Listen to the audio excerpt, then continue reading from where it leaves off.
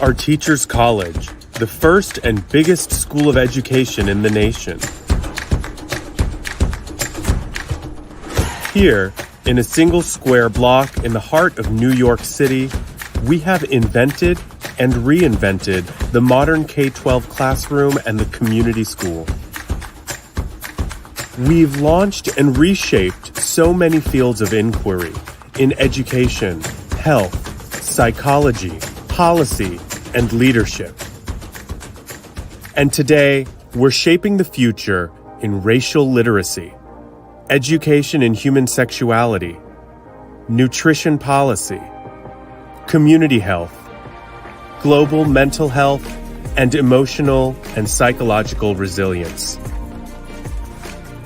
From generation to generation, our faculty, students, and graduates have tackled society's most pressing challenges and improved the lives of the people and communities we've served. Think of us as an incubator and accelerator for creating a better world. So tune in to Teachers College, the premier address for informed conversations about how to create a healthier, better educated, more equitable, and more just world. No matter where you are, you're right in our neighborhood.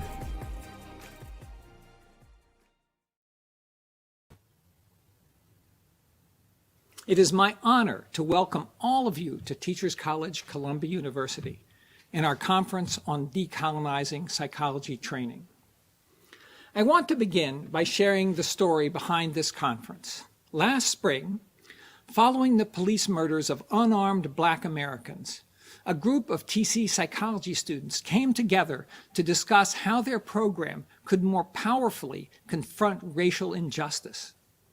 Their goal was to integrate theories and frameworks into our teaching, research, and professional practice that honor the experiences of people of color and those from immigrant backgrounds. This quickly turned into a true faculty-student collaboration. Faculty mentored students. Students and faculty courageously challenged one another. And many proposals touching on diversity, recruitment, and retention of students of color and curriculum and professional development have already been implemented. As part of that work, the idea for this conference was born. A grant was obtained, and word began to spread, and spread some more. So much so that I'm told nearly 5,000 people registered to watch today's event. Such a staggering turnout here suggests that perhaps we have reached a potential watershed moment in this field, in academia, and in this country. People of color and many other groups have long labored against oppression, are speaking out and being heard. Their rightful demands for inclusion and justice have spurred organizations throughout society to root out bias and racism, and to embed a total commitment to diversity, equity, and inclusion in everything they do. This is not to deny that powerful, entrenched forces are working in opposition, but events like this conference remind us that the momentum for sustainable change is unstoppable, and that history is on the side of inclusion, equity, and social justice. Thank you. Now, a moment ago, I mentioned TC faculty members who worked with our students to create this conference. It is my great pleasure to introduce one of them to you now. Prerna Aurora is Assistant Professor of School Psychology in our Department of Health and Behavior Studies. Over the past several years, she has proposed new approaches to better serve America's increasingly diverse population of K-12 students. This past summer, representing a coalition of peer organizations, Dr. Aurora also co-authored the article, School Psychology, Unified Anti-Racism Statement and Call to Action. Here at TC, Dr. Aurora has quickly established a reputation as a dedicated teacher and mentor, someone who, to quote one of her advisees, gives students the resources and contacts to work towards their goals and the freedom to run with their ideas. I can think of no higher praise for a professor. Please welcome Dr. Prerna Aurora.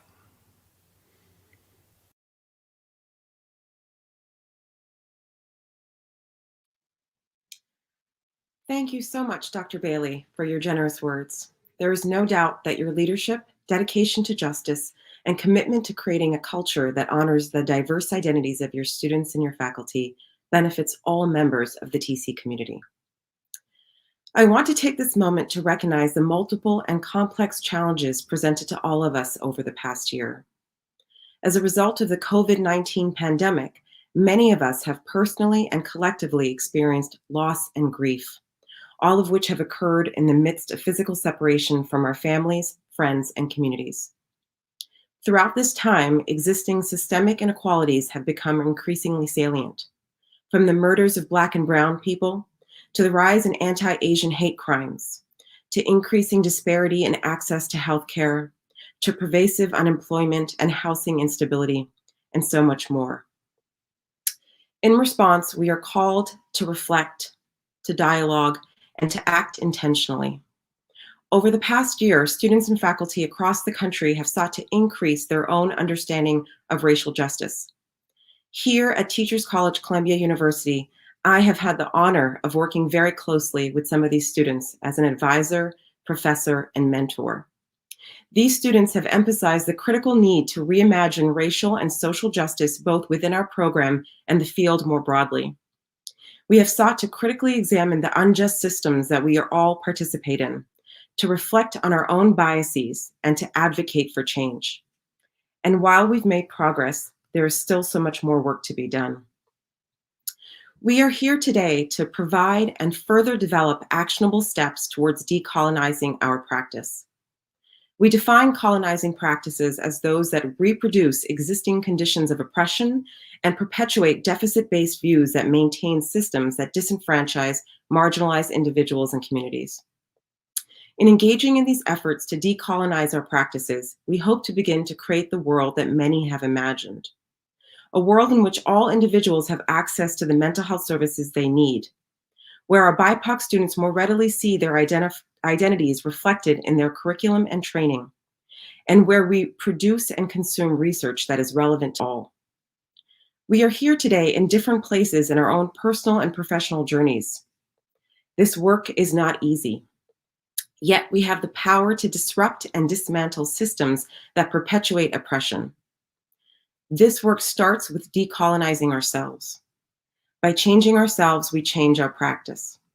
And for the faculty and supervisors here, by changing ourselves, we become more prepared to train a new generation of providers who can repair the silencing and oppression of minoritized individuals and communities. We hope you leave here today with some strategies for how you can decolonize your practice. I am very excited to welcome 4 incredible speakers today. Our first speaker, Dr. Carol Fallander, is an international expert on clinical supervision. She will speak on decolonizing clinical supervision practices. Our second speaker, Dr. Celeste Malone, is the president-elect of the National Association of School Psychologists and has extensive experience in social justice and diversity-related efforts in her field. She will speak on decolonizing mentorship. Our third speaker, Dr. Jasmine Mina, is a dedicated educator with expertise in multicultural psychology education. She will speak on decolonizing curriculum. And last but not least, Dr. Amanda Sullivan is a leading researcher in her field with a strong body of work focused on improving the educational experiences of youth from minoritized backgrounds. She will speak on decolonizing research. Before we hear from our first speaker, I am excited to welcome one of my doctoral students, Kayla Parr, whose commitment to anti-oppression served as a critical catalyst for today's event. Thank you, Dr. Aurora. I am so honored to be part of this event today. We would like to officially begin our conference with a land acknowledgement. Land acknowledgements are one step in correcting the erasure of Indigenous peoples' history and culture. We acknowledge that our university stands on the ancestral and unceded land of the Lenape and Wappinger peoples.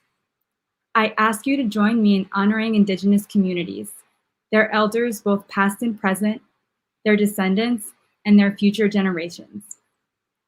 Next, we also want to make everyone aware that you can access real-time translation or CART services. To do so, click the link in the YouTube event description. Finally, the Q&A at the end of each talk will feature questions that were submitted in advance, as well as live questions from the audience. We invite you to submit your questions in the YouTube chat throughout each talk. I will now turn it over to Dr. Marie Maville to introduce our first speaker.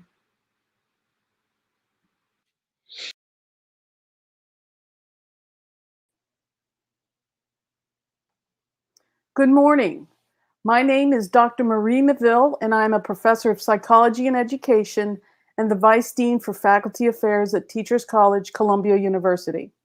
I am very pleased to introduce our first speaker of the day, Dr. Carol Fallander, who will be discussing decolonizing supervision.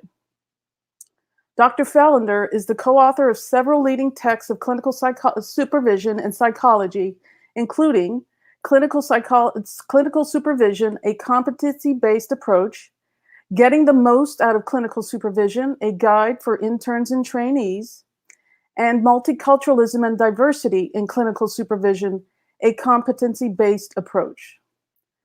Dr. Fallander previously served as the chair of the Supervision Guidelines Task Force of the Board of Educational Affairs, BEA, of the American Psychological Association, and she has conducted workshops across the United States, Canada, and internationally on the topics of clinical supervision, strengths-based clinical supervision, the ethics of supervision, and competency-based supervision.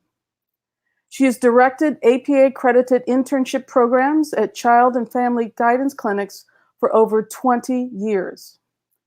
Dr. Fallander is a fellow of the APA and a past president of Division 37, Society for Child and Family Policy and Practice. She's an adjunct professor at Pepperdine University and a clinical professor in the UCLA Department of Psychology. On a personal note, I came to know Carol well when we worked together on the BEA task force that developed the guidelines on clinical supervision some years ago. I'd been invited as an expert on multicultural and social justice perspectives. As you might imagine, discussions on social justice matters in the guidelines were at times fraught with tension. I remember at one point being challenged about the validity of the term context in psychology. Carol was ever the calm and inclusive leader in charge who supported my efforts to overtly include social justice in the guidelines, even at one time saying, "Marie wants to change the world." I felt so supported in those moments, and as we say in affirmative therapies, I felt witnessed. And so I'm pleased to say that the guidelines we produced include a section on social justice, it's named diversity, being listed as the second identified domain by consensus of the entire committee. This was a critical step in beginning to decolonize clinical supervision in the field of psychology.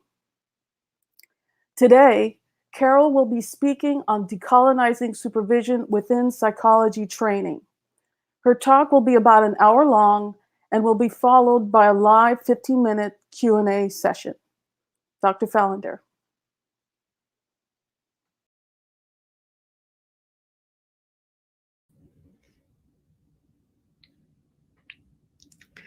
Thank you so much. It is an honor for me to be here among such esteemed colleagues, and an honor to talk about this subject, which is critical to the future of education, and even to the present, of course, and to all of clinical supervision. Next slide, please. Next part. Right. I wanted to disclose that I do have a conflict of interest because I receive royalties from the books that I have published that Dr. Maville so kindly discussed with the American Psychological Association. And also that I am an older, small, white, Jewish, Midwestern woman. I'm a Hoosier, for those of you who know, that means from Indiana. I'm heterosexual, I'm privileged, and I now live in California. Next, please. So to begin, I want to say that from my perspective, clinical supervision is tremendously underaddressed. And as a function of that, multiculturalism, social justice, social action, racial justice, all of these factors are dramatically under-addressed in clinical supervision, even though the efforts of all these panelists and of many, many international supervision scholars and practitioners, it's an upward struggle. And colonialism was so lovely, beautifully described already, that simply I will say here that the loss of the self-respect and the loss of language and culture and autonomy are indescribable. And thank you to Dr. Hernandez for her excellent work on this and developing a model. Next slide, please. So as we think about decolonizing, what we need to think about is the fact that the majority of supervisors have not had training in clinical supervision. In fact, to say the majority is an underestimate. Significant numbers and the huge numbers of supervisors have had no formal training in clinical supervision, or if they've had, they've taken maybe a course, or part of a course, with no active experiential component, no feedback, no sense of competence or integration of the multiple aspects that are critical to clinical supervision. Also, there is a pervasive sense that self-disclosure by supervisors is contrary to theory or is not acceptable. And this is a very delimiting factor, especially as we move toward decolonizing clinical supervision. And I like very much the statement by Waziyatamwin and Yellowbird that decolonizing is the meaningful and active resistance to the forces of colonization that perpetuate the subjugation and or exploitation of our minds, bodies, and lands. So essentially what we need to do is restore community-based Indigenous perspectives and highlight the importance, as Fellner says, of love, relationships, Indigenous knowledge, local approaches to wellness, responsibility, identity, belonging, and the land, earth, and community wellness. Next slide, please. So just to say that the disparities among supervisors are so great that, in fact, in surveys, our doctoral program at Pepperdine, we have many doctoral students who conduct research. And in one of the most recent one, experts were asked what's most important in multicultural supervision. And interestingly, things having to do with self-disclosure or self-awareness of supervisors were very low rated, whereas highest rating were focusing on supervisee discomfort, which I'm not saying that's not important, but think about that, the context of that.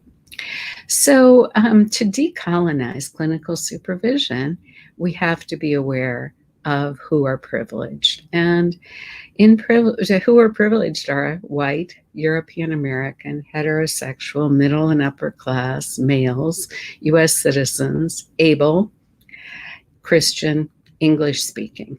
Okay, and this is derived from Hernandez and McDowell. I edited a little. And then the awareness of groups that are devalued, and those include Black, Indigenous, people of color, immigrants, LGBTQ, 2S, non-Christian, lower socioeconomic status, and older age. And so I want to also highlight that as we talk about supervision, an implicit colonizing factor is the financial aspect of clinical supervision, and that is supervisee colonial labor. Supervisees function without pay for practicum. They have variable salaries for internships, sometimes none. The possibility of not matching for internship and then requiring another costly year of school with unpaid placements to try to increase their resume, and generally graduating with a gargantuan debt. Large isn't strong enough. So this is another example of implicit decolonization. Next slide, please. So, a stark contrast to the things I've been talking about are supervisors who function with cultural humility. And this is acknowledgement of culture. This is acknowledgement of empowerment and resilience and liberation, and the freedom to support and address power and power imbalances, and to co-construct relational safety. Now, it is critical for us to remember that this past year has been one of the most trying, at least in my lifetime, and that the supervisees have been under the most incredible stress, as well as supervisors, but supervisees much more vulnerable. And that a supervisor who can function and address with relational power through transparency and use a strength-based approach is so far ahead. And strength-based approach is another thing which seems to be getting lost in the shuffle. It's simply not happening. Now, Ramirez, Stagg, and colleagues say that the supervisor's critical examination of assumptions helps to build relational safety because of attention to emotional, cognitive, and cultural factors that impact the client, the therapist, client relationships, and the supervisor-supervisee relationships. So all of this is in the spirit of the American Psychological Association guidelines for clinical supervision in health service psychology. Next slide, please. So we need to reconceptualize clinical supervision as a multicultural encounter, and to think of the imperative of those discussions of intersectionality, of identities and power in a social justice frame. And when I say clinical supervision is not uniformly taught, social justice, not taught at all, and I have slides on that later. Also neglected is the impact of globalization. And globalization is an elephant in the supervision room. Jean Pettifor and Carol Sinclair and I wrote an article about this in 2014. So a challenge is how to address and transform supervision, to understand dialogue, respectful process, and to use reflective processes. We also have information that reflection is a lost art, that it becomes so much more formulaic in supervision, very little reflection. Next slide, please. Okay, so what are some data points? We know, as Sato points out and many other researchers do, that minority supervisors are subject to the same stereotypes and microaggressions as those directed to minority clients. And Butler Bird's anecdotal description that students challenged her knowledge and experience, and she felt she had to work twice as hard to prove she was as good as her white colleagues to her white supervisees. Her feelings of marginalization, being a guest in someone else's house, which she drew from Constantine and colleagues' comment, and insights into the daily challenges for Black female supervisors. Also, we know that First Nation clients are not likely to return after first counseling sessions. Next slide, please. And to turn to the situation in Canada for a moment, just to give us a little baseline of a very important report about decolonizing was Psychology's response to the Truth and Reconciliation Commission of Canada. And they identified guiding principles and placed these in the context of the Canadian Psychological Association. So this is quite important. Next slide, please. However, when we turn to the data, and this is a most important article by Anslus and colleagues that came out in the Canadian Psychologists in 2018, they commented on the dearth of Indigenous faculty members in Canada, having queried many of them for the article and saying that they were essentially little more than a handful. And as one of them, Dr. Rod McCormick, who's in British Columbia, said, as part of the colonization process, the Canadian government and the churches attempted to separate Indigenous peoples from their primary sources of meaning and strength. And we know this, we've read about this, but the horrendous things that have happened. The second person who I felt was important to quote was Dr. Annalise Goodwill. And she is an Anishinaabe, and she came from a long line of healing people. Our approaches to looking after one another using our own ways are completely foreign to the psychotherapy I learned from Euro-Canadian instructors. Professional psychology training is placed at the end of an obstacle course best run by candidates unencumbered by geography, mobility, structural, and systemic racism, and diversified life roles and responsibilities. Okay, next slide, please. So in delivery in the US, sorry to have so much dismal news for us at the beginning of this early morning in California, but diversity in the workforce is a significant challenge. We know that 16% of the psychology workforce in the pipeline, I believe, is non-white, and 88% of supervisors were reported as white in 2017. However, there may be an uptick in psychology grad students from racially and ethically diverse groups. However, Callahan and Watkins caution us in their excellent articles that, in fact, the barriers to completion are very great, and that completing the doctoral education, there's a lot of dropout, probably because of lack of support and lack of structures.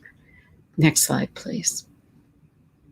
So some of the frameworks to move us ahead to how to move toward decolonization are enlightened globalization, critical consciousness, power, and the supervisory relationship. And power is at the essence of supervision and is unfortunately very neglected, except in feminist kinds of approaches. Next slide, please. Okay, so many of you may be familiar with Kim and Park's work on unilateral globalization and enlightened globalization. Unilateral globalization is what we see. It's a belief, colonial belief, in the superiority of one's own culture, values, and ideals, and imposing them pretty much on everyone, with the domination and subjugation that follows. In contrast, enlightened globalization is based on understanding, dialogue, respect, integrating knowledge, and recognizing that each culture has strengths, values, beliefs, skills, and resources that are essential and critical. And in the context of intersectionality, which is so critical to clinical supervision, that everyone understands intersectionality, believes in intersectionality, thinks of intersectionality of the clients, the supervisees, and the supervisors. The social and political identities combine, and they relate in inequities and isms, discrimination, oppression, and privilege. Okay, next slide, please. So in clinical supervision, unilateral globalization is aimed at giving persons and peoples an advantage over, and is often seen as a modern form of oppressive colonization. So what we need to do is to move toward deconstruction, thinking of enlightened globalization, thinking about cultural humility, competence in clinical supervision, all the components we'll be getting to, often a missing ingredient, respect, collaboration, perspective taking, self-awareness, vulnerability, and lack of certitude that we are right, part of humility. We are not always right. I hate to be the one to bring this up as supervisors. Okay, next slide, please. So as critical component also is critical consciousness, and that is being aware and thoughtfully problematizing one's lived experience, and then engaging in actions to respond to that critical reflection, thanks to Deemer and colleagues. It requires ongoing and constant awareness of social inequities in action, and action toward dismantling the systems of power and privilege and oppression to generate social change.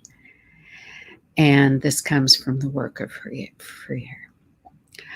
Critical consciousness includes the ability to recognize and challenge oppression and all the dehumanizing social systems, and to increase accountability, how we have to take responsibility for our own actions, how we have to take responsibility for our biases and be aware of them, our implicit biases, and our assumptions in supervision, and how this impacts multicultural practice and power and influences all of our social realities. Next slide, please.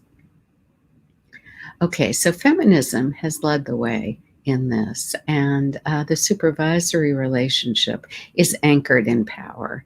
And it is remarkable how few supervisors address power or form a formal supervisory relationship around these kinds of discussions, based on the supervisor's legal liability, professional roles to teach, evaluate, and gatekeep, but how to manage power. And Zemansky and our feminist colleagues, including Vasquez and Porter, have laid tremendous groundwork for feminist supervision, talking about power analysis, diversity and social context, feminist advocacy, and activism toward eliminating oppression. Next slide, please. Okay, so, and our host, Marie Miville, also has written prolifically on feminist lens and power. And my feelings toward her are reciprocal, that her work is monumental, and how through a feminist lens we ensure safety with co-constructed ground rules. And part of this is engaging in deliberation, a process with a strengths base, self-awareness, and self-awareness of oppression, privilege, marginalization, and empowerment. And as she says, bringing light to hidden norms and preconceptions, identities, and addresses oft-perpetuated stereotypes and inequities, revealing hidden norms and preconceptions. How important is all of this? Because ultimately it's a shift toward an egalitarian relationship within the power differential. This is an art form. This is not something one does easily. It requires training in clinical supervision and in feminist supervision. Next slide, please. Okay, so let's turn to the APA supervision guidelines. Many of you may be familiar with them. If not, it's very easy to access them, and you can see the pretty little cover there, but they're just simply put in the browser, APA supervision guidelines. The document was approved by the American Psychological Association in 2014 and published in the American Psychologist in 2015. And you can see the various topics of the guideline. The supervision competence, including relationship, diversity, professionalism. Relationship was the second one. Diversity, professionalism, assessment, evaluation, and feedback, professional competence, problems, and ethical, legal, and regulatory considerations. Next slide, please. And a little picture of what this might look like. Another thing that's missing quite a bit in supervision is, besides not forming a supervisory relationship planfully, there is often no supervision contract, as we know from the work of Mike Ellis and others. So supervision competence needs to be imbued with cultural humility, genuineness, and compassion. And then these other parts, including attention to personal factors, another missing piece, reactivity or countertransference, and values and beliefs. And this includes not simply the client, not simply the supervisee therapist, but also the supervisor. The assessment, the evaluation, and the feedback, promising transparency, that when we have concerns about supervisees' development, we tell the supervisee, we interact, we collaborate, we assist, we help the supervisee to gain greater competence, and also for us to understand their worldview that we may have misunderstood. Through processes of modeling, supporting self-care and self-awareness. And self-care is another piece that's kind of relegated to the background. But affect regulation and helping supervisees to set limits and regulate their affect are all part of this support that needs to be implicit in clinical supervision. Should we become therapists? Absolutely not. But we do need to think about knowledge, skills, and attitudes of our supervisees and address these, but never cross the unethical line of becoming a therapist to our supervisees. All of this is formalized in a supervision contract. Next slide, please. Okay, this is an overview of the competency-based supervision components. And I think we will just proceed to the next slide. Okay, and these are all derived, and I added annotation and citations for decolonization. Next slide, please. Okay, supervisor competence. Now, supervisor competence includes knowledge, skills, and attitudes. And again, I will reiterate, specific training in supervision. And I'll just tell you as an aside what I mean by specific training, not part of a course with professionalism and professional roles and ethics and other things, but a dedicated course on, first of all, becoming a good supervisee, how to utilize supervision, what the models and theories of supervision are, and how they apply to the setting that you're in. One course. A second course would be on, in fact, the practice of clinical supervision. Again, an extension into the research, the abundant research about social justice and supervision, about how these models can be utilized most effectively, about tracking client outcomes and bringing it back to supervisee practice and supervision practice, all of that in the second course.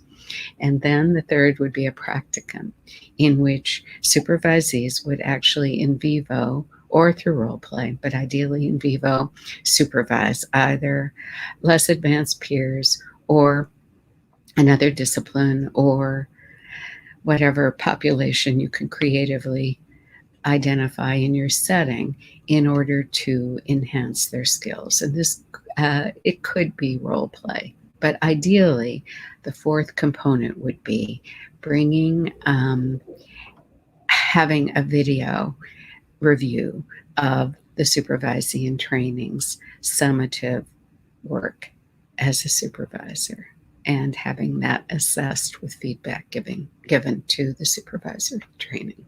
Okay, next slide, please. Okay, so there is a supervisor competence self-assessment that was derived from the guidelines we developed. It's available at these websites. And there is another one in progress, which I'm hopeful will be ready as a manuscript soon for review for publication that has validated scales. Next slide, please.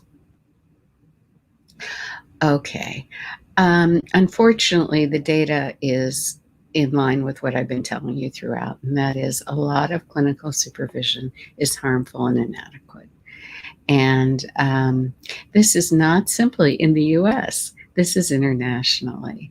And studies have been conducted in Ireland, in South Africa, in South Korea, among many other venues. And so in addition to harmful or negative events that occur in clinical supervision, most of those were not acknowledged or addressed, and they inflicted substantial harm. And they are reflective of colonial practices of supervision, which again gets us back to the cycle or the circle that clinical supervision training has been undervalued. And as I describe other places, I'll tell you later, social justice training is non-existent in many clinical psychology programs. Next slide, please. Okay, so many missing parts are really failures to understand and to implement the foundations of clinical supervision. And so starting with alliance formation, I'd like you to self-assess as we go from this point, or if you haven't already, which particular components you feel are strengths, both for you and in your setting. Forming the supervisory alliance, at being attentive to our own attitudes and to the attitudes of our supervisees, engaging in a respectful process regardless of what the content is to maintain respect, collaboration, which means even within the hierarchy, which does exist, to collaborate and to value what the supervisees say, to listen, to reflect on it, to always be reflective of cultural worldviews, and to express our own cultural worldviews. Cultural humility in all of its aspects. And I commend the work of Hook and colleagues as well, and Owen, as well as Celia Falikov, who's done amazing work on this.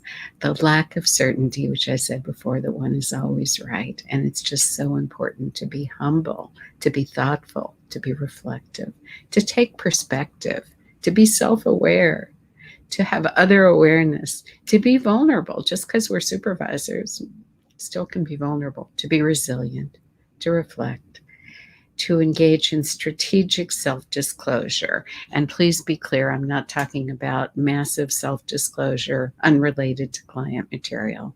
Strategic. And relational power, to focus on relational power. And an article I wrote with Theo Burns and Mike Ellis in 2013 summarizes many of these things. Next slide, please. So another missing element and critical piece to all of this is metacompetence, and that is our ability and our supervisee's ability to assess what we know and what we do not know. How often do we think about what we do not know? We do not think about what we do not know because we do not know what we do not know. And unfortunately, so many of the things we've talked about, including decolonizing strategies, if we do not know, we do not think about them. So please be thoughtful about this. And one of the major supervisory goals is to guide the supervisees on metacompetence and to reinforce their development through this frame. Also, there's an inherent difficulty in underestimating how our own interpersonal or supervisory style impacts others. And underestimating one's competence results in limitations in confidence, efficacy, and personal satisfaction. And I think underestimating our supervisees' competencies can be devastating. Next slide, please. Okay, so an aspect from, it's important when you read the guidelines, don't just read the guidelines, but read also the assumptions that underline the guidelines, because these are pivotal to the implementation. And one of the assumptions, which is often neglected, is that supervision is influenced by both professional and personal factors, including values, attitudes, beliefs, and interpersonal biases. So one of these is disclosing and managing countertransference or reactivity. Next slide, please. So there are a lot of dilemmas within this, and one of these is trust, and that is a supervisee is very vulnerable, and there are parallel processes across client psychotherapy and across supervision. And there's the expert directive role of the supervisor versus the role of collaborator or co-explorer. We need to maintain the clarity of supervisory boundaries, but address the catch-22 for those of you who know what I mean, but it means the risk of disclosure. So supervisees are encouraged or actually required to disclose their emotional response and their countertransference or their reactivity. However, After they disclose these, the supervisor may view these as deficits on their evaluation, creating a very unsafe environment. So you may say, well, how do you get around that? You discuss this. You're much more transparent, much more oblique, and also understand that discussion and revealing countertransference or reactivity is a competency to be encouraged and developed, and it's a tool in clinical supervision, which speaks to something that I neglected to tell you at the beginning, that competency-based supervision is meta-theoretical. It's a structure to put above all supervision models and theories. So it provides an intentional and systematic approach to supervision that can be placed on any model. Next slide, please. Okay, the next domain, which probably should be domain A, but it's diversity, and infuses multicultural competence in the triad and in the worldview. Now, the first is to develop and maintain self-awareness regarding one's own diversity competence. And this means who are we talking about? We're talking about the supervisor. And then to enhance or establish a respectful supervisory relationship, and to facilitate the diversity competence of supervisees.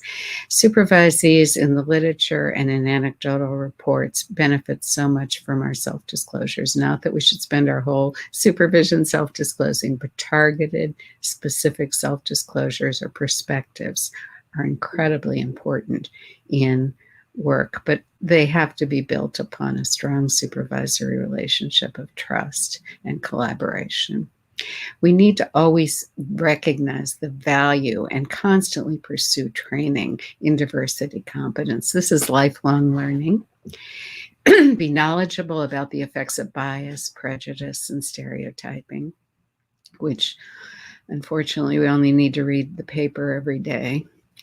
Model advocacy, be familiar with literature and promising practices, how to navigate conflicts among personal and professional values in the interests of protecting the public. And remember, our supervisors are also the public. Next slide, please.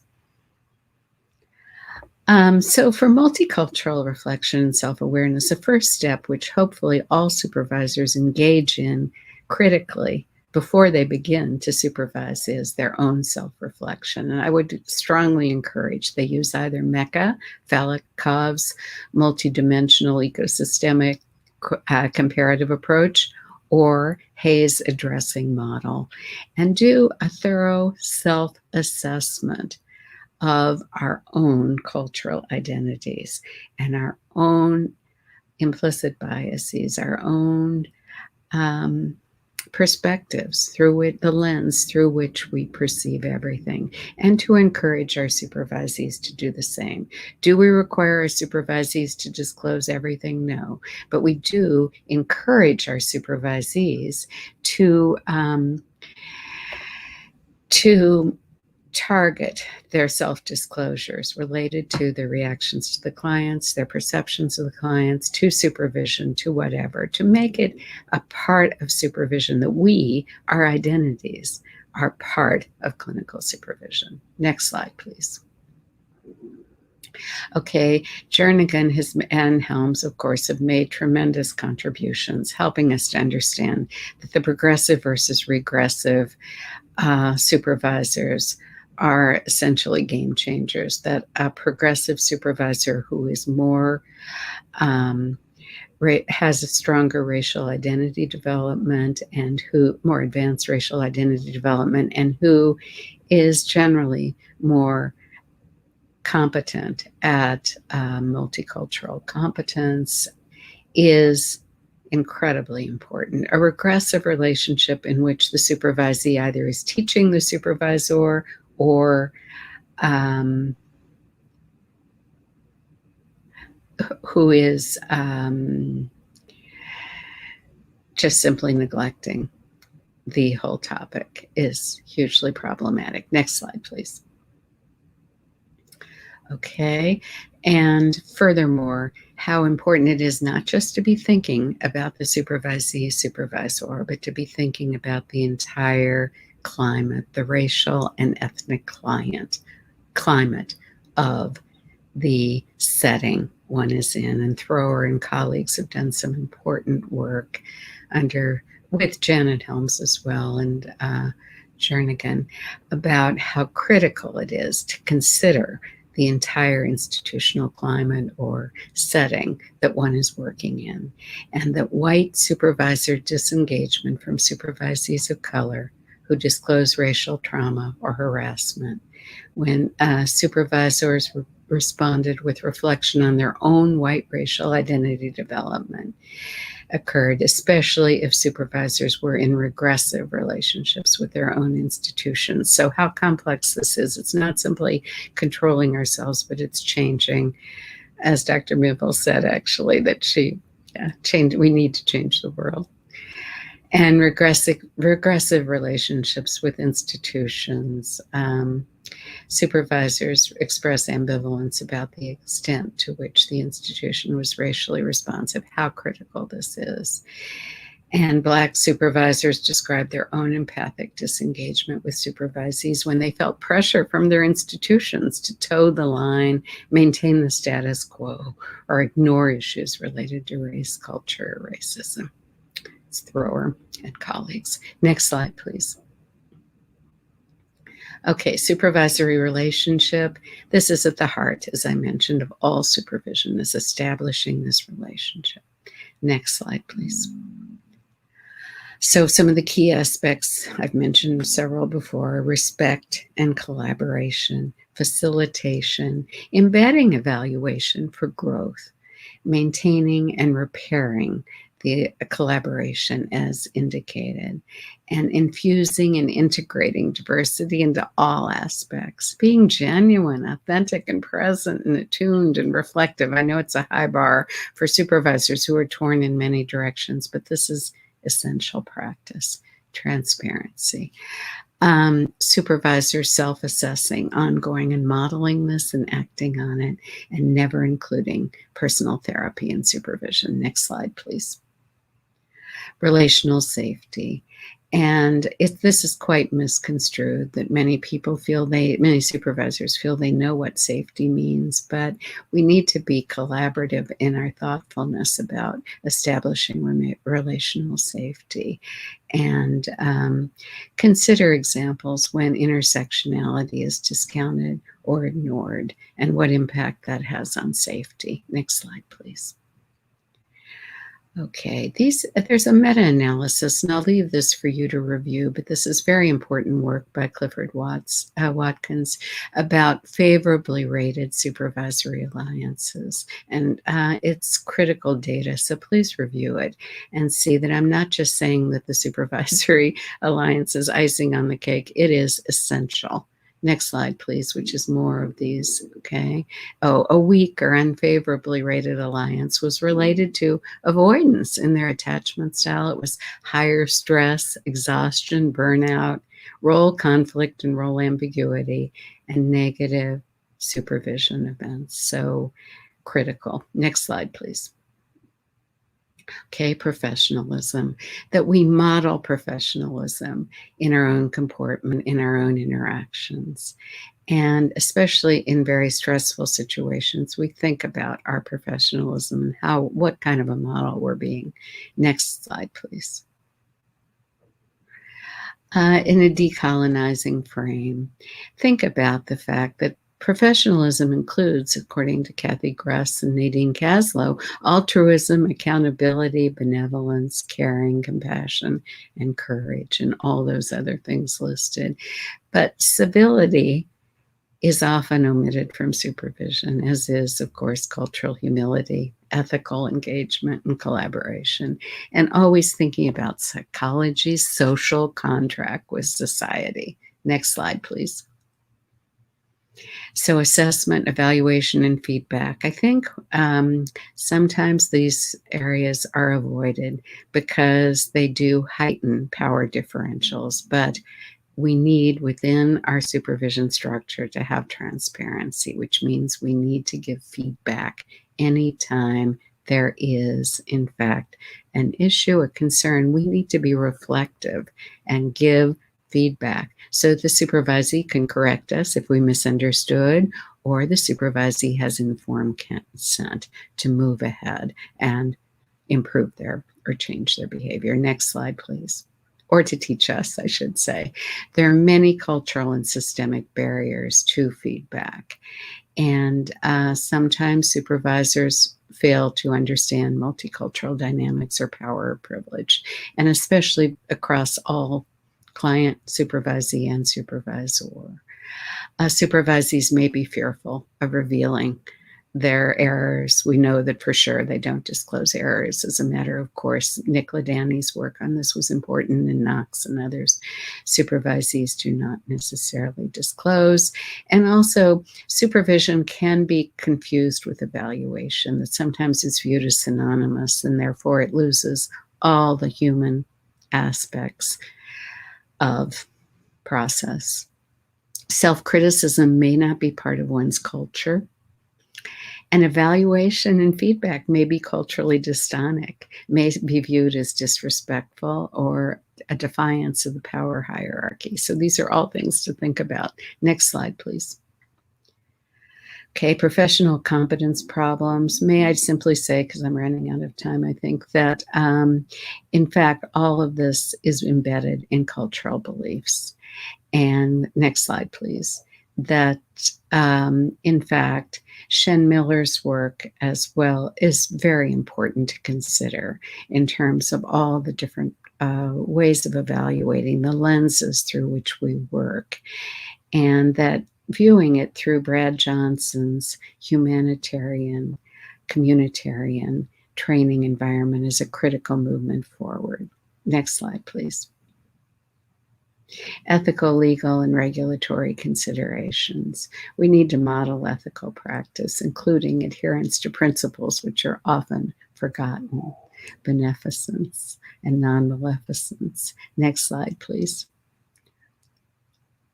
Okay, treating ethical rules as immutable ends in themselves, separating them from ethical ideals, principles, and virtues they were designed to reflect and support, can turn rules into obstacles rather than facilitators of ethical ideals such as respect, fairness, caring. And in these instances, supervision is prevented from being collaborative with a respectful interchange. Next slide, please. Okay, and a basic is human rights competence and knowledge of human rights. The fact that this is not generally trained in graduate school, that the Universal Declaration of Ethical Principles for Psychologists, which was developed by an international task force, is virtually not trained in the community. Next slide, please. And here are the components which you can review. Next slide, please. But note that this respect for, its respect is at the very, very top. How important it is for us to also realize that our ethical principles are not culturally syntonic. They're very individualistically developed, not collectively developed, and that, for example, multiple relationships is hugely conflictual in some populations or in many, because in fact, there is a major overlap between professional and non-professional relationships, and community and family are very, very, very closely associated. So avoiding dual relationships might be viewed as disrespectful and insensitive. Next slide, please.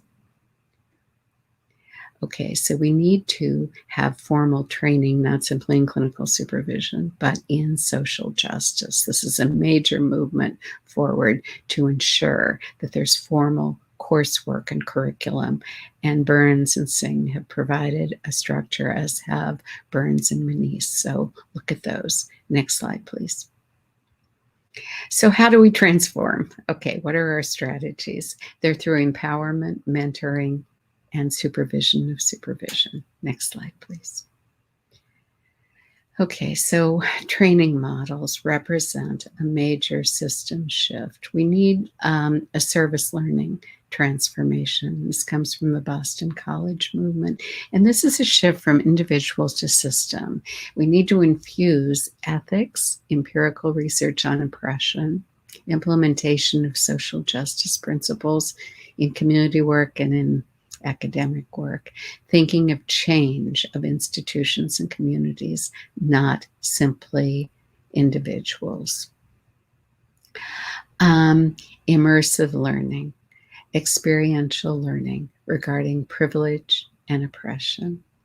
And this is the opportunity to work in real communities with critical reflection, reducing negative stereotypes and giving voice, strength focus, providing specific tools for change. Self-assess, how many of you have training in any of this in your graduate programs? Next slide, please. So an action shift would mean major changes. And well-meaning supervisors could marginalize or contribute to structural inequities. Reflect for a minute how, in fact, in your setting, this could happen, that supervisors actually may be marginalizing. A shift to an action focus, empowering disempowered groups, and encouraging tools and access to self-determination tools. A training to engage in therapy that contributes to social justice, reflects transformation. Remember, we are all in a point where we need to transform, not simply to change a tiny little bit, but to transform our training, transform our systems, not simply ameliorate. And Prilatensky and Nelson have done so much important work on this. This also refers to personal transformation as well as systems. Next slide, please. Another very important model, if you're not familiar with it, is that developed by Brad Johnson and colleagues, Jeff Barnett, Nancy Allman, all the Forrest, Schwartz, Metz, and Caslow. And that is transforming to a communitarian training culture.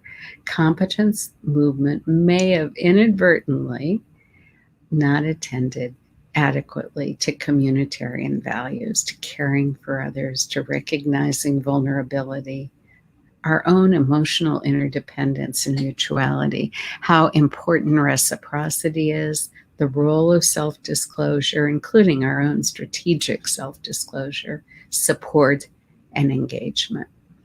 So what are some of the components? Collegiality, civility, modeling self-care and civility. We know that supervisors modeling self-care is a very powerful stimulus for our supervisees. Preparation for collegial care and civility in one's whole career. And engaging in reflective self-care, mindfulness. And mindfulness is proving to be essential, especially as many of our clients have experienced trauma, and we know that many of our supervisees and probably supervisors as well are trauma survivors, and we're living in a traumatic era. So because of all of that, we have to adopt more trauma-informed techniques, and these are a whole new area of clinical supervision that I haven't even touched upon today, but it's a whole emerging area that we need to be quite trauma-informed and focus in even more ways upon helping our supervisees to remain present and to deal with the horrendous traumatic disclosures that they hear that may trigger responses from their own personal experience. To collaborate, I keep saying, to acknowledge vulnerability. And how often do we acknowledge our own vulnerability? Almost never. Reach out to our inner circle for support and modeling this in training.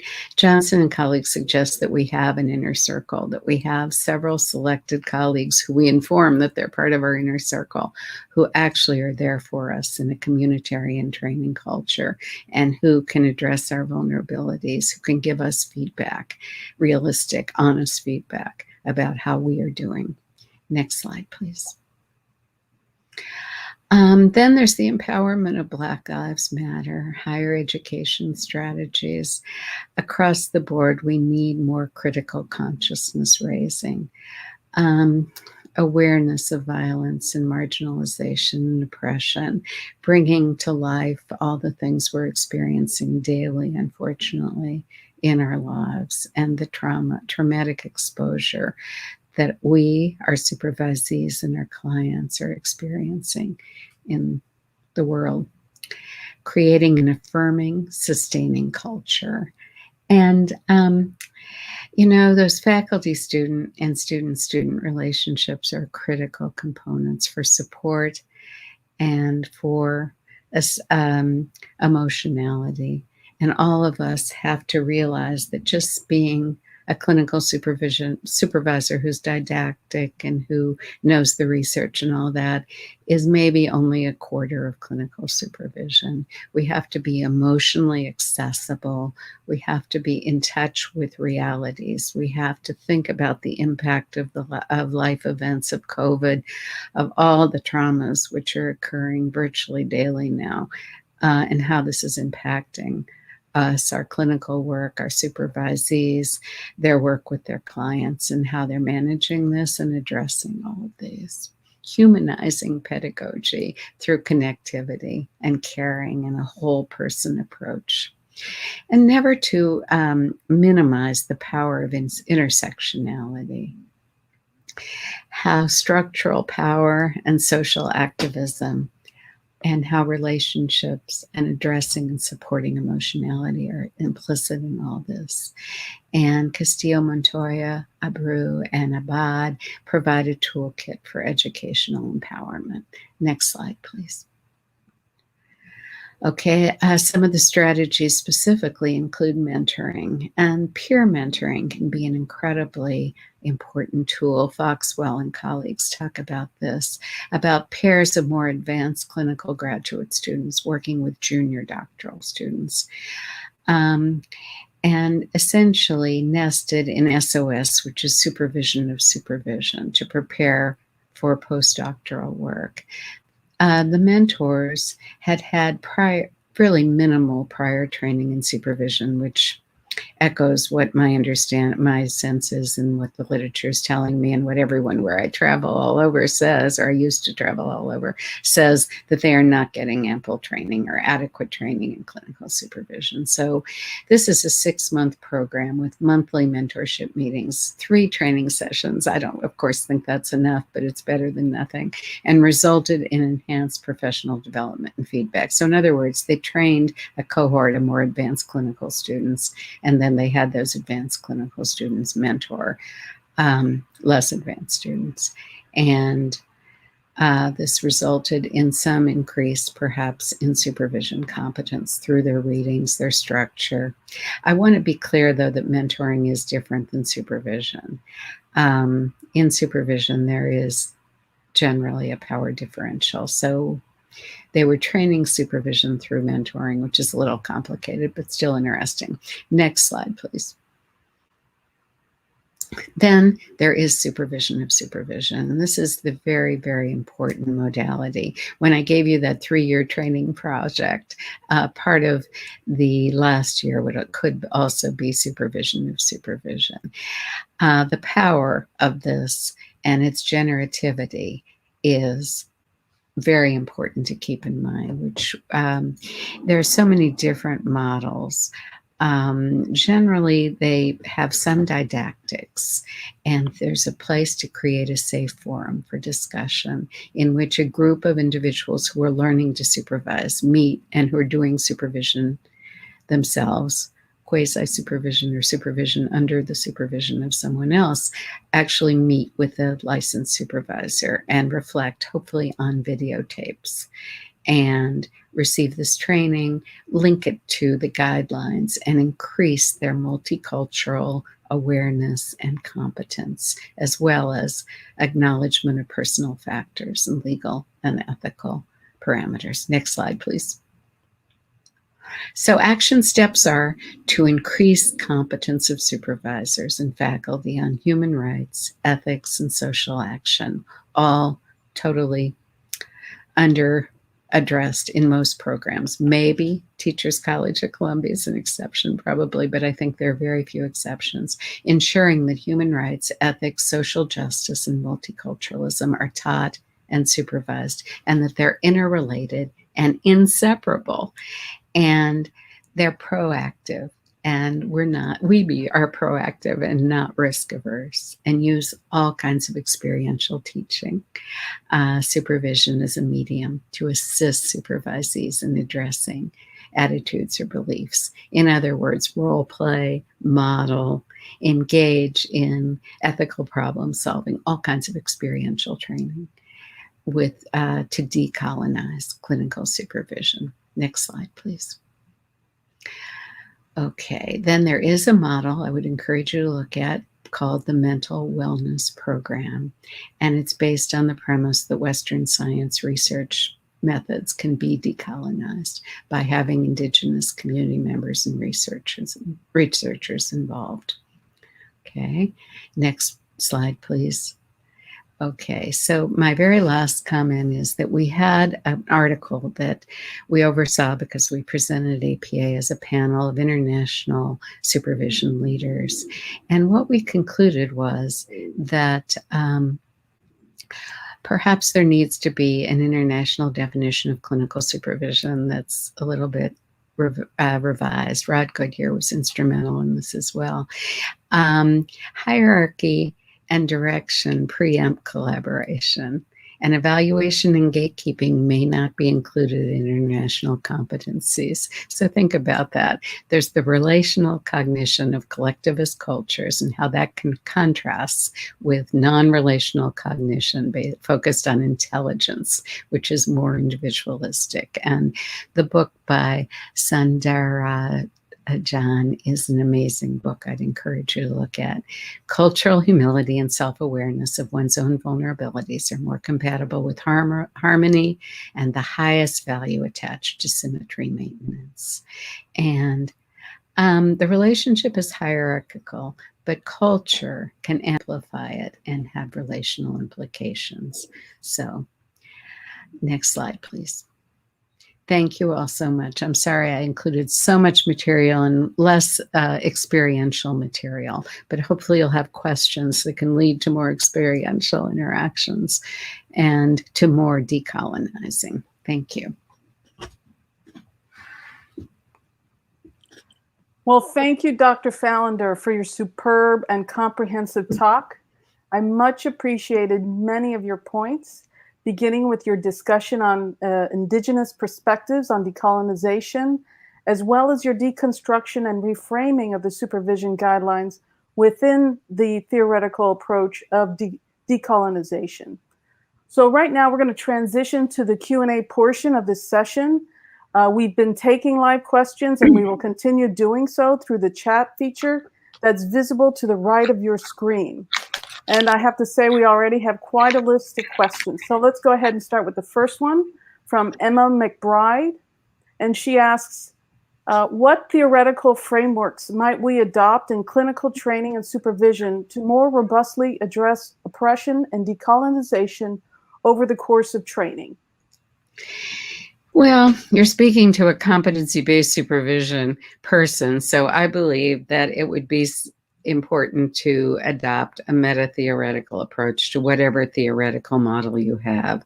I do believe that certain theoretical models are more open to a humanistic change and shift to social action, more compatible. But I do believe that it is more about the person of the supervisor than it is the theoretical model they're working within.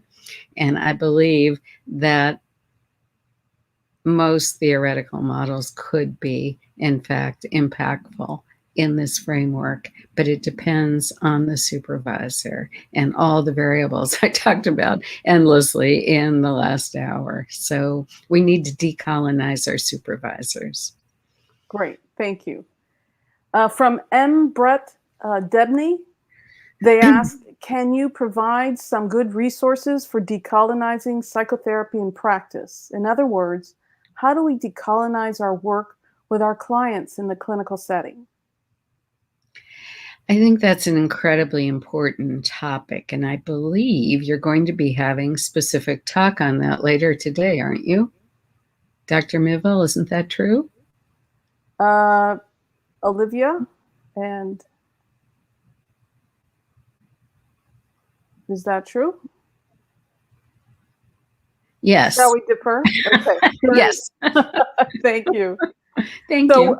shall we defer to the next to the following session or the next Right, session? because Okay. I think that everything that I talked about actually does relate directly to the clients, because essentially what we do in our worldviews, how we approach the process of therapy and how supervisors approach the process of supervision molds everything, and it molds how we approach our clients. So I think it's just a very complex, interrelated set of systems that have to be enacted. But I think the basic system, as we see from the work of Jernigan and Thrower and Helms, is we have to look at our systems first. We need to go top down, look at our systems, then look at our supervisors, then look at our supervisees, and then think about how it's going to impact everything and how it should. So true. Okay. Kenya Luvert asks, how can the entire licensing process move toward decolonization? I feel the test is very biased. Well, the good news on this is that the EPPP, the ASPPB, Association of State and Provincial Psychology Boards, is in the process of developing the EPPP 2. Now, I know there's some controversy related to it, but it's much more experiential. It's much more applied. It's much more intersectional and includes much more diversity, and it's more competence-based, which means it has actual vignettes and actual situations. So it's not like the EPPP one. So that is the intent. Hopefully there will be impetus and movement that could occur and finish its development, and who knows what place it will take, but maybe that would help. Great, thank you. Raul Ortega Moreno asks, how can clinical practices be decolonized when they are based in theories and practices developed in colonizing countries? It's an excellent question. I think you have models within the university that sponsors this. I think that there are ways to decolonize, that the literature on decolonization is blossoming. There are huge numbers of articles, and I think universities are taking note of this, that change is going to be happening at the university level. And perhaps this kind of is one of those reverse change processes in which we initiate the change and it kind of goes, I don't know whether you want to call it downward or upward, into new models and new theories and new practices in at least this country. I know that other countries are also working on this very intensively, including South Africa and many other countries. So I think we have to stay tuned, but also be active. Take a position and develop a model, develop a theory. These are not sacred. You can see much of the research that's evolving is simply by researchers or theorists. So there's room, because you're probably right, the clinical practices can't be decolonized until we change a lot of things. So true. And now Sarah Wally asks, how do we move towards decolonization while working within colonial systems such as the administration? I assume you mean the administration of that system. Yeah. Of that system, right? Well, one is education. And one is kind of power, because look at the world now. And the student body, at least in situations that I've been, and I do trainings in a lot of universities, there's such strong desire for change amongst the students that drives change. Administrations are sensitive to what students want, because students need to pay the tuition or to enroll in the institution. So I think this is one that we can't, I won't say be patient because that won't work, but to be active and to inform the administration, to work with the administration, to ensure that all the people higher up in the universities or settings are aware of these decolonizing actions and what kinds of things in this particular setting are colonial, and how this is not going to be acceptable to continue. So we have to be advocates for change. And I think this can happen. Well, witness today's event. That is absolutely, today's a great example of what you are saying. Absolutely. Mm-hmm. Okay. And I see it. I do see it. I really do see signs that some universities are listening, because yes. the universities are only as good as the quality of students who enroll. Yes. So there's power there. Absolutely. Krish Sagal asks, I'm curious about minority supervisors supervising minority interns from different racial backgrounds and how to navigate internalized racism and the impact of colonialization. That's bringing it to the fore. Discussing, remember, self-disclosing, talking about what it's like to be supervised by me, and being open to the response. And if they describe traumatic events in the past with previous supervisors or fears that they have with you, to confront it directly. Don't just avoid it, to be direct and open and not distressed or overwhelmed or angry at their responses, but to be reflective and think about what that means for supervision. So true. Carolina Julian asks, for minority supervisors, I'll start again. For minority supervisors and supervisees, how can we create a space for awareness and empowerment? I think this is the question of the era. Yeah. And I think we have an emerging literature and practices that are being led by incredible people. And then we need to see that the institutions and the supervisors, the privilege, or whatever you want to call us, the white ones, are going to be open, welcoming, and responsive to the fact that this is a time of change and empowerment and awareness. And we all have to be on board. And we have to be, if we're thinking about motivation to change, we have to be in action. We can't be in pre-contemplation.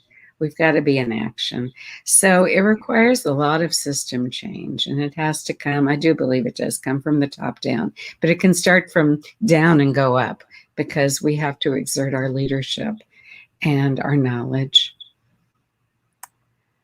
Okay, we have about a couple more minutes left.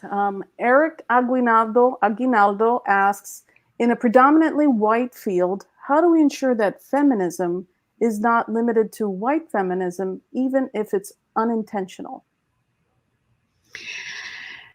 It's a wonderful question. I think Division 35 of APA is working on this intensively.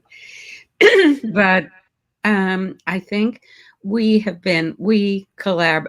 of us have been negligent in empowering our supervisees, our diverse supervisees, to be active in organizations and to be active in the power structure and to adopt leadership positions and to move upward and to write and to feel powerful, to feel as if perspectives are meaningful, and to collaborate with their own supervisors, to write, to lead, and that we need to guide and mentor and support this kind of development, because I think you're right. It can unintentionally be not a factor. So I think it depends on us.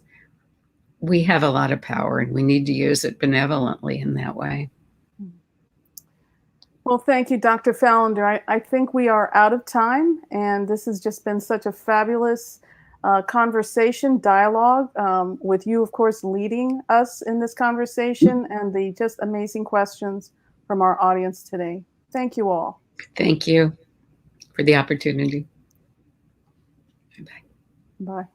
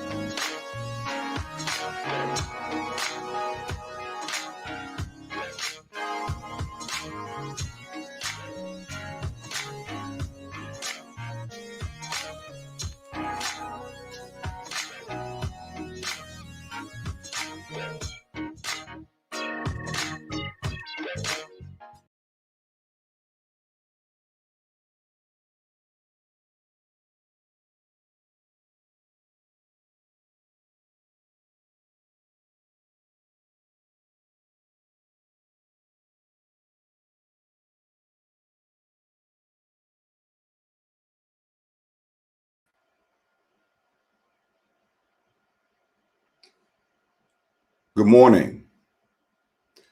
Good morning. My name is Dr. Mark Anthony Gooden, and I am the Christian Johnson Endeavor Professor of Education Leadership at Teachers College, Columbia University. This second talk for the day, Decolonizing Mentorship, will be presented by Dr. Celeste Malone. Dr. Malone is an associate professor and coordinator of the school psychology program at Howard University, one of our premier historically Black universities.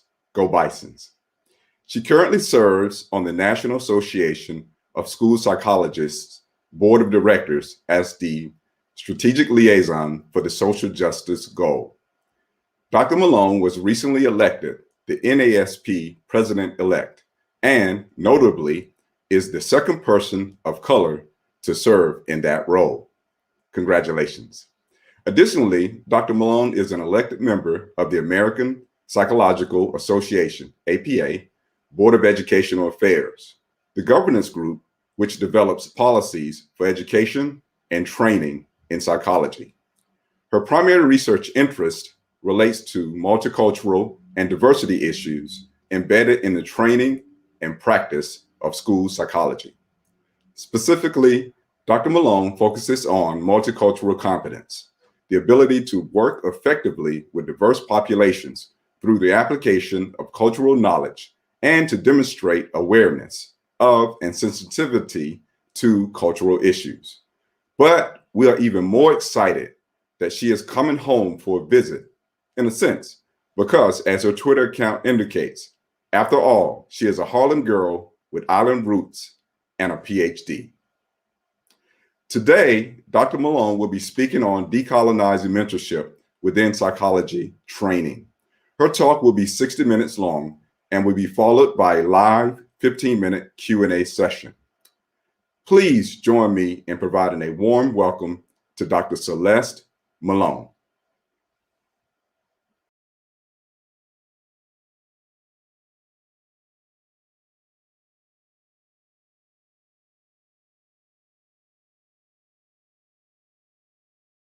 Conference for this very important conference.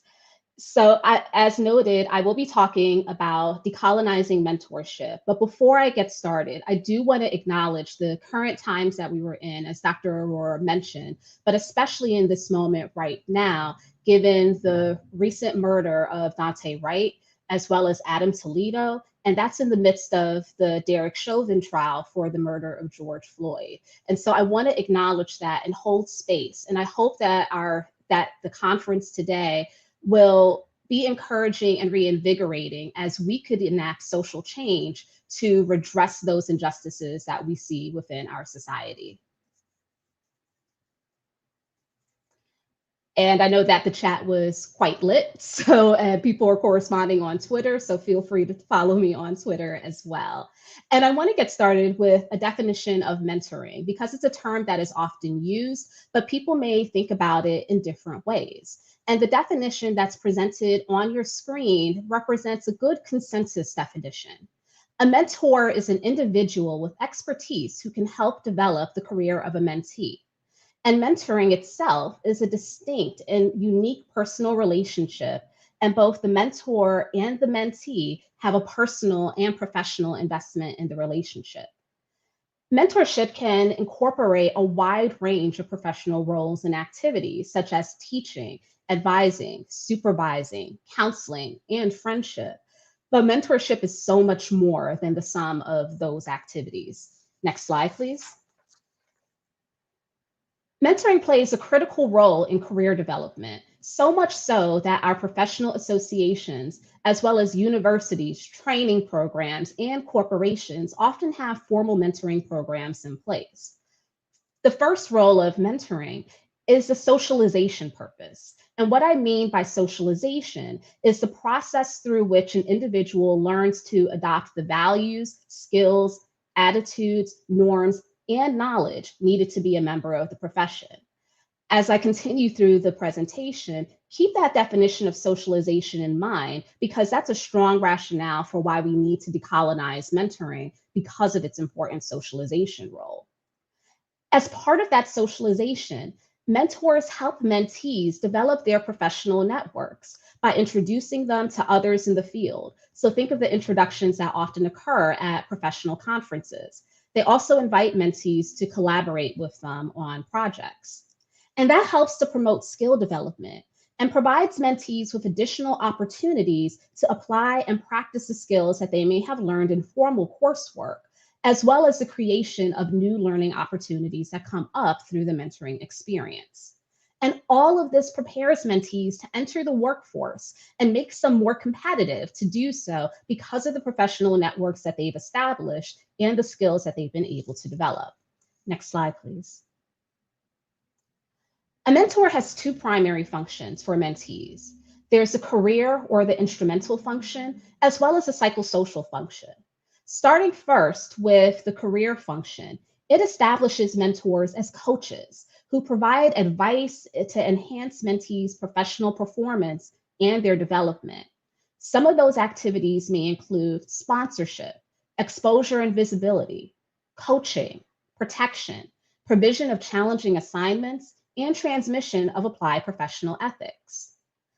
That psychosocial function, it establishes mentors as role models and support systems for mentees.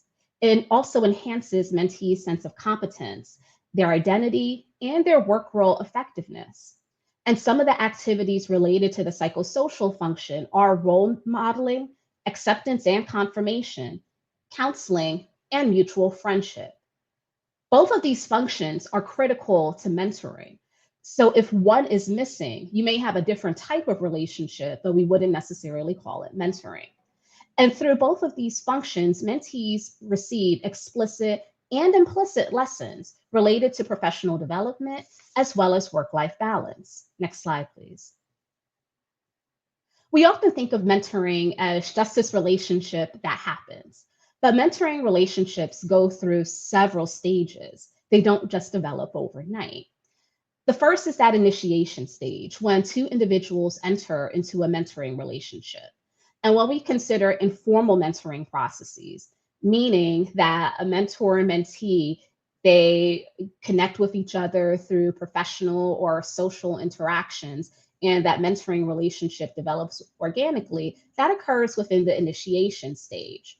Potential mentees look for successful individuals who they perceive to be potential role models. And potential mentors are on the lookout for talented individuals who are coachable. Mentees often present themselves or try to present themselves as being worthy of receiving someone's mentorship. In formal mentoring relationships, and so think about it like those forums or programs where you're providing information about yourself and then you're matched with someone. That occurs and that starts in the initiation stage as well. Next, it moves to the cultivation stage. And that's the primary stage where learning and development occurs because there is a focus on the mentoring functions, the career functions, as well as the psychosocial functions. The career-related functions typically emerge first, with the psychosocial ones coming later when there has been a bond established between the mentor and the mentee. Then there's a separation stage, and that describes the end of a mentoring relationship. And those mentoring relationships could end for a number of reasons, that it may be a mutual ending, that the mentor and the mentee feel like it's reached an end, that there's only so much that they could go and be able to provide, that there's really nothing left to learn. So the mentee goes on to seek their own independent identity. However, it can be problematic when there is a mismatch or a misunderstanding about when separation occurs. So mentees may feel abandoned, betrayed, or unprepared if they perceive the separation to be premature. And similarly, mentors may feel betrayed by mentees who no longer seek their counsel as well as their advice. But after the separation, and mentors and mentees are still in contact with each other, the relationship can be redefined. And so that it's no longer centered on the mentee's career development, but rather it's a more collegial or social relationship, with the mentees often going on to mentor others. Next slide, please.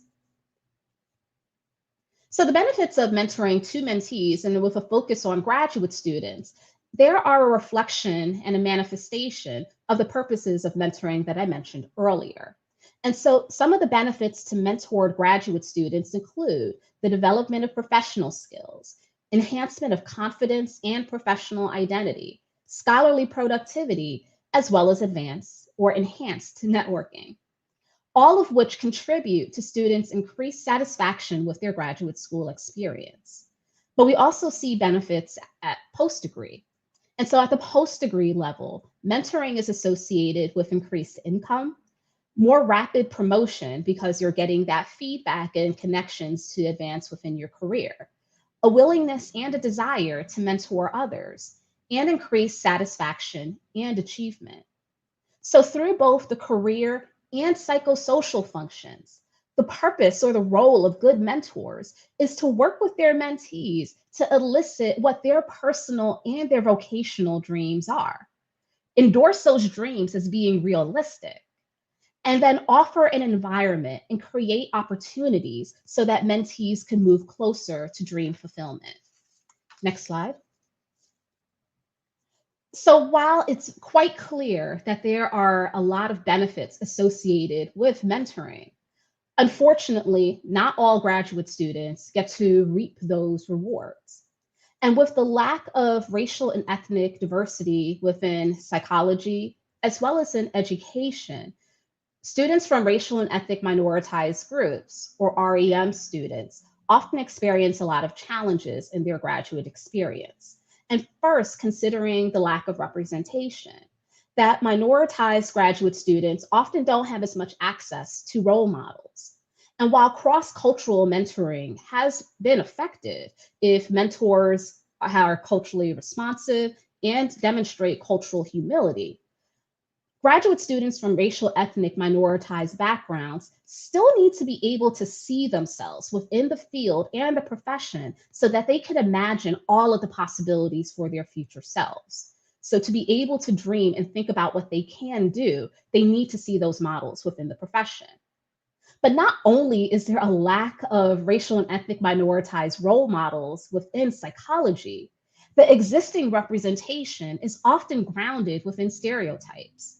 And I highlight a study here where both undergraduate and graduate students from racial and ethnic minoritized groups feel like their racial ethnic group is portrayed stereotypically within our psychology texts and our psychology research, if it's even represented at all. And for several of our minoritized groups, and I think of Indigenous individuals in particular, they may not be represented and their identities erased from psychology. But along with that, those stereotypes also manifest in interpersonal interactions, that graduate students often receive microaggressions from their peers, from the faculty in their programs, as well from clinical supervisors. And the purpose of those recurring microaggressions, it sends a message about who belongs in these academic spaces and who belongs in the profession. And so essentially pushing them out and sending the message that they're really not psychologists. Relatedly, these stereotype presentations, as well as deficit beliefs around racial, ethnic, minoritized students and communities, they impact access to mentoring. So graduate students are often excluded from academic and social spaces where informal mentoring may occur. But they're also, within formal mentoring and advising relationships, less likely to receive that same quality of mentoring and advising as their white peers.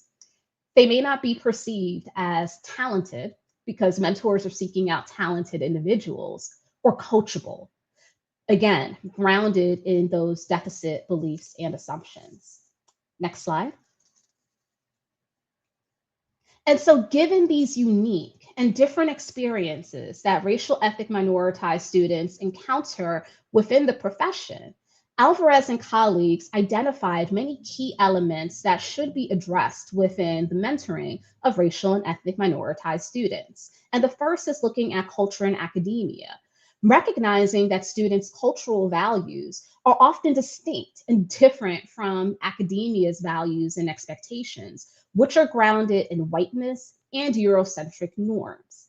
And so as a result, racial ethnic minoritized individuals, they have to navigate between two spaces, maintaining their personal identity and sense of self while being in a space where they're often receiving messages that they are not valued, yet they're trying to advance in those. And so they're navigating between two cultures. And the role of mentors is to help them with that process. The second is looking at shared or assumed existential posture. And mentors and mentees tend to select or pick out each other based on shared ethnic and cultural values, which can be a positive thing. But we also need to recognize the intersectionality of our cultural dimensions, that even though we may share a same racial or ethnic background, there may be other things that make us different. And so recognizing those cultural differences exist as well. But then also providing that balance and for mentors not to be seeking to make a clone of themselves through the mentoring relationship. So you maintain the importance of maintaining professional boundaries so that they don't over-identify with students and subsume their identities. The next is racial discrimination. And I highlighted previously the microaggressions that racial and ethnic minoritized students often experience in their graduate programs and in the profession themselves. And mentors should work to foster a sense of safety within the relationship to create a space where mentees can discuss this and discuss and share these concerns and be able to get support. And mentors should be helping their mentees navigate those challenging circumstances and help them cope and negotiate with these experiences of discrimination. The next is racial and ethnic self-awareness. Mentors know thyself. That mentors engage in self-reflection about the cultural identities that they hold, but not just looking at these cultural identities, but also considering the power and privilege that may be associated with any of these identities. And that is needed to engage in culturally responsive practices overall, but especially within the mentoring relationship. And finally, considering relationship and process. Mentors having cultural self-awareness, that facilitates the mentoring relationship. It's also important for mentors to provide psychoeducation about the mentoring process itself, to demystify it, to let their mentees know what it is that they should expect, because mentoring is far more complicated than most understand it or believe it to be. And so by providing that transparency and demystifying the process, that also empowers mentees. Next slide. And it's important to keep these essential elements in mind when engaging in cross-cultural mentorship to avoid missteps or situations where well-intentioned mentors end up perpetuating and engaging in those same biased interactions that minoritized students experience in the academic context.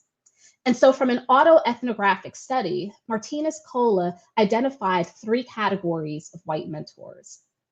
And first is the collector. And similar to how she described in her study, that's probably the white mentor that I've encountered most as well, where they're collecting minoritized students.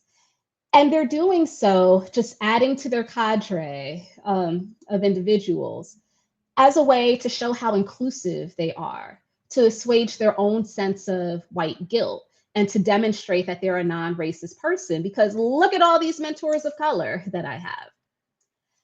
So their mentees are used as more of a prop, and they're often tokenized as opposed to really seeing or valuing them for their whole selves. And collectors, they often have a genuine desire to help, but that desire to help often comes from a white savior complex that we see often in psychology and within education. They may invite mentees to participate in activities related to diversity or culture, but then not consider inviting their mentees to other type of professional activities. And again, that goes back to the tokenization and how they use their mentees as a prop to show how much they value diversity, that window dressing. Collectors often crown themselves or appoint themselves as allies, and it becomes very problematic when their allyship is questioned because they're quite resistant to that. And instead of taking a culturally humble standpoint and listening to the voices of their mentees and the communities that they seek to help, they're going to push about why they are truly an ally.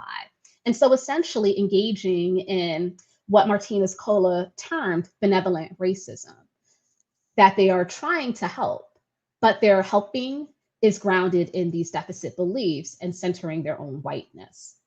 The second category is looking at nightlights, and they understand the challenges that minoritized students encounter when they're at predominantly white institutions. And they use their power and their privilege to unveil the hidden rules. They're a nightlight in the dark and making what are often invisible processes more readily visible. However, their relationship is often more situational. And so it's not so much of a long-term relationship, but coming in and providing that support and illuminating things in specific situations or contexts. And then the final category, the one where we want our white colleagues to be when they're working with minoritized students and professionals, are allies. And they're the individuals who are most aware of the challenges that minoritized students face and are able to make meaningful connections with minoritized students because they have cultural self-awareness. They've reflected on the cultural identities that they hold, as well as the power and privilege that comes with their identities. And as a result, they are willing and often use their power and privilege to speak for minoritized individuals in spaces that may not be accessible to them. And so calling the names of students and colleagues in the rooms where they are not present. And on top of that, they recognize that the system is flawed and it is designed to perpetuate and reward white norms. And so again, they use their privilege, not just to help their mentees, but then also to work to change the system. Next slide. Allies are often few and far between. And so it shouldn't come as a surprise that racial and ethnic minoritized students may often prefer to have racial and ethnic matches when it comes to mentoring. But as presented here, looking at the demographics, and I'm focusing on school psychology because that's the area that I'm in, that is quite challenging to have those racial and ethnic matches. So overall, it is incumbent on white colleagues to take the time to learn how to be effective mentors to graduate students of color, because it is their responsibility as well. It's not solely the responsibility of faculty of color to do this work. But we also need to consider, when we see the lack of diversity within our profession, how can mentoring play a role in the diversity, or how has it, or really the lack thereof of diversity within our respective profession? And so again, taking school psychology as an example, from its very origins, the field has been overwhelmingly white, and we have not made much progress since then. And the focus of that mismatch and why we need to diversify the profession is that there is a marked incongruence between the demographics of school psychologists and the populations that we serve, which are students in pre-K through 12th grade. Next slide. And much of the efforts to diversify school psychology, and I would say psychology overall, has really been focused on recruitment, bringing in minoritized individuals into graduate programs to increase that representational diversity. So many of our professional associations, as well as programs, have these recruitment initiatives. Let's bring more people of color into the field. But what is often missing is, well, what kind of environment, program, or profession are we bringing them into in the first place? And there has been significantly less emphasis on retention strategies and creating inclusive program environments. And what I mean by inclusive program environments are those spaces that demonstrate appreciation and valuing of individuals' thoughts, ideas, and perspectives. Because that's what's going to keep people of color within the profession in the first place, that we're not bringing them in to make ourselves look better, but we're bringing in people of color and bringing in individuals from different minoritized backgrounds because it enhances who we are, and we value their experiences and seek to incorporate them into our professional work. So any efforts that we make to diversify the profession must focus on developing pathways and ensuring that racial and ethnic minoritized psychologists are supported by the creation of inclusive environments that celebrate and value diversity. Next slide. Next slide. Keep going. All right, there we are. And mentoring is a possible pathway to do so. And so first, and you could go ahead and click, when we have racial, ethnic, minoritized students, they enter graduate programs. But when they come into programs, making sure that they receive mentorship from mentors who possess cultural self-awareness, as well as awareness of their own power and privilege. These mentors are able to affirm students' identities, validate their experiences, and help them navigate through any incongruence that they may experience due to the mismatch of their cultural identities and values and those of the academic environment. When minoritized students feel supported and know that there is a place for them within the profession, that they're just not tokens within psychology, but they have something meaningful to contribute, they stay in the profession and they explore topics of personal and professional interests, which are often related to supporting racial, ethnic, minoritized communities. And that representation matters. As the profession diversifies, it signals to prospective racial and ethnic minoritized students that this profession or this academic program is a good fit for them and a space where they are going to feel valued. And then we all benefit from having more diversity within the profession.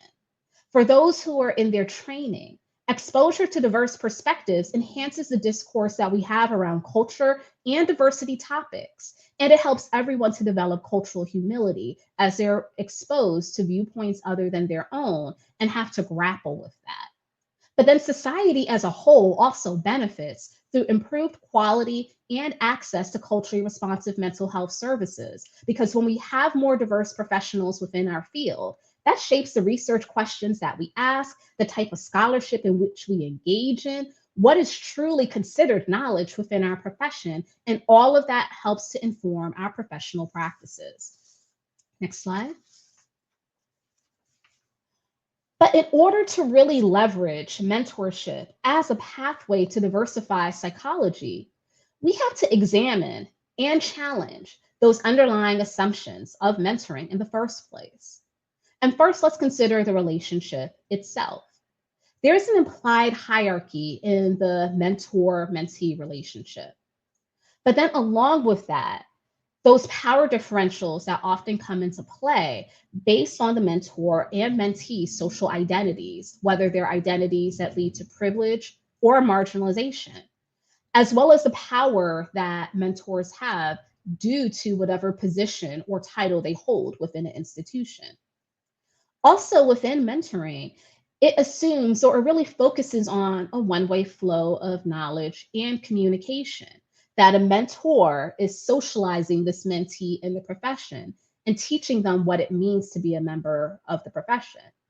But recall what I said earlier about the norms and values of both academia and the profession of psychology being engaged in whiteness. And so by that transmission, it perpetuates that. And while several studies have noted that mentors benefit from mentoring relationships because they learn from their mentees, when we have these cross-racial and cross-ethnic mentoring relationships, that may be less likely to occur because of the deficit perspectives that are often embedded within our profession. So questioning whether mentees have anything of value to offer based on their cultural experiences.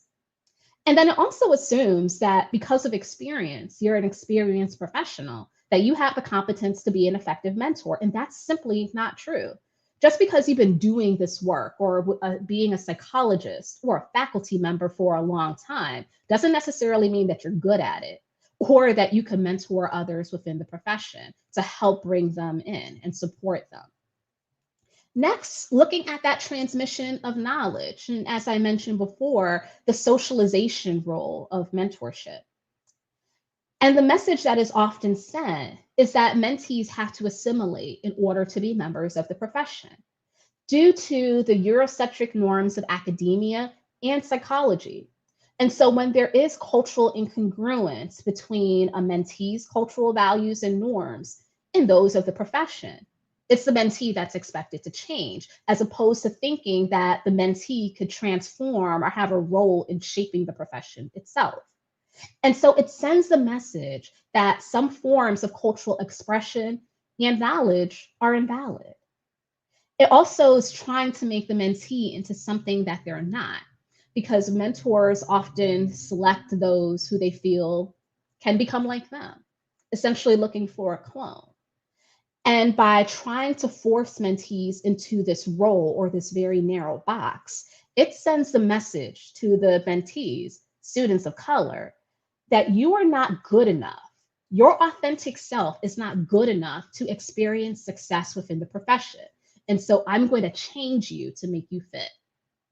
And then also let's challenge the notion of being coachable, which is very much embedded in white norms and values. So what does it mean to be coachable? What does it mean to be responsive? Essentially, it's selecting those mentees that are a reflection of what the profession currently is. And so if a mentee pushes back against that because they feel that it's not true to their authentic self, then they're being seen as difficult or uncoachable. And as a result, the mentoring relationship may end prematurely. But the onus of that is placed on the mentee without considering the broader context of which mentoring occurs and if this is a good fit. And so the mentee, and again, thinking about students of color, they're seen as being at fault because they just weren't a good mentee in the first place. Next slide. And so thinking about what Dr. Aurora mentioned about a definition of colonization and how colonization seeks to replicate those existing white norms, mentorship could easily become, or not easily become, in its current state, it is a way of colonization. And when we engage in these traditional forms of mentorship and looking at those models, without it identifying or challenging those assumptions, what we do or attempt to do is to indoctrinate racial and ethnic minoritized students into the Eurocentric norms and values of academia, sending the message that they, in all of their cultural authenticity, are not good enough, and that their knowledge, traditions, experiences, and voice are not valid because we aren't engaging in that critique of the academic environment or the profession, that we assume that it's the fault of students of color why they are not in our graduate programs, why they may not experience success in our graduate programs, as opposed to taking a critical eye and lens towards the profession itself. And so with a decolonized approach to mentoring, it challenges those assumptions and critiques the systems and the structures that perpetuate oppression and marginalization. Next slide. Multicultural and feminist approaches are often applied to psychotherapy and supervision, but they're also relevant to mentoring practices. These approaches focus on understanding power and power dynamics, and within them, they seek to create more egalitarian relationships that empower clients, supervisees, and as related to this talk, mentees. And so specifically re-examining power differentials by addressing how social positions influence the power differential that's inherent within a mentoring relationship. And by illuminating and talking about that with mentees, it helps to create a more balanced and level playing field. But it also helps mentees feel more confident and trust and respect themselves more because they're not left questioning themselves or their experiences. There's a focus on the relational by the mentor, by initiating and creating the space for discussions about cultural identity and those related experiences.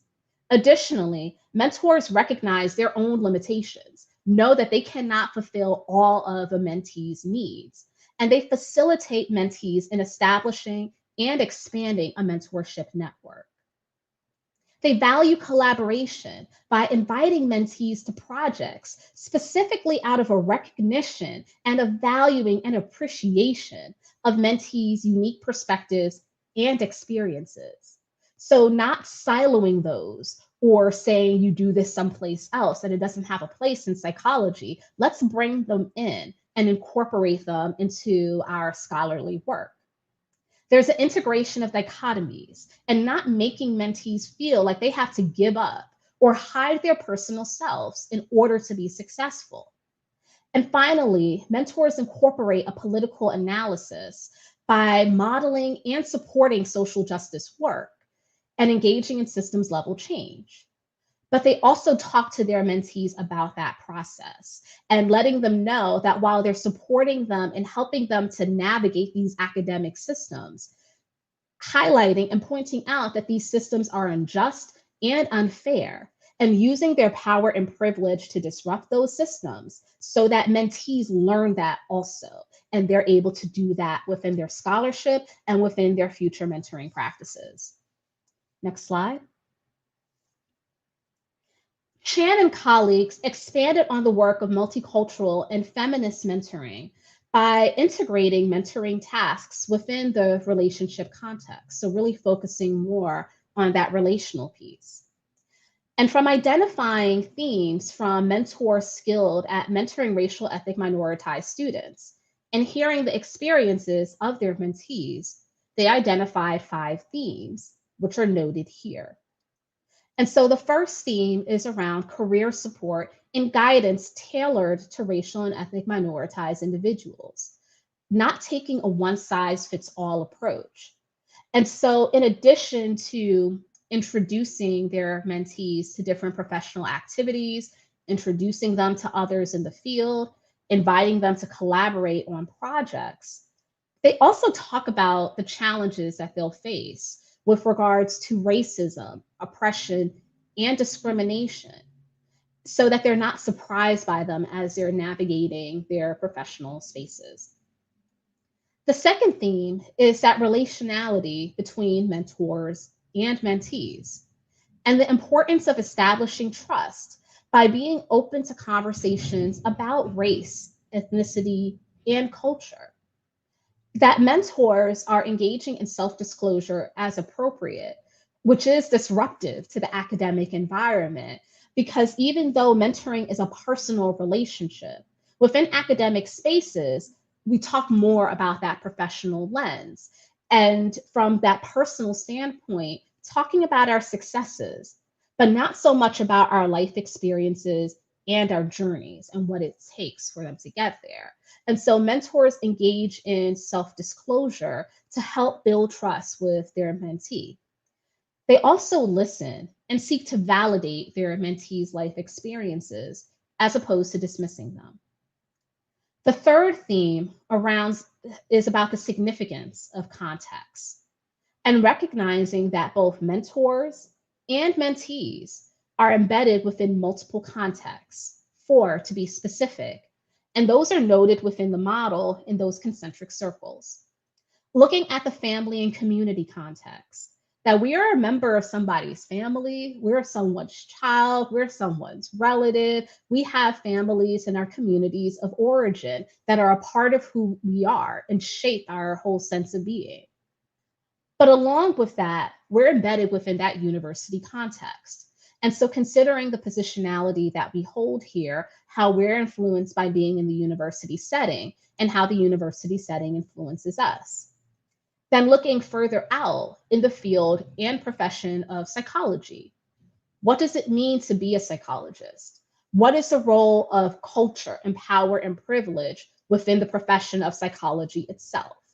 And then finally, thinking about society and culture.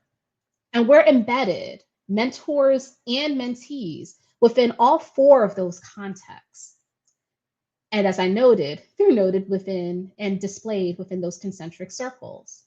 The fourth theme recognizes the interconnections across all of those contexts, that you can't look at any part of them within isolation, that all of them affect who we are and influence each other. And so it's the importance of recognizing and addressing those contexts, because ultimately they enhance our scholarly efforts, because they allow us to bring all of who we are to our work. And we can't divorce ourselves from any one of those contexts. And then finally, looking at the multidirectionality of these interactions between contexts. And so looking at the interconnectedness of both the mentor and the mentee. And with that is a focus on mentoring as a reciprocal process, that it's not solely this one-way direction or flow of information. Mentors learn from their mentees, and mentees, as a result, feel more efficacious because they know that they have experiences and knowledge of value, not only to their mentor, but to the profession more broadly. Next slide. Next slide, please. Okay. And so within this backdrop, mentors engage in practices as related to individual, relationship, and institutional, professional, and societal domains. And within each three of these domains, there are differing practices that occur. And so first, looking at the individual level, mentors provide support, coaching, and resources for individual professional and career development. And so having those conversations about what are the mentees' goals? What are possible career options? And beyond what they may just see right in front of them, because as I highlighted before, the lack of racial and ethnic diversity in our profession and in academia writ large often limits how mentees may see themselves in the future. And so it's important for mentors to have those conversations and expose mentees to all the possible outcomes related to them professionally. Also providing feedback on their work, because we've had several scholars who note that racial ethnic minoritized individuals, they're less likely to get meaningful feedback that allows them to grow in their practices. Yet they're often penalized for not developing. And so mentors do provide that genuine and high quality feedback, and they seek to affirm and develop their mentees' confidence. On that relationship domain, mentors work to build trust and rapport in the relationship. And as I mentioned previously, that means talking about cultural differences, not acting as if they don't exist. And this occurs if we're in cross-cultural mentoring, or if we perceive that there's a racial and ethnic match, considering that lens of intersectionality. They don't tokenize their mentees. Yes, they recognize their mentees as cultural beings, but no, that's just a part of who they are, and they see them for their whole entirety. And then that vulnerability that comes along with it. Because of the hierarchy, graduate students may look at their mentors as, look at all the great work that they're doing. Did they ever experience failure? And they may be really hard on themselves when they experience it. And so it's important for mentors to acknowledge their own limitations, the things that are challenging and difficult for them, as well as when they make mistakes, to normalize that. And then looking at the institutional, professional, and societal domain, mentors provide protection against discrimination. They provide validation of their mentees' experiences and their identities. They help to build supportive networks by introducing them to others within the field. And they provide access to that inside story. They demystify the processes of mentoring, but then also academia and the profession, to make those hidden rules more visible, so that mentees are not at risk for making some type of, normative misstep, or make a cultural misstep and violating some hidden professional norm. And so that means that they are blending their personal and their professional. And I've spoken about the protection aspect, but really the importance of building community and making sure that mentees are aware that there is a space for them within the profession, that they are able to fit in and they belong. Next slide. To engage in this type of mentoring, potential mentors must develop and exhibit both cultural competence and cultural humility. And cultural competence is probably the more familiar term within our profession. That speaks to the ability to interact effectively with people of different cultures, and by being aware of their own cultural worldview, having knowledge of different cultures and worldviews, as well as having cross-cultural communication skills. But cultural humility is a newer concept in psychology, at least. It comes from medicine, and I've seen it more readily discussed in social work, and then I see work emerging in it in the area of counseling psychology. And when we consider cultural humility, it goes beyond cultural competence to really position ourselves as learners, that we're not coming in as some type of expert status, which is what competence conveys, and recognize that individuals with whom we work are the experts on their own experiences, and that we should be seeking to learn from them. And so not just solely assuming this teaching or expert standpoint, but how are we able to learn and grow from others?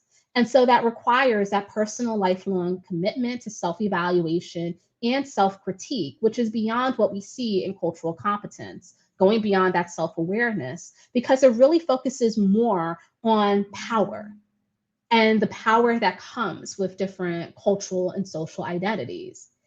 These power dynamics exist, and along with that, power imbalances. But from a culturally humble standpoint, there's a desire to fix those power imbalances, not just recognizing that they exist. There's a focus on working in partnership with communities. And so not functioning from a white savior complex to working alongside communities and groups in partnership to be able to learn from them, to listen and value their voices, and let their experience guide us to the work that is needed. And then finally, the importance of engaging in systems work to hold organizations and systems accountable. Because again, we're looking at how power emerges and those power dynamics. Those power dynamics come from our cultural identities being incorporated, or the positions they hold within oppressive systems. And so to work from a cultural humble standpoint and to address power imbalances, it's not just the work that we do on an individual level. It does require social justice work and systems level change and efforts. Next slide. And cultural humility that leads us to ongoing self-reflection. But mentors also need to listen closely to their mentees, not only when they're talking about their own experiences, the lives that they have, what brings them to the profession, what it is that they want to study within the profession. We listen to their words, but we also listen to the moments in which they are silent. And we consider whether or not this silence is due to some oppressive institutional or academic norms where our mentees of color don't feel safe in speaking in certain spaces, or where they have been dismissed or invalidated in speaking in these spaces before. And so that reflection goes a little more broadly, and again, really thinking about their experiences and considering the role of silence. They also signal openness and invite discussions about culture, and they encourage their mentees to integrate their personal selves into their professional work. And that's what enhances and disrupts the norms of the profession. I highlighted earlier the value of diversifying psychology because it's a benefit to future graduate students, but also society as a whole because of the research questions that we ask and the type of research and knowledge that we generate to bring into our practice. And so the personal is very much part of the professional. And we make it okay and send the message to our mentees that their lived experiences can and should guide the work that they want to do as psychologists. We seek to share power and using power responsibly to challenge institutional norms that oppress minoritized students. We also discuss these processes as we're engaging in disruptive work. We discuss them with mentees for their own learning, and so that they have a model so they could go out and engage in similar disruption when they go and mentor others. We illuminate those hidden rules. We serve as nightlights, and we help mentees navigate through multiple cultural contexts. And then we also stay connected by focusing on the relational and modeling how you as a mentor navigate between two worlds. So how do you bring your personal self to your professional practice? How do you seek to change the profession and make it a better and more accommodating and inclusive and welcoming space for minoritized individuals? And also talking to mentees about navigating between these two separate worlds and not acting as if that dichotomy doesn't exist, because it does. And mentees, especially mentees from minoritized backgrounds, they need support in navigating those professional spaces to let them know that they could come out to the other side as professionals, having their advanced degrees in psychology, practicing within the fields, and they don't have to lose themselves in order to do so. Next slide. And then for mentees, thinking about what is needed, because we have a lot of information for mentors, and that's important because of those power differentials that exist, that mentors got to do better. But thinking about our mentees and what is it they could do to support and advocate for themselves. And that first part is being proactive in seeking the mentoring that you want. Because of how our academic and professional institutions work, it's less likely that you are going to receive that organically through informal mentoring relationships that just emerge from working with faculty in your program or connecting with others within the profession. So the importance of going out to seek it, because if you're waiting for it, it may not come. Or you may find yourself in an unsupportive environment within your program and receiving bad mentoring at that from an advisor. And so how do you go out and find others? And so that may mean going to other academic departments or our professional associations to find that professional network. And I highlight our ethnic minority psychological associations, such as the Association of Black Psychologists, the National Latinx Psychological Association, the Asian American Psychological Association, the Society of Indian Psychologists, the Mina Psychological Association, as well as APA Division 45, the Society for the Study of Culture, Race, and Ethnicity. All of those organizations have mentoring programs. And so if you're not able to find it within your academic department or other departments on campus, being looped into your professional networks to start building that sense of community. And again, getting that validation that you are so needed and so welcome and so wanted in the profession of psychology. But along with seeking out mentorship, being willing and open to mentors of different cultural backgrounds, because it is challenging to find those same racial, ethnic, and gender matches due to the demographics of the profession. And so as you look around, whether it's in your academic department or in other spaces, who are the ones who are demonstrating ally behavior? Because that could be a potential mentor for you.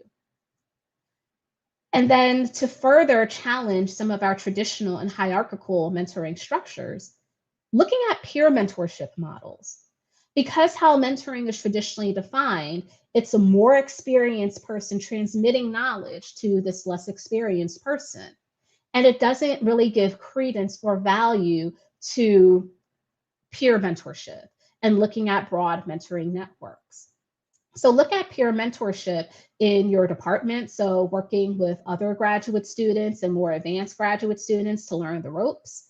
Thinking about student organizations that may be in your program, department, or on the university level, but then also going out into the community and thinking about your civic groups and your community organizations. I know for me, an important adjunct to my professional networking is the leadership mentoring that I receive as being a member of a Black sorority and having those models of Black female mentorship.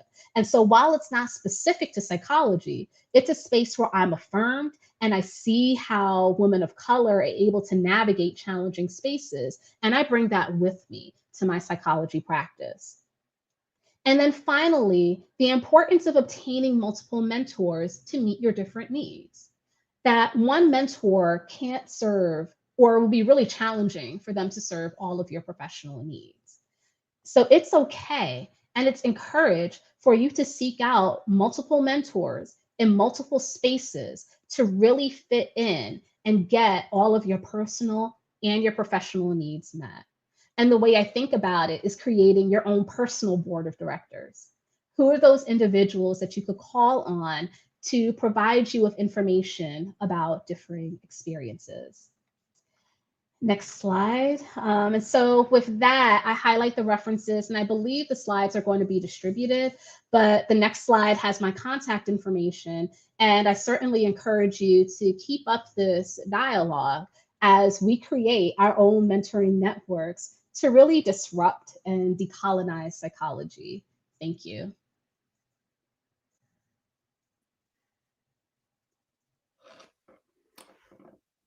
All right. Thank you, Dr. Malone, for your outstanding talk on decolonizing mentorship.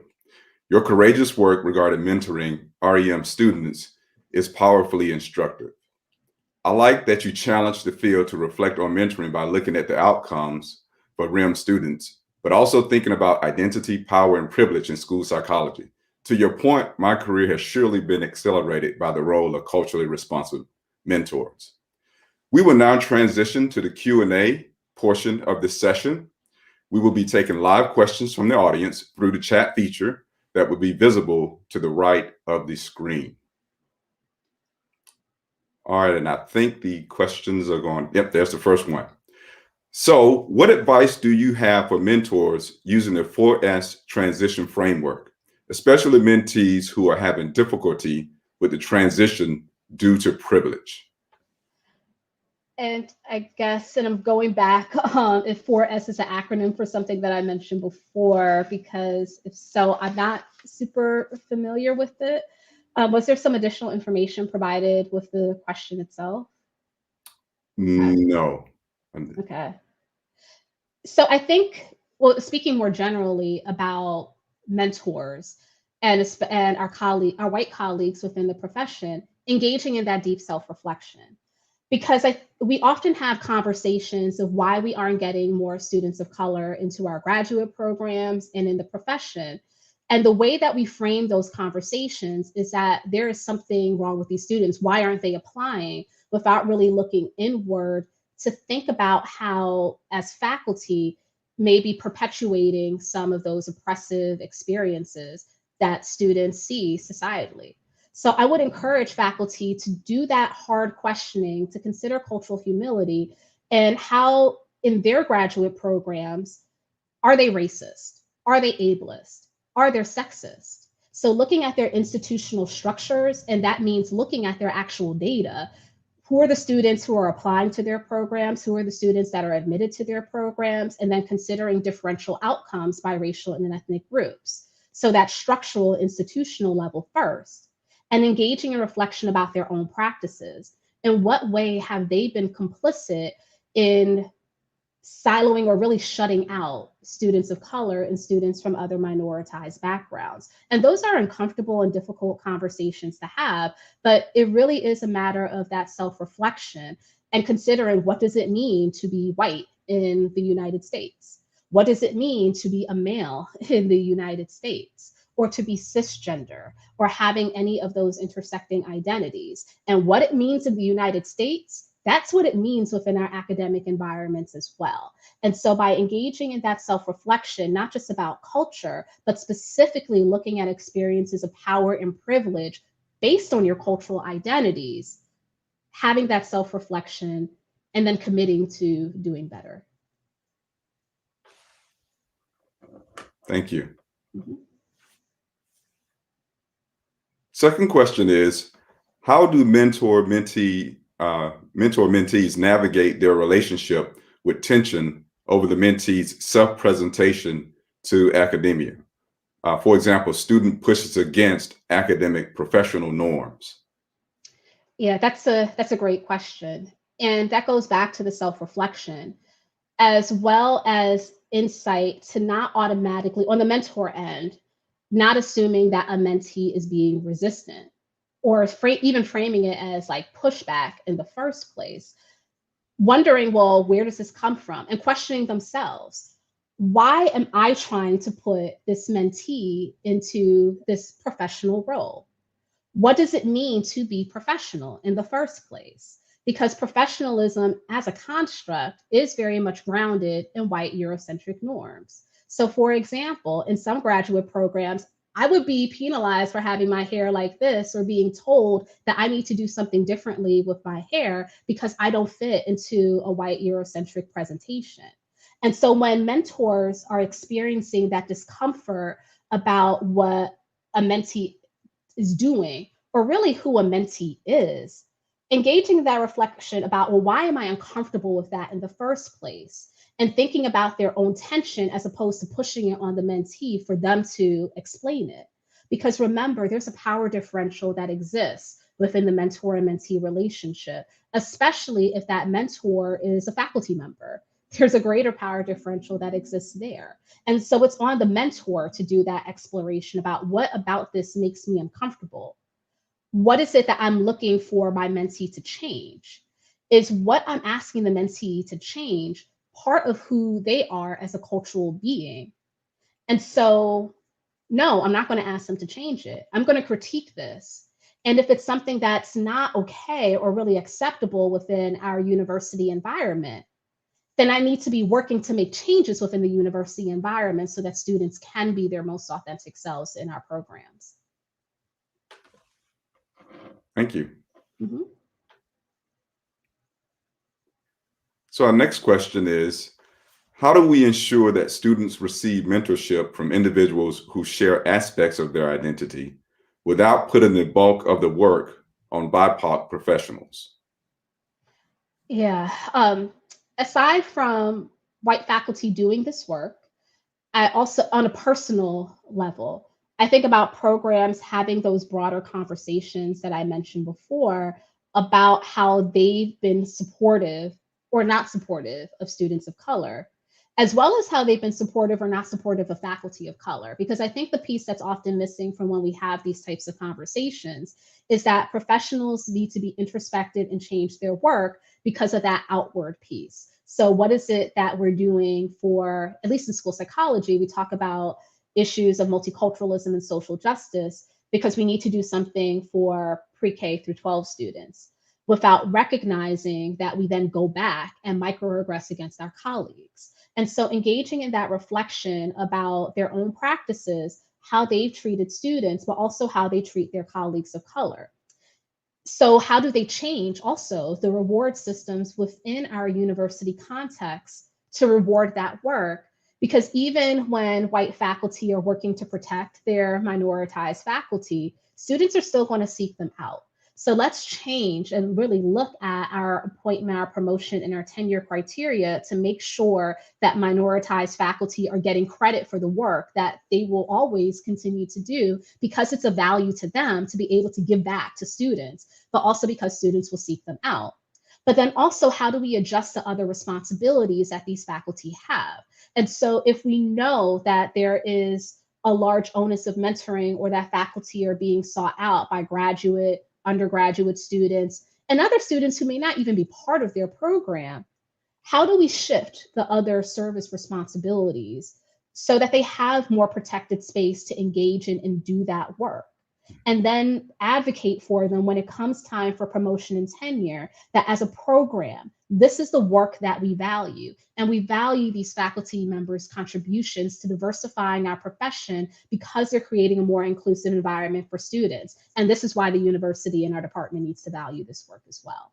And so there are multiple things. So in addition to your own learning, It's making that broader institutional and systemic change to create more inclusive environments for students of color, but to make sure that we have the reward systems in place for faculty who have been doing this work and will continue to do it.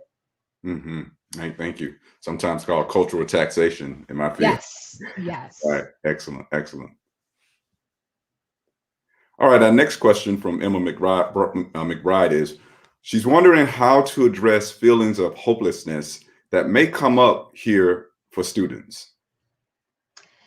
Yeah, because when you are navigating in your program by yourself and you are the only, and not feeling that you have anyone to talk to, you're feeling isolated. So not having peers to debrief those experiences, and then faculty members who don't even understand or recognize that you're having these experiences and are telling you that you need to get it together.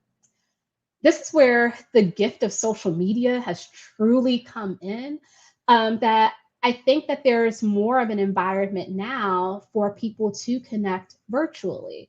So I was in the chat earlier for the first session and people were sharing Twitter handles with each other. And people were talking about psych Twitter. And I know in school psych Twitter, we have an active community and discussion around these issues so that individuals don't feel as alone and they know that there's a connection out there. Because when you're in your program, all you know is your program.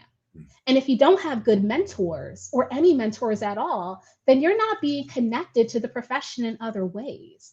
And so I say, establishing some type of presence on social media really to tap into the broader connections that are out there, but then also considering our ethnic minority psychological associations, because they were created out of that need for psychologists who were aggravated. I was trying to find a proper word to use here, but aggravated by APA's persistent lack of response to cultural and diversity issues, where they had that moment on the council floor that, okay, well, we need to separate and create our own organizational spaces.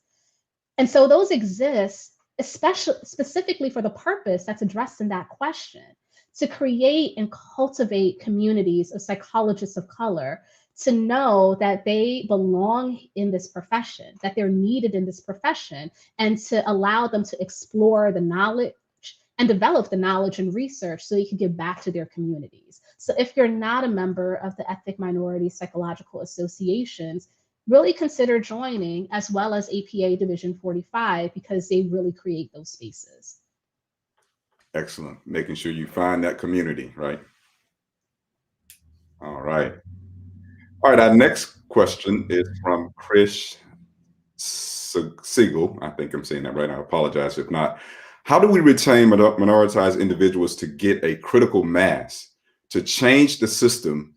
But what are the ethics of recruiting students into toxic HWCUs? Yeah, that's a great one. And so I think the work has to occur first within the institutions. And so when we build a model of inclusivity, that's what will attract students of color there. Because we could tell, so that gut sense, and it develops out of that ongoing protective mechanism that we need to know what are the spaces that are for us or not. And so a program could have all the images on the website that they want to, and they usually engage in that tokenism. We spotlight, we get all of our students of color, let's get them together for a photo op and put them on the website. But then you get to the program itself and you have that bait and switch that occurs, and something about it just doesn't feel right or off to you. And so we need to work on creating those institutional spaces first. And I would say the same thing is for faculty of color. So thinking about when programs are trying to recruit faculty of color, make sure that they're doing the work in their program first, having those difficult conversations, reflecting on their practices. What is it that they need to do internally so that they are an inclusive and welcoming environment before they even attract or really seek to recruit minoritized faculty and students into those spaces. For those who are already there, how do we change that as well? And so we work within our sphere of influence to create those pockets of community. So for faculty of color, and they're often siloed at that junior faculty level, what are the associations that exist on your campus to support faculty of color and seeking that support and mentorship there and trying to make changes where you can. So advocating for the recruitment of students of color, serving in that advising role, trying to protect them from discrimination while you're working to make systemic changes. Also thinking about the importance of other communities that may exist. So the program itself may be toxic, but what are the other outlets and spaces that exist within the university where we could find support for both faculty and students? And then I go back to our professional associations, because when you are the only in your program, whether it's faculty or student, those are the other spaces where you could provide support. So even though I work at a HBCU, and notably the only HBCU that has a doctoral program in school psychology, nonetheless, I have my strong Black academic crew that I rely on for that professional support, and we're able to support each other. And sometimes when you also need to get out of spaces, because that's just as valid, that you could be trying to make changes there. And you don't need to sacrifice yourself in order to make that program better. And so it does get to a certain point sometimes where faculty may need to leave and go to a place where they're more affirmed and supportive, where they get that academic rank, they hold tenure someplace else, and then they may go back to other institutions to be able to make change because they have that greater professional standing. Excellent, excellent. So I'm looking, we probably have a couple of minutes left, so we may be able to get to one, maybe two questions, but we'll do our best. All right, so this next question is from Alwyn Bound, and it is, what are the biases you are working to overcome? Sure. And so one of the things that wasn't mentioned in my bio is that I recently chaired for National Association of School Psychologists, the Equity, Diversity, and Inclusion Implementation Task Force. And in doing this work, I think one of the biases that I'm working most to overcome is around ableism. Ableism is rampant, it's embedded within the fabric of our society, but also very much within our profession. That we were trained within a medical model of disability, that we seek to fix and rehabilitate individuals. And it wasn't something that really dawned on me until I was doing more EDI work. And I recognized that there was still a lot about disability that I didn't know, particularly disability as a cultural identity, and seeking to grow and learn in that knowledge. So that's probably the biggest one. And I would say crucially important, being a psychologist, but then especially being school psychologists, where our primary work is around students with disabilities to get their education, but questioning really about what the notion of disability is. And are we perpetuating disabling environments for students in our work as school psychologists? Awesome. All right. Well, thank you so much, Dr. Malone, for being with us today. And again, for that very powerful presentation. We also want to thank our audience members for their questions. We're sorry if we couldn't get to everything. We will now take a 45-minute lunch break before our next talk, entitled Decolonizing Curriculum by Dr. Jasmine Mina at 12:30 p.m. So thank you for attending the conference, and thank you for attending the session. Thank you for having me. Absolutely.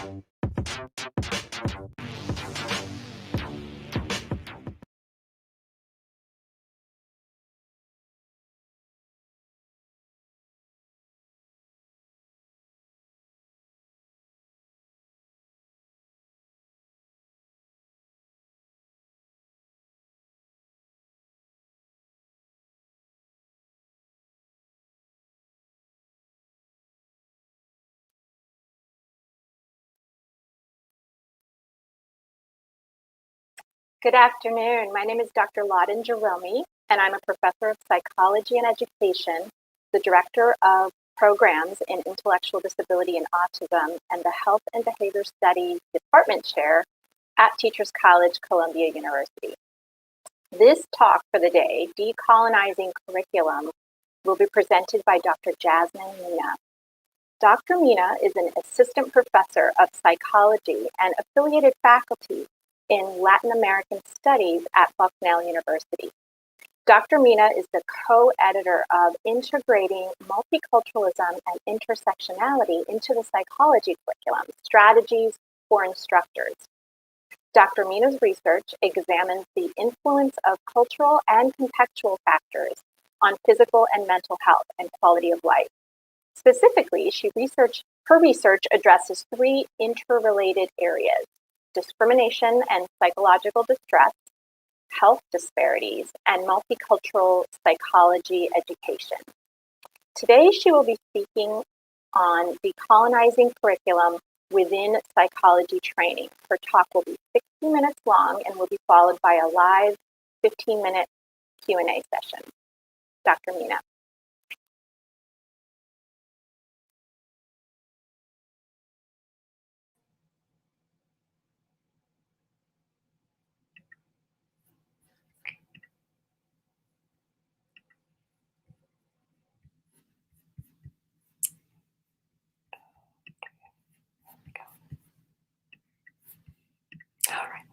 Thank you for that invitation. It is an honor to be here with all of you today. Did any of you have an amulet to ward off mal de ojo when you were a baby, your evil eye? Did you or a family member light a candle on the altar when you really wanted something to turn out well? Do you know the meaning of filling a bowl of water in the house to absorb bad energy or spirits? Did your mother ring the new year by spritzing the apartment with agua de Florida and agua bendita for good measure? And do you discuss the signs that a deceased family member was near? If you did, then like me, you were socialized into a rich universe of non-Western cultural and spiritual traditions. Versions of such traditions have evolved for many generations of people who are making sense of the environment they inhabit. Some of the traditions I speak of evolved in an existence marred by violence, pain, and struggle. Practices to cope, heal, and alleviate the suffering of ordinary life and of colonization. Versions of these traditions have been passed down, in some cases only orally, for many generations.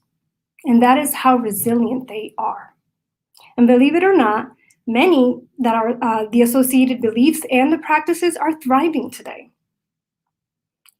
How many of you who grew up with these traditions talk about them openly within professional circles in psychology? Honestly, probably not many, or at least not often, probably only when you're feeling self-assured and brave, but mostly you don't. Have you wondered why not? Certainly that type of knowledge in the wrong hands could discredit you as a scientist and cause some professional harm. In fact, until today, I have kept these worlds apart. They don't fit well together in my mind. Psychology is a colonizer, the discipline that educates its constituents about what beliefs are acceptable and what beliefs are not. And psychology is how I became civilized. But wait, our guidelines and best practices indicate clearly that we need to acknowledge and embrace cultural diversity in our clients and our students, and etc. So traditional and indigenous practices are not foreign to us altogether, but do we expect these belief systems in our psychologists, in our curriculum? Besides my spiritual world, as a graduate student, I observed a conflict in the moral codes between my home culture and the psychology's moral codes. My home moral codes valued experiential knowledge, collectivism, family orientation, and a pro-people attitude. In contrast, I saw psychology's moral code as consistent with positivism, individualism, US centrism, and capitalism. And this discrepancy raised questions for me about my fit in psychology in general and in the academy in particular. But to be fair, there were and are many model psychologists that did and do share my moral codes. And I've learned a great deal from them. And it's made me feel heartened that there is a place for me in psychology. But to be honest, when I looked around, I still saw a psychology of predominantly white people who largely subscribed to a positivist, individualistic, US centrist, and capitalist perspective. Also, an abundance of US college student-based research, which is also a problem. So the bridge between my home culture and psychology was doing anti-oppression work, but through the concepts tied to multiculturalism, intersectionality, and social justice, not without their problems. And this has helped me to understand my experience and has helped me to contextualize those of my clients and my students, and has given me some tools to resist psychological colonization. In order to allow you to contextualize my comments today, I think it is important to share the questions that guide my intellectual pursuits, including scholarship, teaching, and practice. I ask, what constitutes life quality and well-being? 2, what detracts from life quality and well-being? And here I try to break away from traditional searches for pathology in psychology, right? 3, how can we improve quality and well-being, life quality and well-being for all people, especially historically marginalized people? And 4, can psychology help to improve life quality and well-being? I also do not take that as a given. And 5, how do social, economic, and political contexts interface with psychology and life quality and well-being? And why life quality and well-being? I draw from Prosado's ideas of integral well-being, which is a state where we have the resources individually and collectively to cope with imbalances, and that we can return to a state of wellness. This includes emotional imbalances. This includes having supportive relationships, resourced communities, and engagement with nature. My approach to inquiry necessarily differs from mainstream psychology in several important ways. Note that I am interested in life quality and well-being, not mental illness per se. Certainly, mental illness is subsumed within well-being and detracts from it. Okay, first, it does not fetishize the search for pathology, which more often than not leads to rigid definitions of normality that are further oppressive.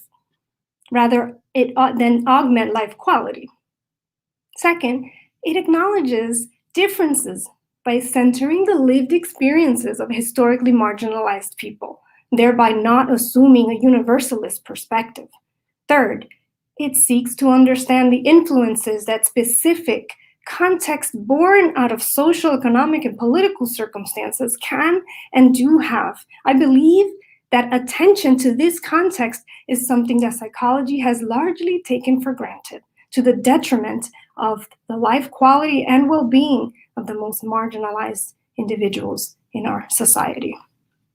I insist that the psychology curriculum that does not address the social, economic, and political context moving forward is of little use. If well-being is our goal, certainly not of use if liberation from psychology is from oppression is our goal. It would still, however, be useful if liberal and pseudo-progressive politics are the goal. So psychologists must decide. Will psychology take a stand? One that breaks from neutrality? So I was tasked with discussing mindsets, skills, and tools for decolonizing the psychology curriculum today. To be clear, curriculum involves the plan of study or content of a course or discipline. And in this case, we're talking about psychology. Pedagogy refers to the method and practice of teaching, right? I often talk and write about pedagogy, especially as it pertains to inclusive practices in the classroom. However, there are many sources for multicultural, intersectional, and social justice pedagogy, including our co-edited book published in 2019, among others, many others. So I encourage you to consult them. Today, I will give greater focus to curriculum and secondary focus to pedagogy. Also, what follows is a distillation of my studies in the philosophy and assumptions behind psychology education. It is only my interpretation. This is a work in progress, but I hope that my contributions make your journey a little bit lighter, ever so slightly. Now, I can turn now to my primary concern today. Can the psychology curriculum be decolonized? If so, how? Right? Colonization introduced systems, ways of thinking, valuing, and doing that shaped the minds and cultures of the colonized, thereby changing everything. The legacy of colonization encompasses visible but also invisible influences. Observable influences include the obsession with scientific racism, designed to advance eugenicist ideals, but less obvious, though, are Eurocentric and hegemonic values and the power differentials that remain and have become part of the norms in the field. Eurocentric monoculturalism is an apt term to describe it. To determine if psychology is meeting the needs of its constituents, or if it is if it indeed even needs to be decolonized, we need to crack it open. We have to crack it open to peek inside to see which concepts and values undergird its theories, frameworks, and methodological approaches. Here's some of what I see when I crack psychology open. The quest for objectivity, number one. Number two, the search for psychological universals. Number three, a preference for individualistic explanations.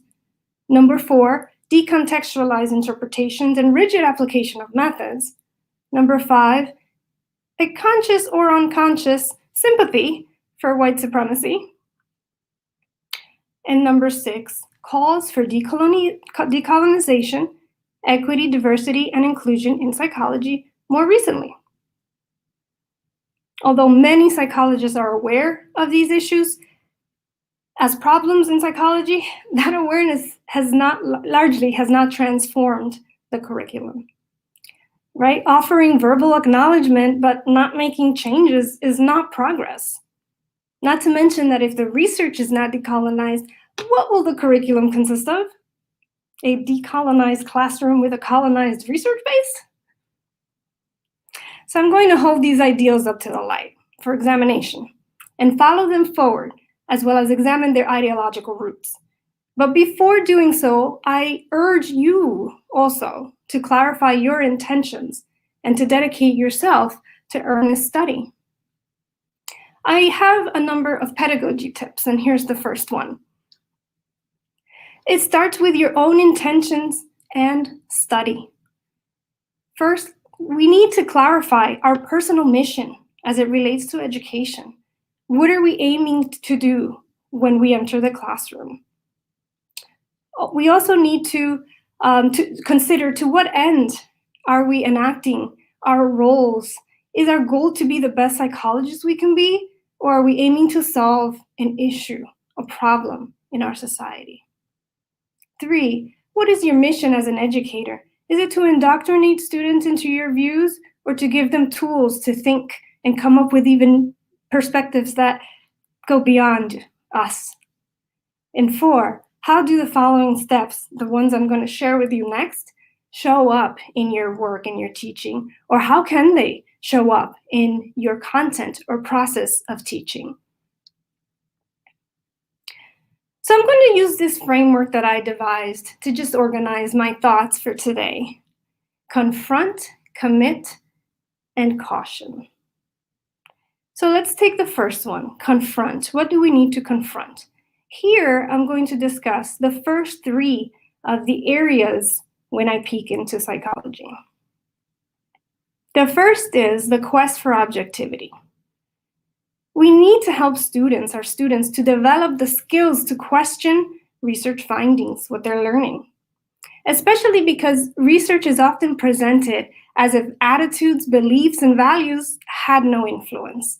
And this practice obfuscates the subjective elements of research that inform and transform research. In fact, research is value-laden at every step. So we need to actually look at where the values are at every step. And related to this, we should let students know why we selected the materials that we selected for their class. Or we're also acting as if what we selected for them is all there is, or is the most important. What about the issues the students care about? Can we make room for those materials?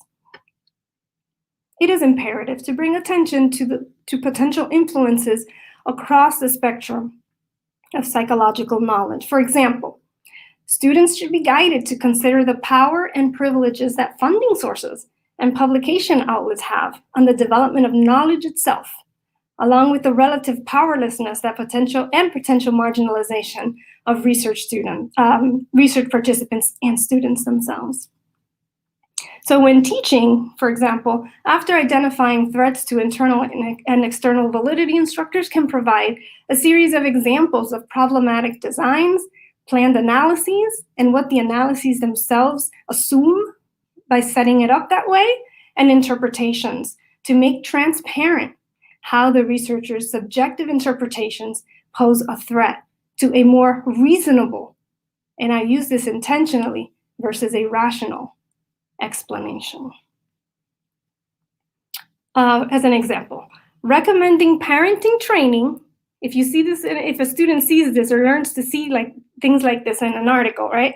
Recommending parenting training to ameliorate children's low performance without accounting for how access to basic resources represents a colonized, liberal, and damaging perspective.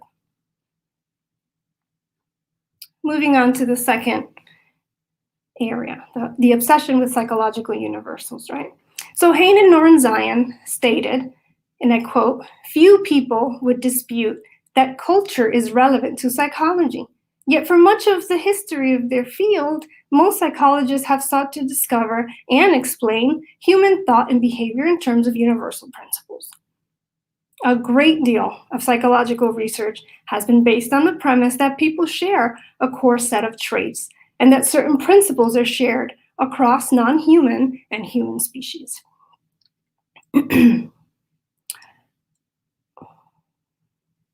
In contrast, a decolonized interpretation assumes that sociopolitical, historical, and cultural contexts influence individuals and communities. To ignore these contexts risks producing and teaching fragmented knowledge that is not applicable to diverse people in the context of their lives. So teach students about transcultural psychology, which is a paradigm that seeks to shift the psychology of women to a transnational perspective, in particular, what some scholars call the global minority, when referring to the fact that only 5 to 7% of the population is generally represented in research in APA journals. Words to describe transnational psychology include collaborative, grassroots, community-led, indigenous knowledge, partnerships, and diverse epistemologies. So this third area, the preference for individualistic explanations, is really essential. Psychology developed its identity along the lines of individualism.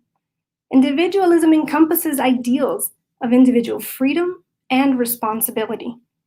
In this vein, it prioritizes individual over collective goals.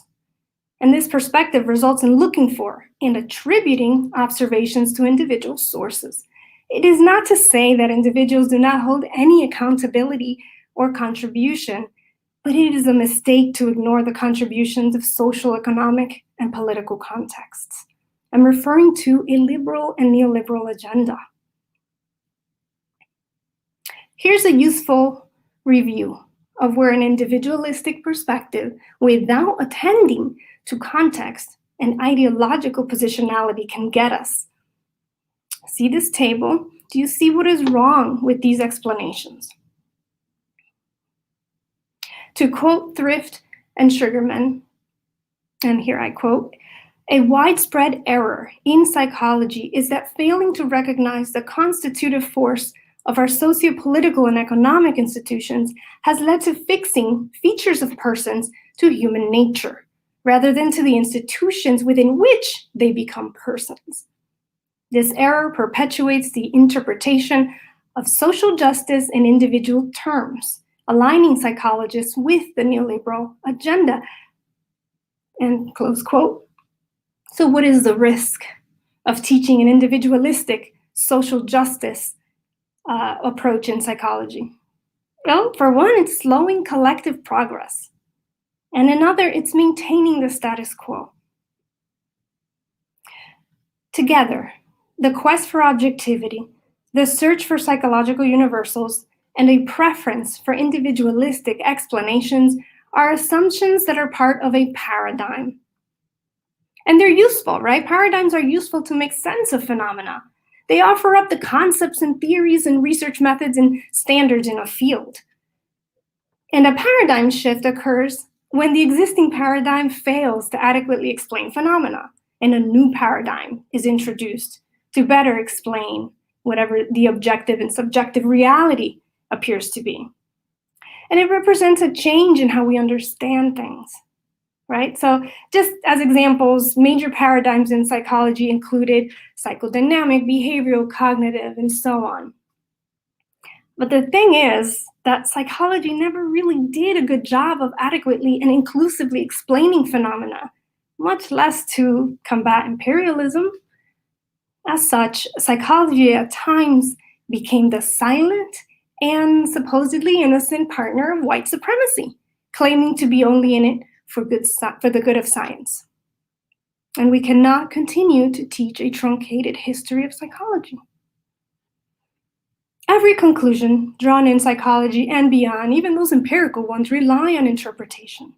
Interpretations are based on paradigms. Paradigms in psychology are based on colonization, and we need to change that through re-educating ourselves and the proper education of our students. It is essential that we attend to these paradigm shifts so that psychology becomes relevant to a large swath of society.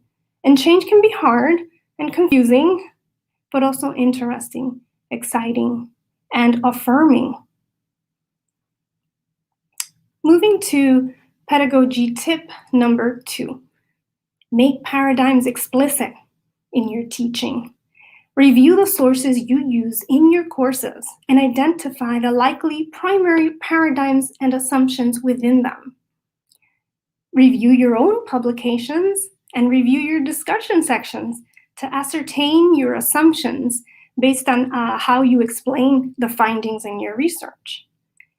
Be transparent with students about these assumptions and invite them to begin to read closely with you.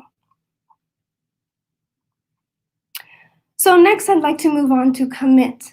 And here, what I want to recommend is that we commit to challenge these next two ideas.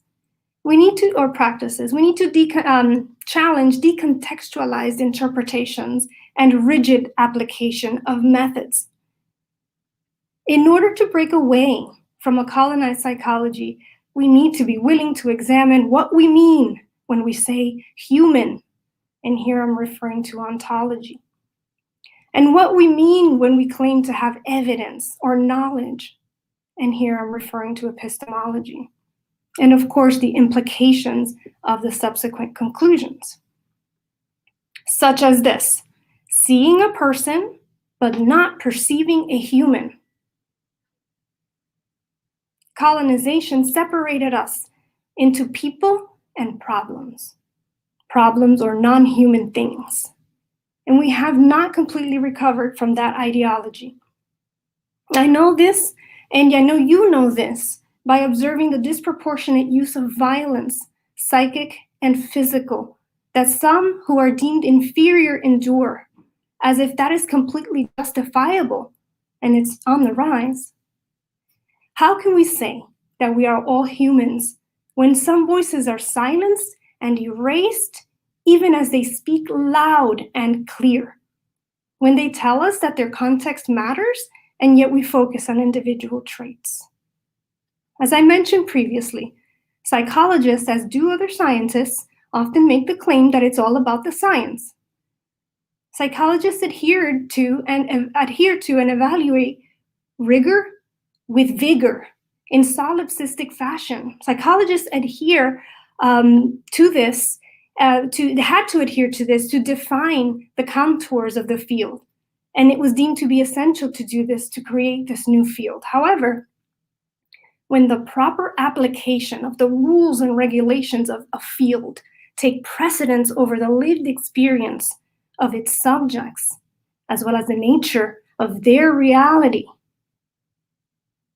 or knowledge is decontextualized from the lived experience, it is said to have lost its relevance and has become decadent. Disciplinary decadence. Disciplinary decadence is defined as, quote, the phenomenon of turning away from living thought, which engages reality and recognizes its own limitations. To a deontologized or absolute conception of disciplinary life, the discipline becomes, in solipsistic fashion, the world. And in that world, the main concern is the proper administering of its rules and regulations, or as Fanon argued, self-devouring methods. In other words, it is more interested in itself than any purpose in the world. Certainly not one that includes liberation from oppression and the causes of unnecessary suffering. Instead, we need to appreciate problems as they exist in reality and commit to epistemological diversity with a concern for issues such as liberation from oppression, which are examined using methods not deontologized concerns for methods as a mere interesting endeavor. Which brings me to my third tip, focus on issues over psychology sub-areas. Roberts and Rizzo invite us to focus on conceptual problems. They focused on racism in this 2020 paper and reviewed research literature in diverse disciplinary domains to offer a hub of knowledge instead of a solipsistic view from psychology alone.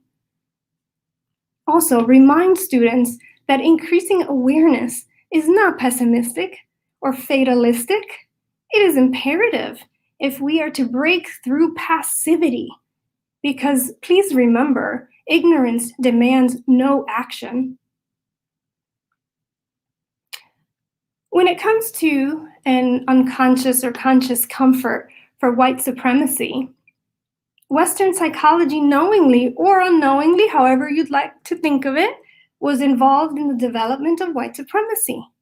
And that is not at all surprising, given that any discipline develops within a context and therefore reflects the particularities of the time.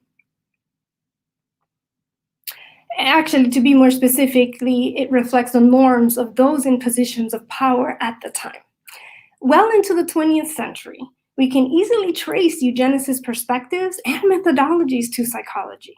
For the most part, in my education, that fact was hush. But why?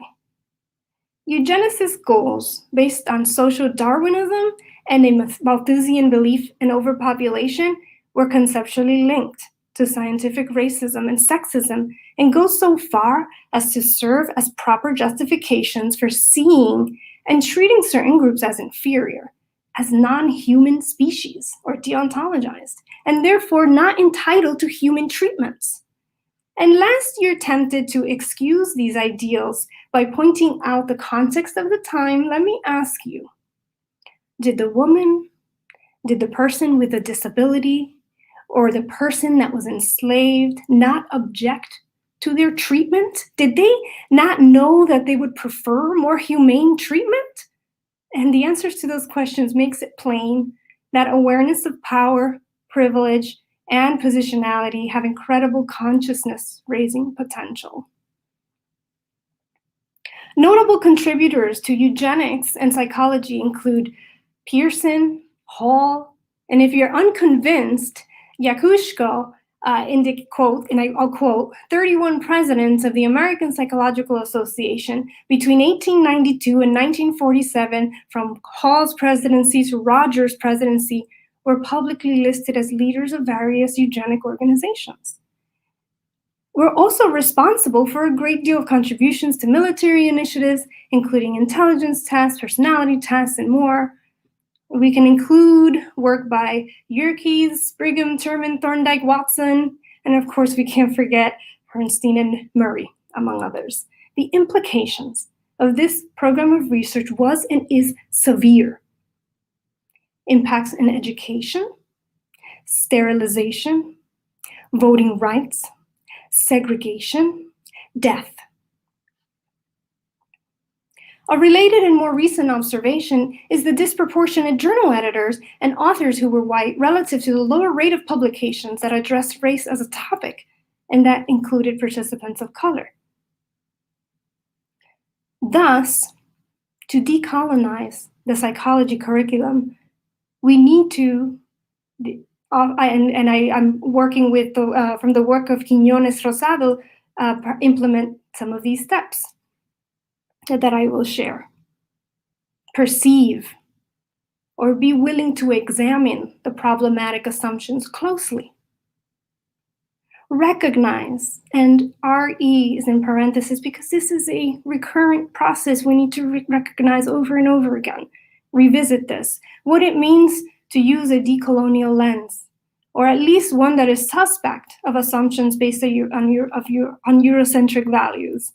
And third, understand the implications of what you then glean and make a moral assessment that departs from Eurocentric values. And if you're ready and willing, give up your Eurocentric values as the primary and only value system from which to understand the problem. And then, only then, respond.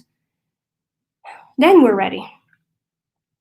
Responding does not mean perfect action aligned with some new superior value system. Be careful not to latch on to some new pet system that then we deploy unilaterally. That could be your next problem, right? But to be willing to remain aware, alert, and critical, because we fall back into the groove of using Eurocentric value systems all of the time. But when that happens, you can redirect yourself to engage in actions that are aligned with your consciously adopted values. And here, humility rings true. So to give you a bit more details as to how you could respond, you could read outside of psychology to combat disciplinary decadence. You could scour psychology for useful concepts and theories and methods to use in the struggle for liberation. This is a suggestion that Martin Baró offered. Remember that although colonizers introduced some of these terms, they do not own these concepts and terms and methodologies. These resources now belong to us all. Now we can use them to build something new that we can use and departs from oppressions and moves us collectively towards liberation. Collaborate on issues across disciplines rather than trapping yourself in only one discipline with like-minded people. Consider interdisciplinarity, but maybe even go beyond to transdisciplinarity. Remember that the story of psychology and how it came to be is not US-based. It may seem that way, but this parochial view will rob you of the many developments of psychology all over the world. So seek those perspectives.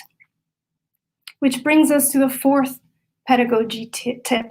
Teach students the steps in consciousness and action. Those were the steps I shared with you previously: the perceive, recognize, understand, and respond. Teach those to your students. And after you understand yourself, and assign readings that complement your psychology topics, but are outside of psychology as well, to be in conversation with one another. Engage students in the act of seeing a problem from different perspectives: individual, social, community, societal, global, and consider what happens to our understanding of when a perspective is left out or when another one is added. This brings me to my third major subsection: caution. Calls for decolonization, equity, diversity, and inclusion in psychology and in all areas have increased. We need to also hold them to the light. We've observed these many calls. They include anti-racism as well. These concepts, we need to remember, are not interchangeable. So let's take a close look at what they mean and what they accomplish. Some of them try to illuminate issues that particular groups or certain groups may face, and some are calls to make sure that more people sit at the table. But they are not all committed to liberation, and some have been co-opted to give a semblance of progress while not actually changing very much. For example, calls for diversity, equity, and inclusion can be as superficial as to only celebrate differences, make calls for increased representation while not changing anything about the interlocking systems of oppression.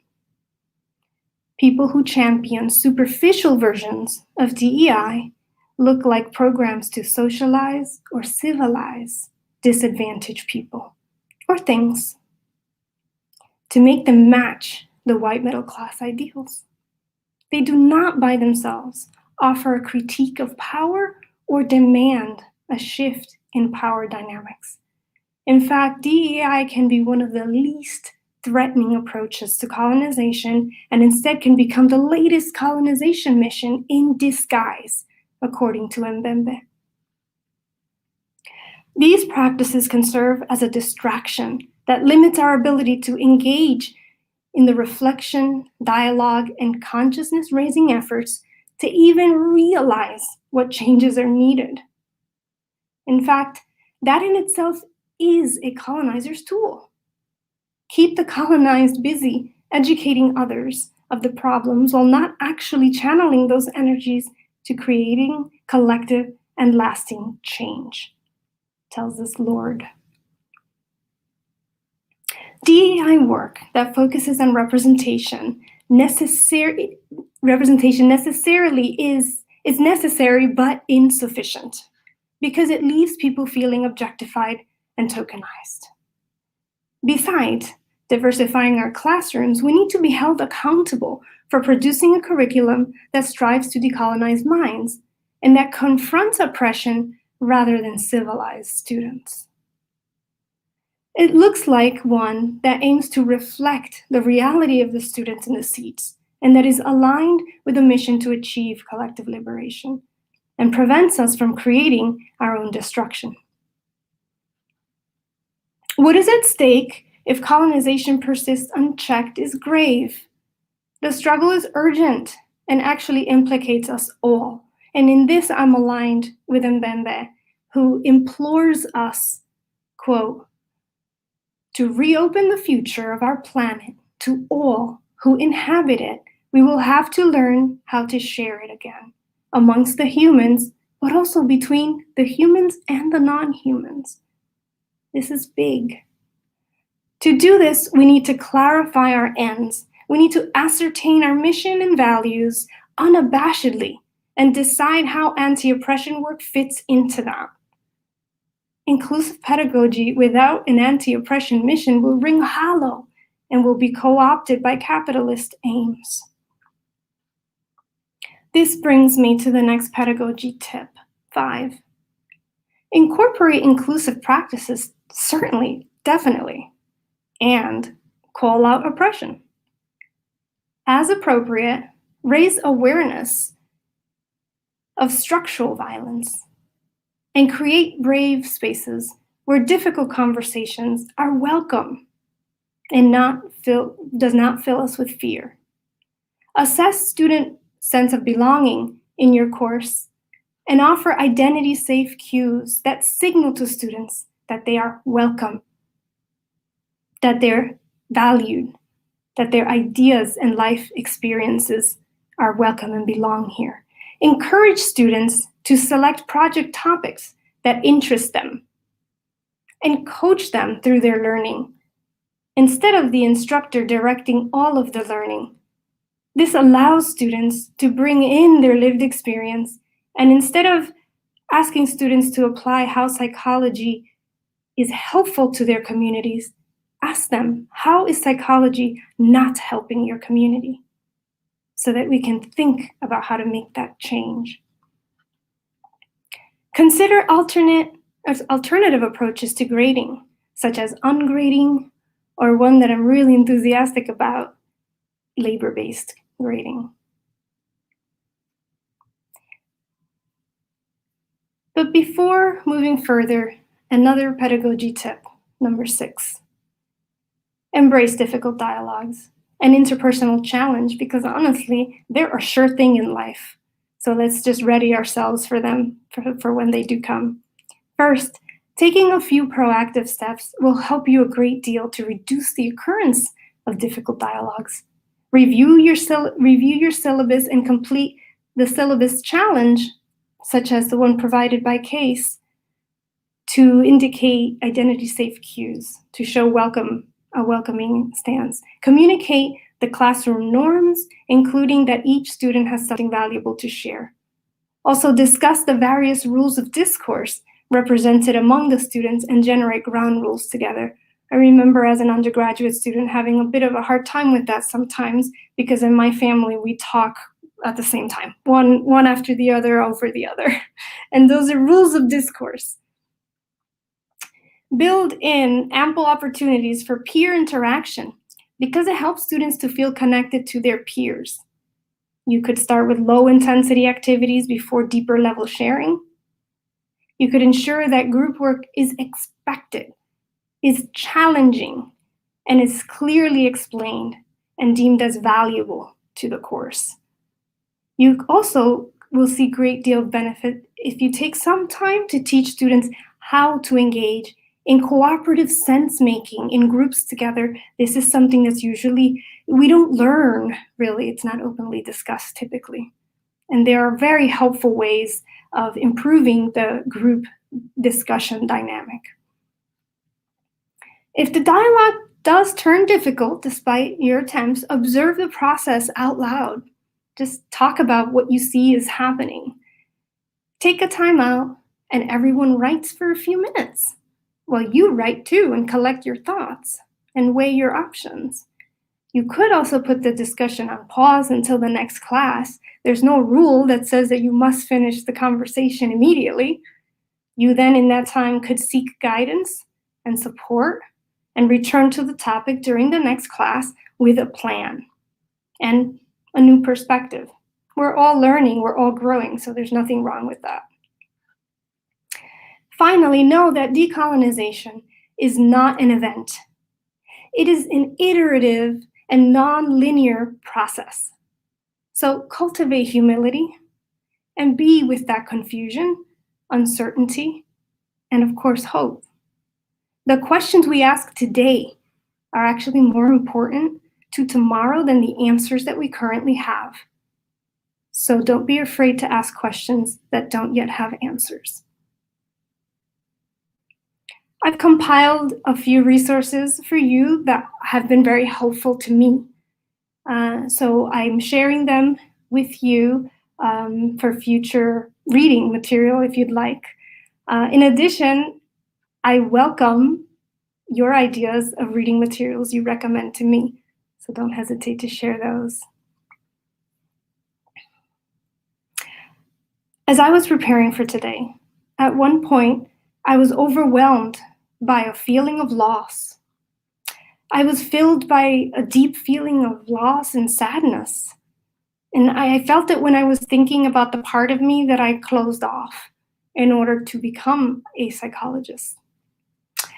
And I don't want you to think that there's somehow something romantic and static about returning to those rituals and practices, because culture is dynamic and it's always changing, so I know that.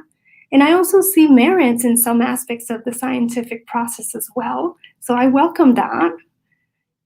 But the feeling of loss was tied to the realization that my daughter is not connected to these rituals at all.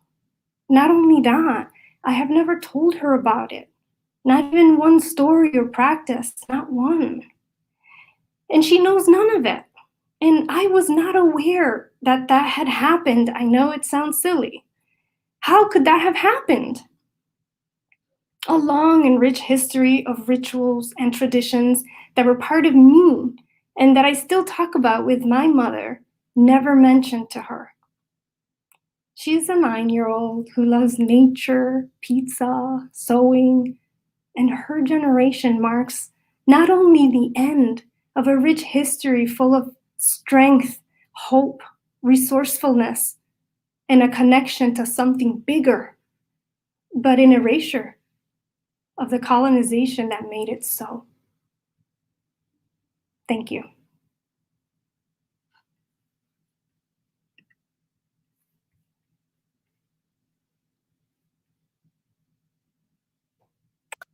Thank you so much, Dr. Mina, for your talk on decolonizing curriculum. I particularly appreciated that you not only highlighted that traditional psychology curriculum is a colonizer, but your consideration of what you see when you crack psychology open and the useful action steps you've provided those of us who are interested in learning how to bring a decolonial lens to our own work. We will now transition to the Q&A portion of this session. We will be taking live questions from the audience through the chat feature that is visible to the right of the screen.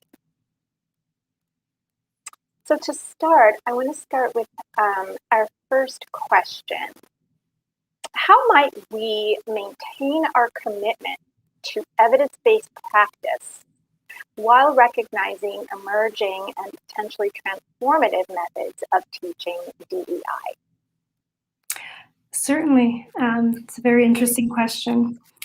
The way I approach this question and similar questions is to take what works. We have to consider that evidence-based practice involves the patient, perhaps the patient and their family, perhaps the patient, their family, and the community.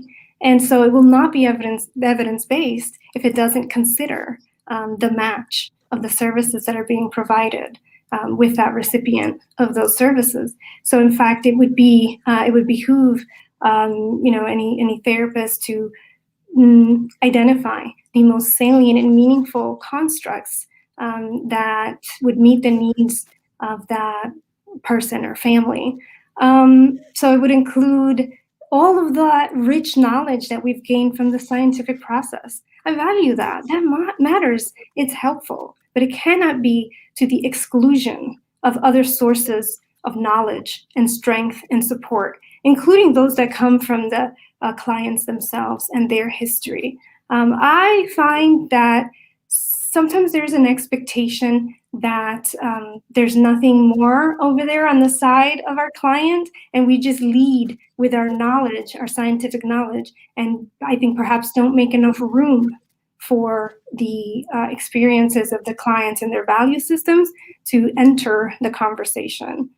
So I think that would be a way to, in a sense, it's going beyond the limits of any one of those areas. So it's not just the home area or the science-based or evidence-based area. It's what works from both taking and moving forward. That's how I see it. Thank you. Okay, here's another question. It looks like the primary focus is graduate education in psychology today. What do we know about undergraduate education in psychology? I would add, are there differences that we need to be thinking about as we do this work? Yes. So I am primarily an instructor to undergraduate students at a school that it's a liberal arts school and focuses on, a teacher-scholar model. So that is my world, is primarily undergraduate students. All of this work I discussed today, I have implemented in both undergraduate and graduate education, but it is applicable and useful for graduate education. I think that what comes to mind for me is that there's a lot that overlaps between undergraduate and graduate education with what I discussed today, because a lot of what I discussed today involves the mindset of the instructor and how the instructor proceeds to prepare the materials. And so once that reflection and that work is done, so that's applicable for both. Now, what I see as a potential difference is that for graduate students, we're typically, let me see if I need to catch myself here, but we're typically preparing them to be influencers. Once they leave the graduate program, they're either going to be practicing, teaching, actively doing something, interfacing with the world in a more concrete way. I think perhaps, maybe that's incorrect, but that's how I'm thinking of it at the moment. And so we need to also be teaching them how to pause and reflect on the influence that they're going to be having as they shape their work environments in the future. So I think there's that extra level in the graduate training, but it starts early. It starts. Thank you. Okay, here's another question. How do we hold APA accountable as an organization that holds the power to accredit programs and dictate the standards of what should be taught to certify, train official psychologists? Okay. How do we hold them accountable? I think we need to vocalize our concerns. I think more of us need to share our concerns and try to point out the areas of weaknesses. This is interesting because I love psychology and I am very critical of it. But I think that you need to be critical of the things you appreciate and love so that it can grow and change. So I would take that approach of, if we care about it, we need to hold it, into the light and critique it. And so I would just say for more of us to try to do that. To add to that, it is difficult because there's a great deal of vulnerability when you do that, and who does that. What comes to mind is collective efforts, why does it have to be one person or two people and have their name on it? Maybe a collective. A collective can come together and think about what needs to change and make those recommendations moving forward. I actually think psychology is or should be very interested in decolonization because its relevance is at stake. And increasingly, this is not new, decolonizing is not new, but people are paying attention and they're trying to be more conscious and aware, trying to stay awake and alert. And so this is an opportunity perhaps to create change at that level. Thank you. Sure. So here's another question, and I'm sort of combining the questions of several audience members because I think they're related. So how can students advocate for changes in curriculum if there isn't buy-in? Also, can students work with and ask professors to engage in decolonizing their curriculum when there's an intimidating power dynamic to navigate there? Mm-hmm. I think that's so true. I think that it is difficult to ask students to do the hard work, and they have a lot at stake. I think that it's important for students to realize that they do not have to allow the academy to dictate what they're going to read and what they're going to learn. And so by expanding their reading list, sharing and growing from the readings that they do within and outside the field, and bringing those into discussions, My point is that we feel sometimes like our learning is only dictated by our professors and it's only dictated by the academy and the institutions. But there is a rich history that involves, liberation, that involves learning outside of the academy as well. And so reminding students that they actually have that power. And then they can bring that knowledge to the circles that matter most to them, together, bringing the question to their professors, to their institutions. I think that students can sometimes use their roles in organizations, student-led organizations, to put on events that are in this tenor, that involve reading together, learning together, to augment their classes. They could invite their professors, not as a challenge if they don't feel comfortable doing so, but as guests, so that they can be witnesses to all the growth and the efforts that they're putting into this. And change may be slow, but we also have to remember that learning and growing involves, yes, changing the system, which we need to change, but it also involves study, that our struggle involves growing internally as people to see things clearly. So even when we study as individuals, we are, as long as we're decolonizing our own thinking and planning our steps with full awareness, we are actually contributing to the broader decolonization mission. Mm-hmm. Thank you. So this is a question that I wanted to clarify as well, so I'm glad to see it from the audience. Can you please explain ungrading and labor-based grading? Oh, sure. So that's something that, I'm excited about. And many of us here in my department are working with it and learning about it. Professor Asao is the person that has popularized the approach of labor-based grading. And so what this involves is disentangling the evaluation that the professor makes that has to do with quality. Did you meet the standard of quality I expect you to meet? Do you demonstrate the mastery that I expect you to meet? So in that case, I'm exerting my power very, very clearly at the outset by saying, I'm the one who knows exactly what you should be doing and how. Labor-based grading separates the grade from the quality, so that a student who is asked to engage in a series of tasks has to complete those tasks to get the credit, if you will. But the feedback you give them, so they can get full credit for a task. And if they haven't met the mastery or standard, they can still get credit. But the feedback you give them, they still get the feedback. And the reason why that matters is because students have increased in their anxiety a tremendous amount. And students that come from privileged backgrounds will always succeed in these types of circumstances. So to give you a very specific example, imagine a student that comes from a privileged background, has had a long history of training in how to write a paper. And the night before, bangs out a paper, turns it in, gets an A. While you have a student that perhaps came from a less resourced kind of school or background, and worked for weeks, went to the writing center, did all this work, and just didn't meet the expectations, and they just don't pass or get a D or a C. So you will never change the dynamics of who is going to always succeed. And what I've noticed is that a lot of students who haven't yet met a certain level of mastery are working very hard, are trying very hard to meet those standards, or they're doing so in a way that is different from what the most privileged students the way they tend to do it. But the important thing to this method, everybody's growing. Everybody is pushing past their limit of where they were.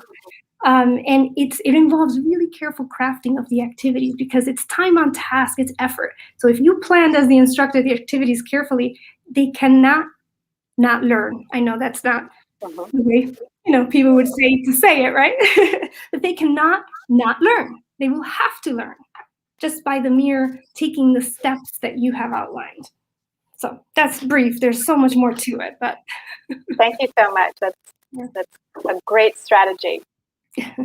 Okay, so here's a question. As you talk about various areas of content, Are there recommendations for strategies for decolonizing subjects like statistics or psychological statistics, which some people have argued might be less available for reexamination? I do think that there are strategies for decolonizing areas such as statistics, and there are two parts to that. One is that we need to, I think, confront the history of statistics. And by confronting the history of statistics and how Pearson and Hall and many other statisticians or individuals that contributed to the world of statistics, how they were used and to what ends. So I think that perhaps working through the class topics and content and not obfuscating that history and not really passing over it, but pointing it out, can highlight that, there are things that we might find useful, but there are also problems in its past and its history. It's important to be conscious of that and to not hide that, because it creates a false innocent. And then it also does not allow us to have an honest kind of look at how things can be used. So for a course like statistics, I would say pointing out the history. And then I would turn to the second part, which is discussing inclusive strategies and to make sure that the classrooms and the courses are inclusive and welcoming of students of all backgrounds. So including, certain identity safe cues will help students with that, allowing students to apply the ideas to their own student-led project ideas. What might they want to study with these nifty tools? What might they want to learn about? And then, therefore, also explaining the limitations of those statistics and that how they have been and are still used to create false group differences in some cases. So to teach students what statistics are and how they were created, how they were used, how they can be misused towards oppressive aims. That seems relevant to me. And then, of course, the practices that are beneficial in every classroom to allow students of all backgrounds to take part in the learning process can most certainly be implemented in statistics and similar courses as well. Thank you. So thinking about the classroom context a little more, how can we encourage critical thought in students when dealing with disruptive students who are invested in maintaining white supremacy? Yeah, that's a challenge. Yeah, that's a challenging situation. It's a real situation. Well, one of the things I think about is trying to help students articulate the difference between an opinion and an argument. And so helping students to differentiate that and holding students accountable to explaining their ideas and not simply relying on, well, this is just what I think. And I think so. That's just what it is. Well, how do you arrive at that? And so I hold myself accountable to showing students how I arrive at my ideas. And I'm hoping to share with them the tools and skills for how they can arrive at their ideas. And I think that it will help to at least highlight to the students the fault lines or the problems in their thinking when it is a problem, right? So I think helping students get the tools to analyze the situation. Now, if they become disruptive, that's a bit more challenging. I don't know if there's a specific type of disruption that someone was thinking about, but I'm interpreting the question as disruptive in the sense of not allowing the conversation to continue, right? So I would say, doing that and holding them accountable for disentangling their ideas, and making it so that other students can also have a say in the conversation, in a discussion, trying to monitor and facilitate the discussions so that they're not essentially silencing other perspectives in the room, other students in the room. Mm-hmm. Thank you. So turning to the instructors of the courses, how do we balance the critique of BIPOC professors being responsible for teaching courses on oppression, making them responsible, versus the critique of white professors teaching them? Oh, I love this question. This is the issue of the day. The day where we're struggling with the important work of increasing the diversity in some historically white spaces, but at the same time wanting anti-oppression work to continue. So this relates to an issue that I talked about a little bit ago. If we invite a lot of BIPOC professors to enter the profession, but we don't allow them to have to create change in the profession because we don't change the game at the table. We just say, come and play this game this way, then that will maintain the status quo. And all we will have is a beautifully diverse campus, employing people that will uphold views that are oppressing them as well. The other side of that is that I see that when white professors teach on some of these topics, sometimes they get a lot of negative attention because they're seen as not equipped or not credible because they do not have the lived experience. And I think that is also a problem. I think that we need to focus on the ideology of the people, of any background, of any heritage, to speak truth to power and oppression, and speak against oppressive practices. They do need to do it in a sensitive way. They do need to work to collaborate and not, pioneer the situation, because that's not acceptable. But we will not actually, I don't think we'll achieve collective liberation if we just say only this group of society can do the teaching, and this other group has to stay out of the conversation because they have no place in it because they haven't lived it. I think that's misguided. I also think that there could be some BIPOC professors that do not want to do this work right now, and I think that's okay too. We all need to be cognizant of our abilities and our limits. And sometimes you need to focus on one thing at this time while other people do that part. And I do not object to that, because that also involves creating a sense of safety and self-care for yourself. So to expect that because a person identifies as BIPOC, that they must be upfront and center is also stereotypical, and it's essentializing. So I think it's about ideas that we need to push forward. Yes, we need representation, but representation to what aim? For the ideas, for that aim. Great, thank you so much. Mm-hmm. So I'm thinking about the materials that instructors bring to their courses, or sort of the requirements for those. Here's a question. What about the inherent colonization of required readings and not making education at higher levels more accessible? Yes, actually, I sometimes find myself thinking thoughts that feel at the moment like they're like unreasonable or unattainable and unachievable. And I know those limits are set by, colonizing ideas. But I think education should be freely available. I think higher education should be freely accessible and available to everyone and anyone. Where I fall down is the practicality. I don't know how to get there from here. But I do think that this is something that's a really valid goal that we're failing in society, is to not provide greater access to educational resources. So the inherent colonization of requiring reading materials.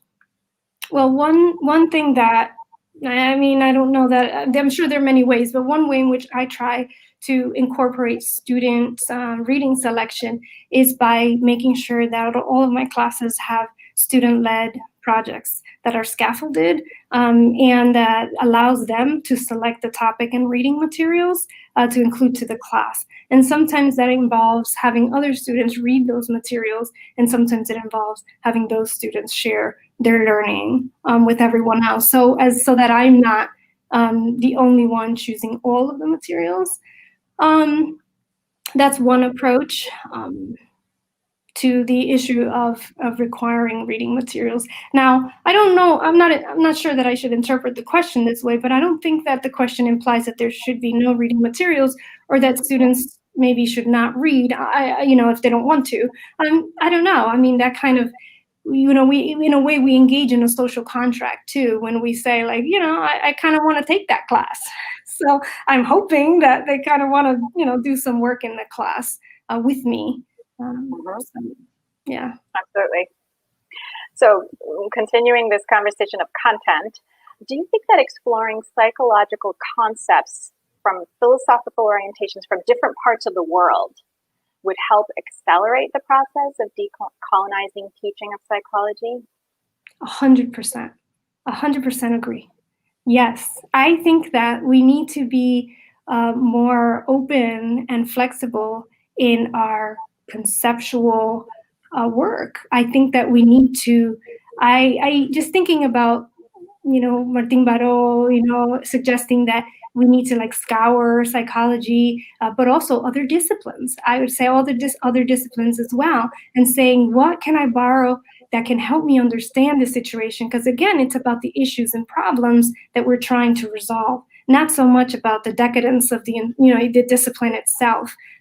So if we are about the issues and problems, we need to bring in resources from anywhere and everywhere that's going to help us deal with that problem. I don't think that makes us any less psychology.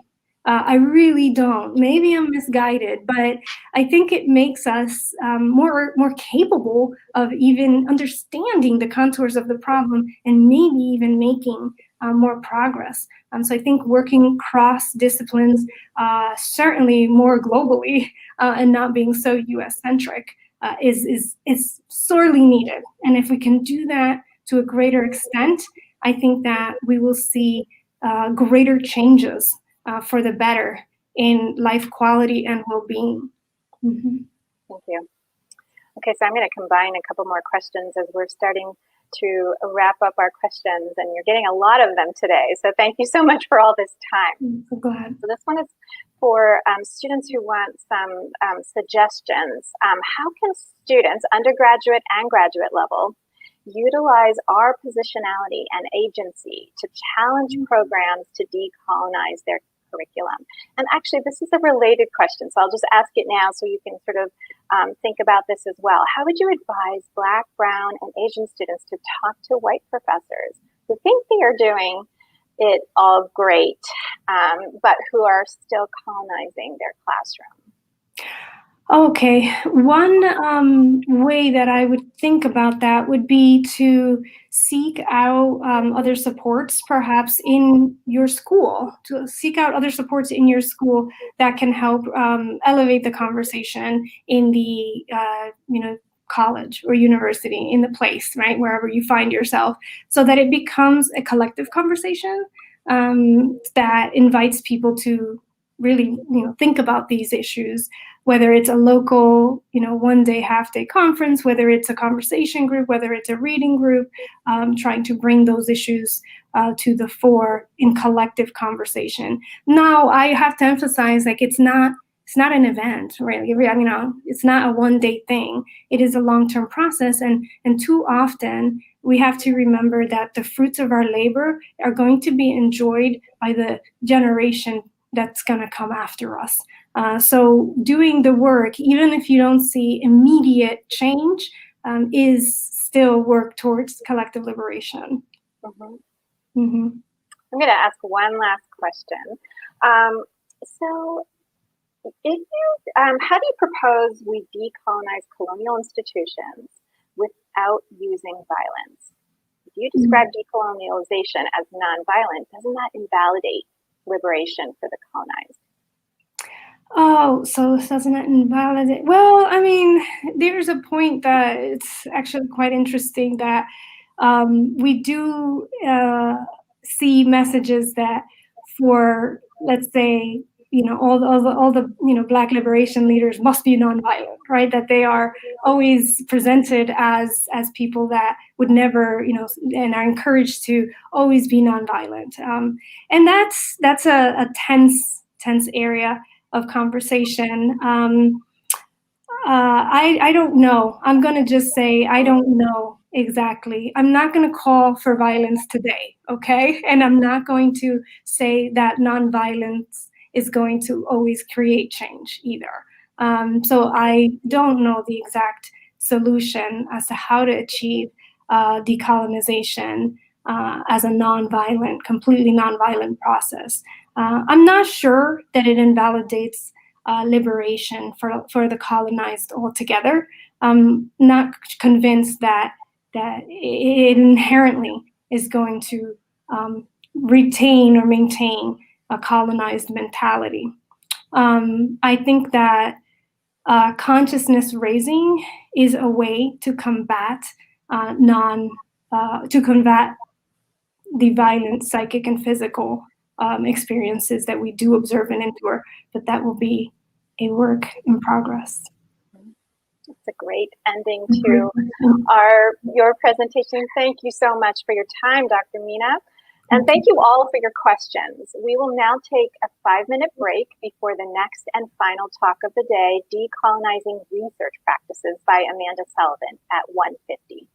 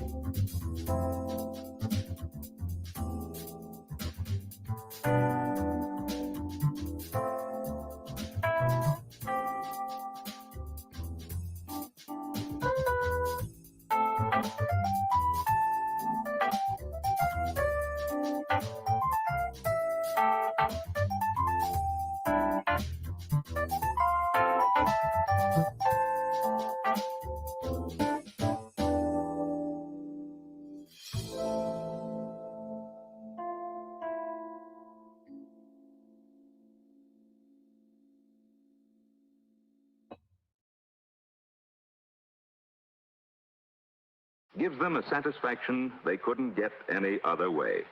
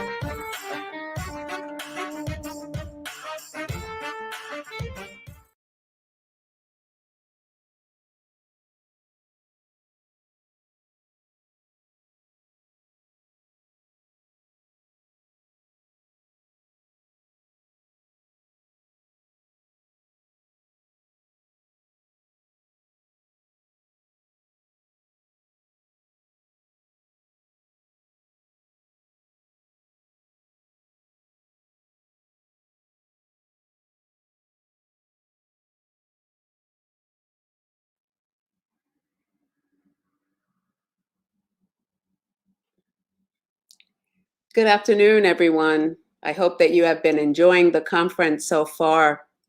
My name is Dr. Yolanda Sealy Ruiz, and I am an associate professor of English education at Teachers College, Columbia University. This final talk for the day, Decolonizing Research Practices, will be presented by Dr. Amanda Sullivan. Dr. Sullivan is the Berkmeyer Education Leadership Professor of Educational Psychology and the coordinator of the School Psychology Program at the University of Minnesota. She is also a fellow of the Great Lakes Equity Center, senior editor of School Psychology Review, member of the Social Justice Committee of the National Association of School Psychologists, and chair of the SSSP Early Career Forum. In addition to holding several other elected and appointed leadership positions related to advancing diversity, equity, and social justice in school psychology. Her research concentrates on issues of equity and diversity in education, particularly those affecting children and youth with or at risk for special needs, as well as the intersections of ethics, law, and effectiveness in services provided to these students. This afternoon, she will be speaking on decolonizing research practices within psychology training. Her talk will be about 60 minutes long and will be followed by a live Q&A session.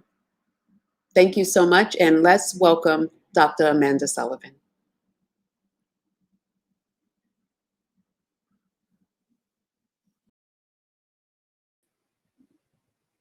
Good afternoon, everybody. So I appreciate that kind introduction, and I thank you all for choosing to spend your afternoon at this conference and with me. I also thank the conference organizers and Dr. Aurora in particular for inviting me to contribute to this event.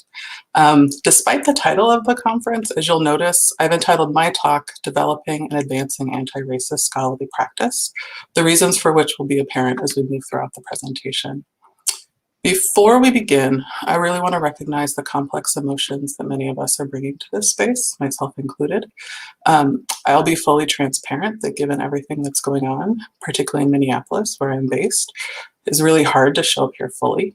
And so I want to send love to all of my Black and Brown folk who are especially affected by yet more murders by police as we share in our collective grieving for Dante Wright and Adam Toledo and the losses to their families and communities, as well as the other losses of Black and Brown boys and men whose lives have ended via state violence in the last few weeks. I know those of you who hail from Minnesota, Chicago, and Hawaii are feeling acute losses and anger right now. Love too to our Asian, Indigenous, queer, trans, and otherwise minoritized, marginalized, and traumatized people who are choosing to be here and trying to engage, even though our humanness and right to just be are constantly under assault. So I'm here with you today, like all of you, even though part of me doesn't want to be here. But recognizing that sentiment, as we'll touch on later, is just a small part of my own anti-racist practice and bringing my own full humanity to this space and not pretending that I'm unaffected and not pretending that I can set aside my feelings when I enter these professional spaces. So in preparing my remarks, I reminded myself repeatedly that while the ubiquity of white supremacy and colonialism are alive and well in everything, I have a chance here today, hopefully, to help others start to change their work and disrupt it. Next slide, please. So my goal today is to provide a frame that you can apply in your scholarship and related activities, regardless of your career stage, since I know that conference participants are relatively evenly split among students, faculty, and clinicians. My remarks here today are intended to support cultivation of an anti-racist orientation and practice among the producers, consumers, and gatekeepers of the scholarship of psychology. And with that in mind, my focus is on providing an introduction to salient concepts and identifying some key learnings to support shifting our perspective and action as we engage in a variety of different types of scholarly work. I will not be providing on specific methods or approaches or discrete actions, but instead will offer some very broad recommendations. I also want to be upfront from the start that I haven't targeted my presentation to scholars who are already doing this work, and there are many, including the professional associations that the other speakers have mentioned. For better or worse, my remarks are primarily geared toward white scholars who do the most to reinforce white supremacy in their scholarship and in their work related to the scholarship of others, and who have the most work to do to stop that. Next. So just a little about me. As noted, I'm a professor of school psychology at the University of Minnesota, and I've been involved in a variety of capacities regionally and nationally in leadership, technical assistance, and advocacy to support civil rights and non-discrimination in schools. I want to be transparent about my role here, particularly that I'm speaking from a place of discomfort because I don't view myself as an expert. I'm very much a learner. And as the organizers know, I was really torn on whether to present at all. Particularly because I don't think I've done the real deep work around decolonizing my own scholarship yet, let alone contributing to the decolonization of psychology. So I come to you very humbly in all of this. My own graduate training was very, very mainstream and very conventional, very white Eurocentric, so Popper, Kuhn, behaviorism. The developmental ecological framework was really emphasized, but the focus was largely on the microsystems, and that often contributed to my sense of marginalization and disconnect. Because my lived experience, and then also the professional relationships and experiences I sought beyond my school psychology training, were very different. Luckily, I found a home with other scholars of color in and out of psychology and school psychology, but I do give a special shout out to my school psychology Black academics who've really been instrumental in creating the community that I needed to stay in this field. So as mentioned, I'm a psychologist and identify as such, but as you'll get a sense today, I draw really frequently from a broad literature and knowledge base as I approach my work. Next. So I'll get us started with a well-known quote from one of my favorite humans. And I really appreciate these words generally, but to me, they also resonate professionally. Again, I'm a psychologist. I am a school psychologist. I do identify as such, but I have no blind allegiance or faith in the field, frankly.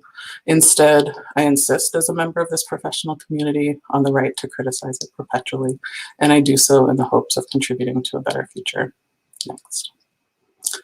So what followed this quote is less well known, but I think really salient in the context of this conference and important for us to kind of hold as scholars and learners. We must treat all aspects of our knowledge base, all aspects of the field, our theories, our principles, our methods, findings as suspect and open to modification and even pulverization. Because to me, when we talk about decolonization or anti-racism or social justice, that will necessitate in some cases pulverizing certain aspects of the field. Next. So one thing I also really like about this statement is the importance of letting one's moral center be the guide. And I would argue that field-wide commitments to anti-racism or decolonization require an explicit alignment with this moral center in all that we do, and should guide our professional activities and serve as a basis for critiquing, modifying, and dismantling various aspects of our profession, including our own scholarly work. That moral center really has to be our anchor, and everything else is suspect. Next. So I know that some of our other speakers have touched on it, but I also recognize that for many attendees, discussion of research and morality might be confusing or uncomfortable. But I would remind you that all action is political.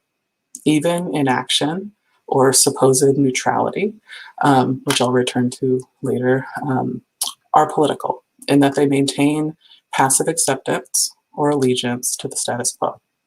Denial of such is a reflection of privilege, the luxury to be apathetic, if you will. Now, many of us don't have that luxury, but within psychology, many of the gatekeepers, many of the leaders do. But this stance means that all scholarship is also political. And as Jane Conley, a member of the school psychology community, has pointed out, our identities as psychologists or social scientists are not distinct from our identities as citizens. So it's our duty to respond to injustice with all of our available talents. That includes our scholarship and however else we show up professionally. Next. So that brings me to what I hope will be this afternoon's key point, or opportunity for reflection and action. So whether we're talking about anti-racist scholarship or decolonizing scholarship, it needs to start and rely on personal reflection and growth. I would ask that all the scholars and attendees here today really interrogate their moral center, really think carefully about what they mean, the nuance of it, and then apply it consistently, broadly, and also articulate it very precisely. And so we'll talk about more of that in the slides to come. Next. So in talking about this moral center and identifying that, particularly in the context of efforts that we've seen within the field at the macro level around anti-racism or even decolonization, I think it's really helpful to be clear on a few terms, as they are often used interchangeably, even though they're not comparable. And often, particularly when white leadership and scholars use these terms, they do so without consideration of the underlying norms and ideals. So for me, this graphic represents one way to conceptualize diversity, inclusion, equity, anti-racism, and decolonization, and the relationships among them. Within the context of our field, I think of them as somewhat of graduated efforts that can subsume the previous one. Next. So at the most basic level to me, and again, this is just my own take, I recognize fully that there are many different definitions, but I'm responding here and reflecting on how they're commonly used. At the most basic end are diversity and inclusion efforts, which generally are concerned primarily with presence or representation. But as Dr. Mina mentioned, diversity isn't always approached with an eye towards disrupting or replacing oppressive systems. Next. Equity is often addressed in terms of outcomes or processes, but along with diversity and inclusion, don't generally or necessarily engage the nature of that work, meaning that these can be pursued and even achieved without substantively changing or disrupting white supremacy or colonialism. As mentioned by the other presenters, it's possible for a context to be diverse and perhaps even equitable on a given outcome with it, but while still maintaining racism and white supremacy and requiring it of other members. And any student or scholar of color can affirm that you can be represented somewhere without authentic engagement, voice, or power, or experiencing any kind of openness from the organization to change the ways that it is marginalizing and harming people. And so that's one reason DEI efforts have been criticized for not changing the lens with which we view things and the fundamental way that we engage. Next. So as we kind of think about moving the needle towards anti-racism and decolonization, this can subsume those preceding efforts. But what makes it distinct to me is that it's really about confronting or changing the basic fabric of society. And these are processes, whereas the others can often be treated as goals. And here, though, when we think about decolonization or anti-racism, usually the focus is more around it being a journey and a continual process. Next. So there are many definitions of anti-racism and anti-racist scholarship that exist, but I particularly like this one, which I borrowed from an anthropologist. But I think it's really powerful because it emphasizes that it's not just a general stance, but an epistemological grounding that recognizes the structures and systems and processes of society at every level that are based on white supremacy and that have led to the 500-year appropriation of every aspect of what we do in order to form a basis for how reality is perceived, and that where difference is violently punished. And we've seen that in many ways in stark relief in a lot of what's happening right now around the country.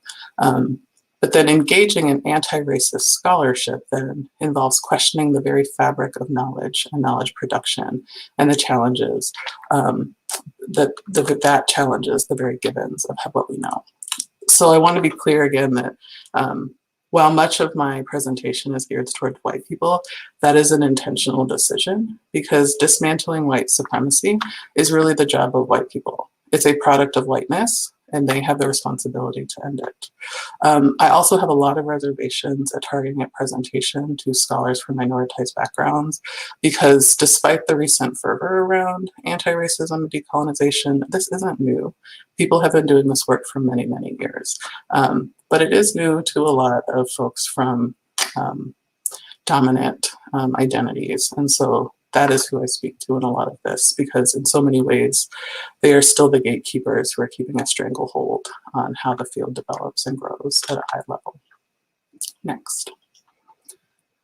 I also think it's important or worth recognizing what anti-racist scholarship is not. Now, in and of these of themselves, any of these actions here often are regarded within the realm of diversification, but by themselves, they're not. They don't comprise anti-racism unless they are specifically part of broader efforts that are approached from an anti-racist lens. I'll also say that if you came to this presentation hoping for a checklist or specific actions or simple steps, you're going to be disappointed. These actions, though, are important, and they should be part of what we do. So engaging the work of scholars from minoritized backgrounds, engaging them in our efforts, all of that is really important, but that alone is not anti-racist. Particularly, again, as some of the other speakers have mentioned, if we're bringing them into deeply white supremacist organizations that are committed to maintaining that, doing these work, and also if our scholarship is advancing white supremacy, even if we do any of these actions in and of themselves, we're not actually advancing anti-racism. Next. So again, there are many definitions for these things, but I think of decolonization as a process of unlearning and of becoming that really rests on learning about the colonial history that has and continues to subjugate Indigenous and Black people. And that is also about creating space and support for Indigenous people and Indigenous ways of knowing, and of reconciling and reparating for the colonial harms of past and present. This includes critically engaging issues of racism and anti-Blackness, which is why I consider it to also subsume anti-racism. Next. So Maori scholar Linda Tuhiwai-Smith has published seminal works, and I know that some of these have been shared in the chat, but I really appreciate the way that she and collaborators Eve Tuck and Wayne Yang have described the work of decolonization, and particularly in emphasizing that triadic focus around settler colonialism, borders, and anti-Blackness, and noting the requirement for this work in supporting reparation and abolition. And I fully support these aims, but I am not knowledgeable enough to speak to these or to fully enact them myself. And so that's why I've based my remarks today around anti-racism, too, because I think the description of the conference to me really reflected that, and not necessarily as much decolonization. So I apologize to those of you who wanted to speak specifically and deeply about decolonizing scholarship. I may have dropped the ball here, and I would love to have that conversation, but I need Indigenous scholars to lead us, as well as others who are farther along within that journey, of whom I recognize there are many. I'm just not there yet, so I defer to those folks. And I also welcome critique of my work, and I thank you in advance for helping me grow. Next. So the reason my talk is titled as it is, and why the remainder of the talk will focus around anti-racism and racism in particular, is, as previously noted, that precision of language is really important. And given my current status of knowledge and action, I'm not comfortable speaking to decolonization and settler colonialism, or the relationships with land and space. And in particular, I will not use that term until I can, because these scholars have reminded us of the centrality of Indigenous people and indigenization of knowledge within decolonization, and that it cannot be used to describe other efforts. Next. So this next quote really reflects the basis of my caution. So Tuck and Yang pointed out that when metaphor invades decolonization, it kills the very possibility of it.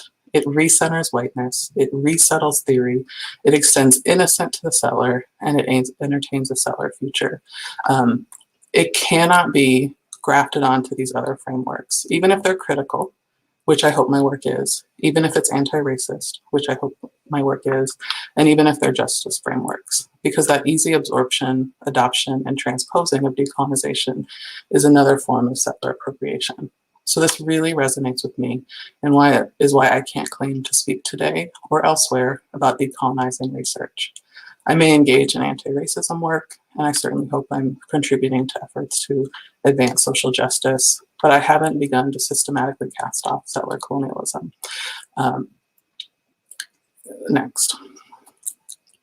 So with all this in mind, I characterize my current status, my moral center, if you will, as anti-racism. And I'm going to be speaking today primarily about anti-racist scholarship, while recognizing that I do hope to move my moral center as I continue to engage and learn and unlearn. And each of us has to identify ourselves that moral center and wield it again precisely and consistently as possible. Next.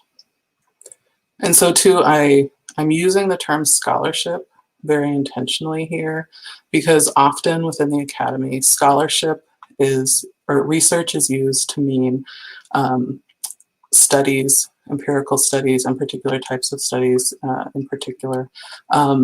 But all scholarship is not necessarily that kind of research. And I would really like, again, for thinking about the folks in places situated to act as gatekeepers, to think of scholarship more broadly.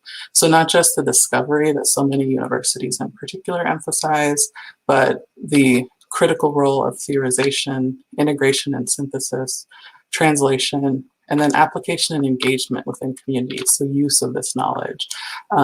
Scholarship has been described as encompassing a broader and more fluid curiosity and openness. So thinking of it as less bounded and less siloed in a discipline or topic area, as well as more flexible and reflective application. Simply put, when I'm talking throughout the rest of the session today, I mean much more than empirical works, because I value more than empirical works in enriching discipline and application, and we need it all. Next.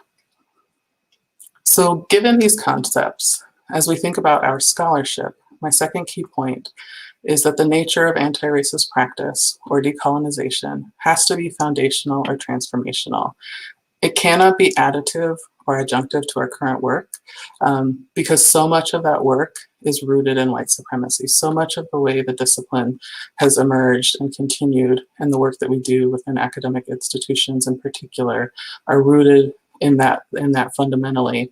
And so if we treat anti-racism or decolonization as a tack on, we dilute it and undermine it. Anti-racist scholarship starts with learning and changing perspective. It's not this piecemeal process of picking up a method or a particular phrasing or adding a couple sentences to a conclusion or a paper, because that invariably leaves white supremacy intact. Next. So, and I'm sure some of our attendees might be asking, isn't something better than nothing? But I would offer you this quote on why we have to approach this work in a more sweeping fashion. Racism is so universal in this country, so widespread, so deep-seated, that it is invisible because it is so normal. Right now, we are being battered near daily with some of the most conspicuous manifestations of systemic racism. But these are preceded by, bolstered by, and have been normalized by the less conspicuous manifestations. So that's why we have to assert again and again that Black lives do matter. That's why other minoritized groups, that we have to insist that they have the right to live and love and exist. It's all of these invisible offenses that open the door to the ones that actually get the attention of white people. So as we adopt as a field a commitment to anti-racism or decolonization, it's critical that we start with acceptance of certain premises. And first is the ubiquity of systemic racism, which applies as surely within psychology and schools as outside of them. We as scholars are not above it. Most of us are of it. And that is why good intentions and any kind of haphazard, fragmentary action are not enough. Next. And for many people, it's easier to look outward to identify racism than to look inward, and to consider the ways our community, our discipline, our work that we do ourselves furthers harm. Yet because it is systemic, we always have to consider how it's in our systems and our field. And as has been mentioned by some of the other presenters, there's a deep history here. And I just, given the time constraints today, it's really hard to go into that. But I would ask that we have so many participants here today, if you could just take a minute to consider the different aspects of psychology that you can identify that center white supremacy, that perpetuate racism. And if you're so inclined, please put them in the chat. I'm hoping we can take like a brief crowdsourcing just to canvas the broad array of ways that this shows up in the work that we do. And I can't actually see that, but I will keep an eye on time and give you all a minute.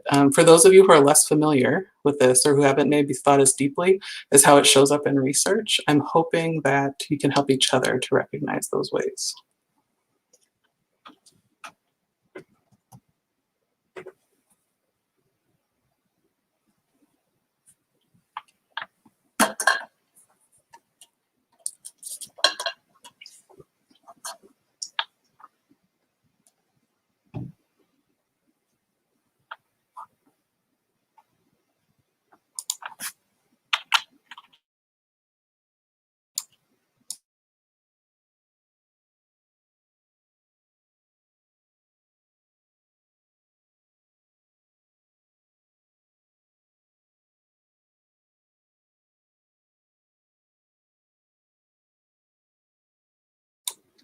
Okay. Well, thank you all. So now I said I can't see the chat, but my hope is that among all of us, we were able to offer broad swaths of examples. So to me, in thinking about Ms. Chisholm's words and all the others who've noted the totality of systemic racism, it's important to recognize that it pervades so many dimensions of what we do and must be rooted out. So it really plays out in every aspect of scholarship, from what we do to why we do it, how we do it, who we engage, and where the scholarship plays out, as well as all of the values, assumption, and aims that permeate them. And because all aspects of our work can be sites for the reproduction of white supremacy, they are also all opportunities for anti-racist scholarly practice. Next. So again, because it's so widespread and normalized in both visible and invisible ways, anti-racist scholarly practice encompasses far more than just an area of study or a method. You don't have to study racism or anti-racism to engage in anti-racist scholarly practice. Instead, you can engage in this work both in the scholarship that you do, that is the subjects, the methods, the approaches to your scholarship, the ways that you accomplish this work, that is your behavior in relationship to others, and also the ways that you engage in other scholarship as a reader, instructor, advisor, mentor, reviewer, editor, and so on.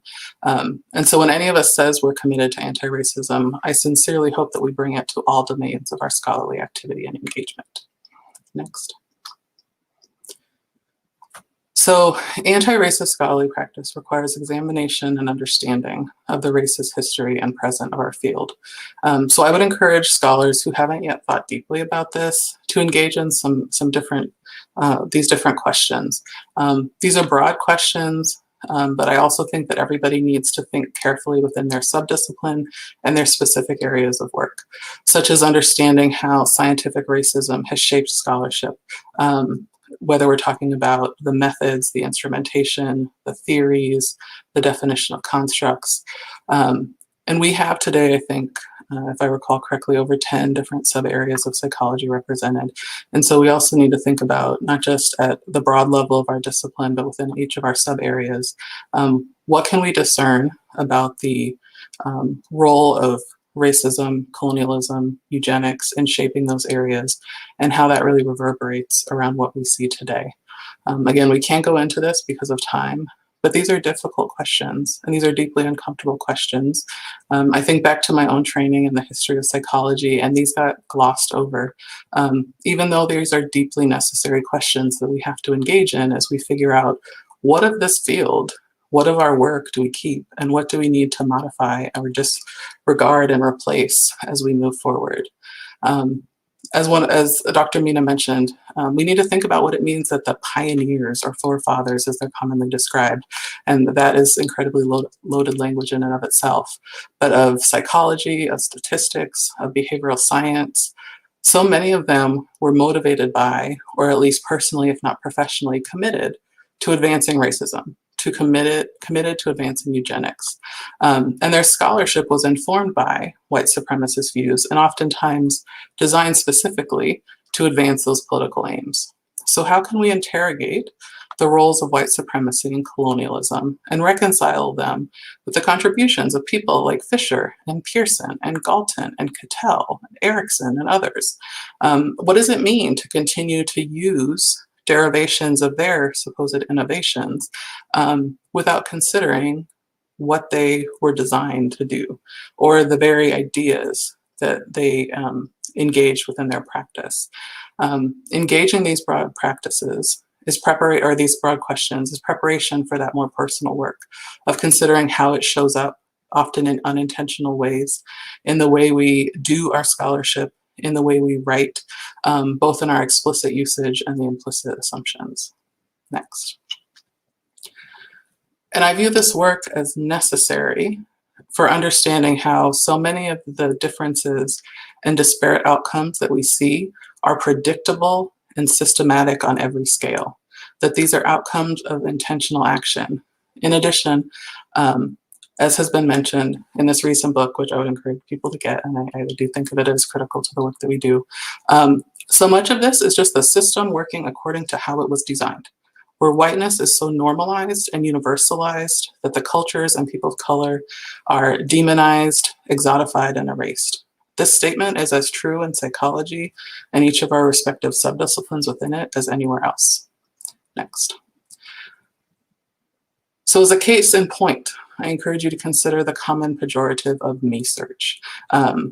So this is how scholarship of individuals from minoritized backgrounds, the scholarship of Black, Indigenous scholars, other scholars of color, is often exotified or erased. Particularly among these scholars, this term is used to dismiss or question the value and rigor of their scholarship when it is related to their personal identity or experience. Whiteness and objectivity are equated, and on the converse, minoritized status and subjectivity are. Really, it's rooted in the idea that minoritized individuals can't possibly study a topic of personal relevance. But what it signifies is that what they mean when they say that is we can't possibly study it the way a cishet white man would, right? And so this has deep effects within the field. First and foremost, of marginalizing or excluding, silencing different knowledge and methods.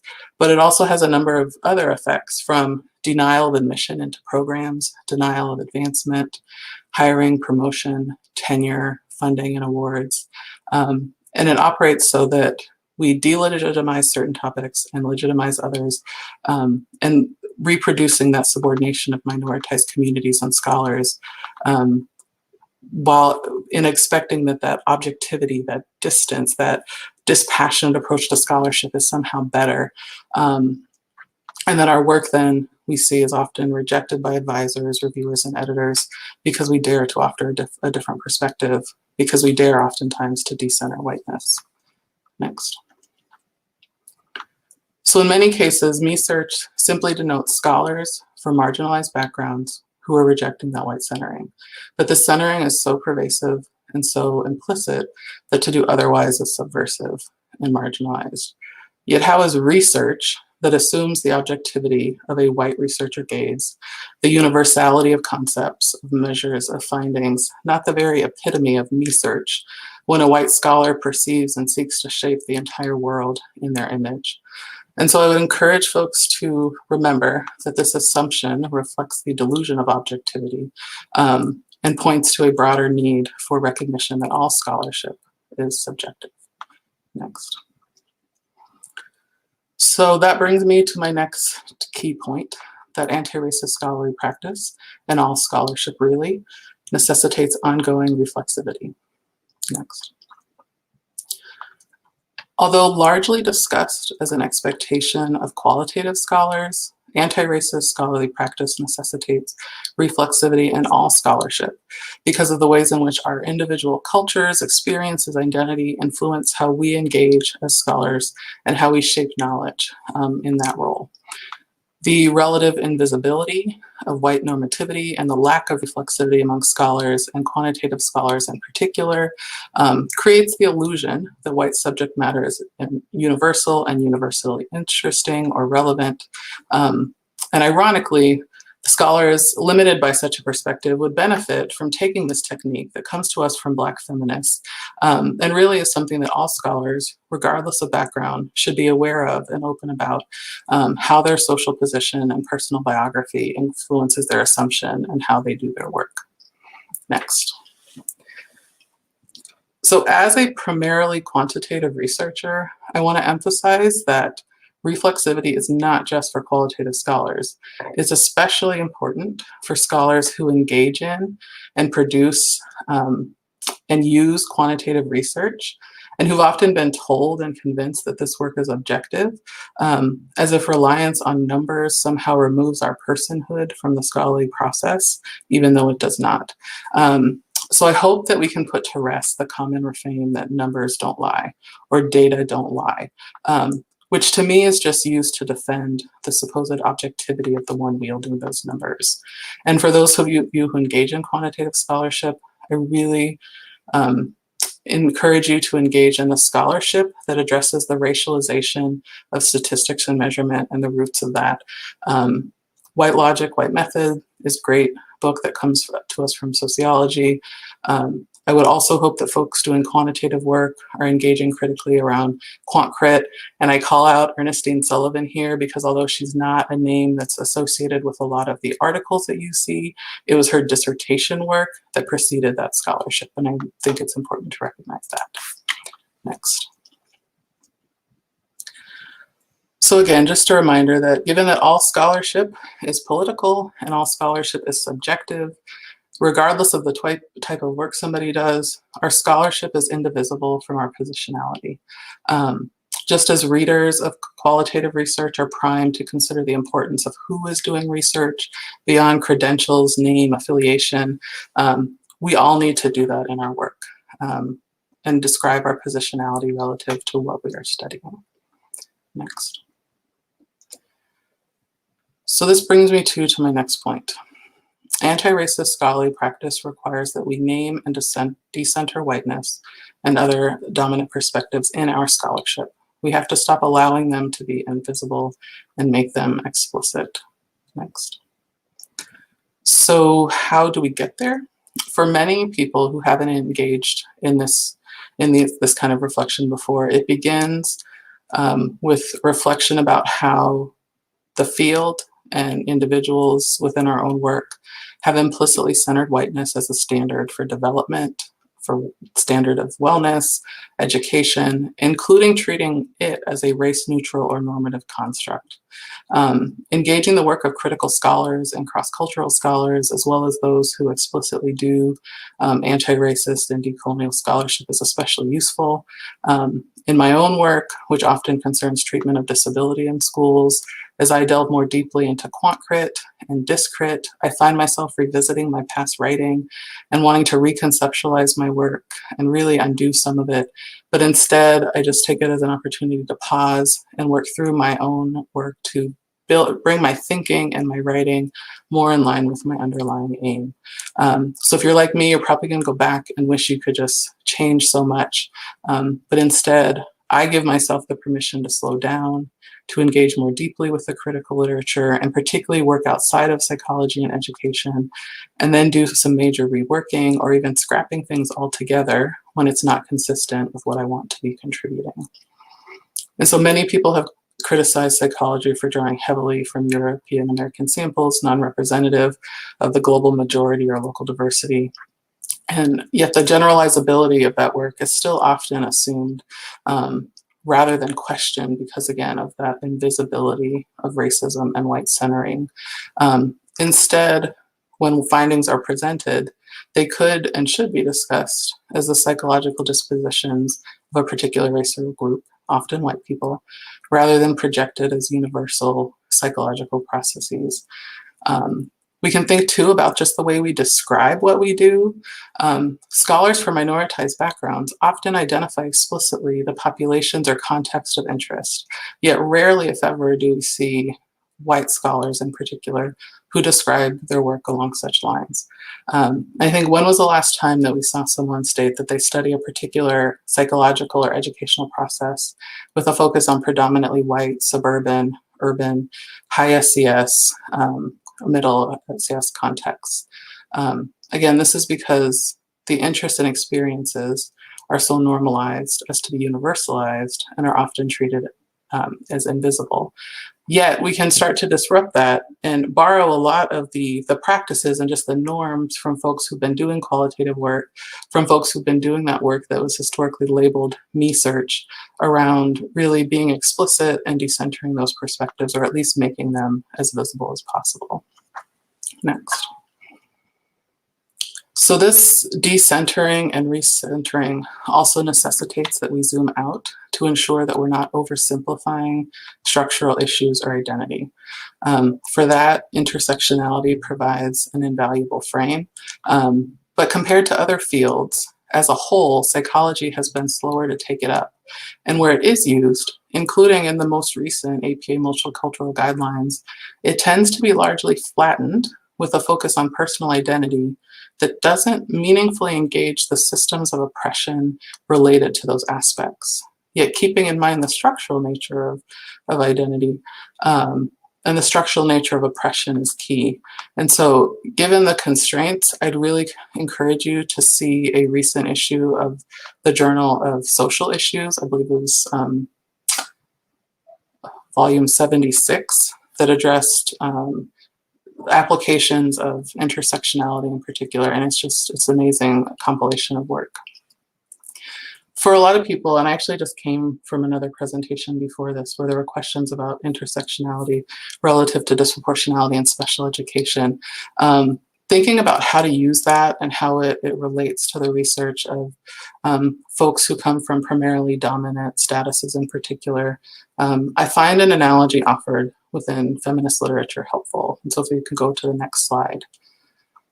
And so Marilyn Frye described, as others have, the purposive structuring of opportunity with interrelated and mutually reinforcing systems. So she pointed out that the experiences of people who are subject to the oppression within these systems is not accidental or occasional or avoidable, but rather the system has been structured in a particular way to penalize and restrict. We can go to the next slide.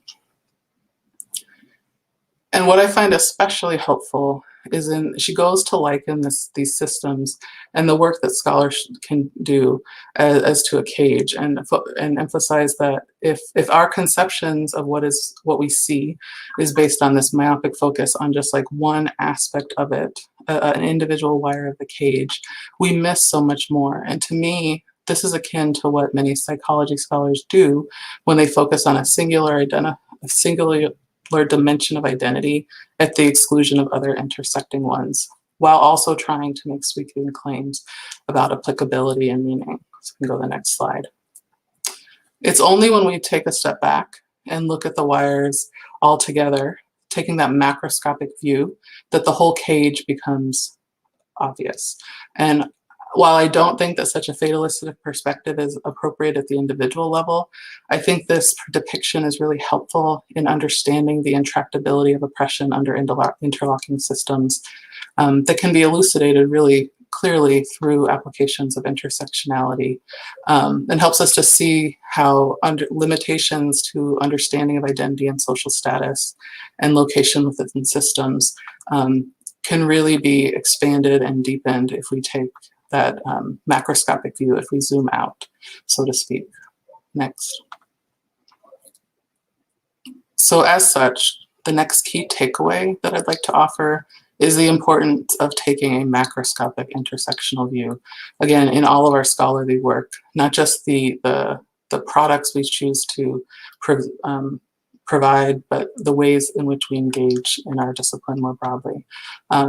And we can't isolate our scholarship from those macrosystemic and chronosystemic factors, but instead have to engage in a way that contextualizes it as related to those systems. And as a school psychologist, in particular, where the ecological frameworks gets invoked so often, I find it really helpful to adopt a sociological orientation in which those most distal systems are emphasized.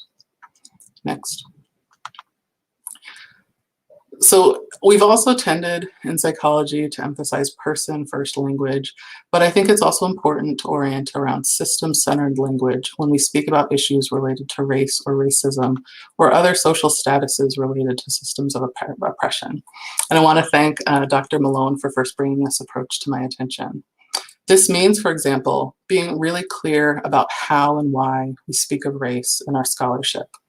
Oftentimes we mean, or should mean, to use it as a proxy for exposure to racism.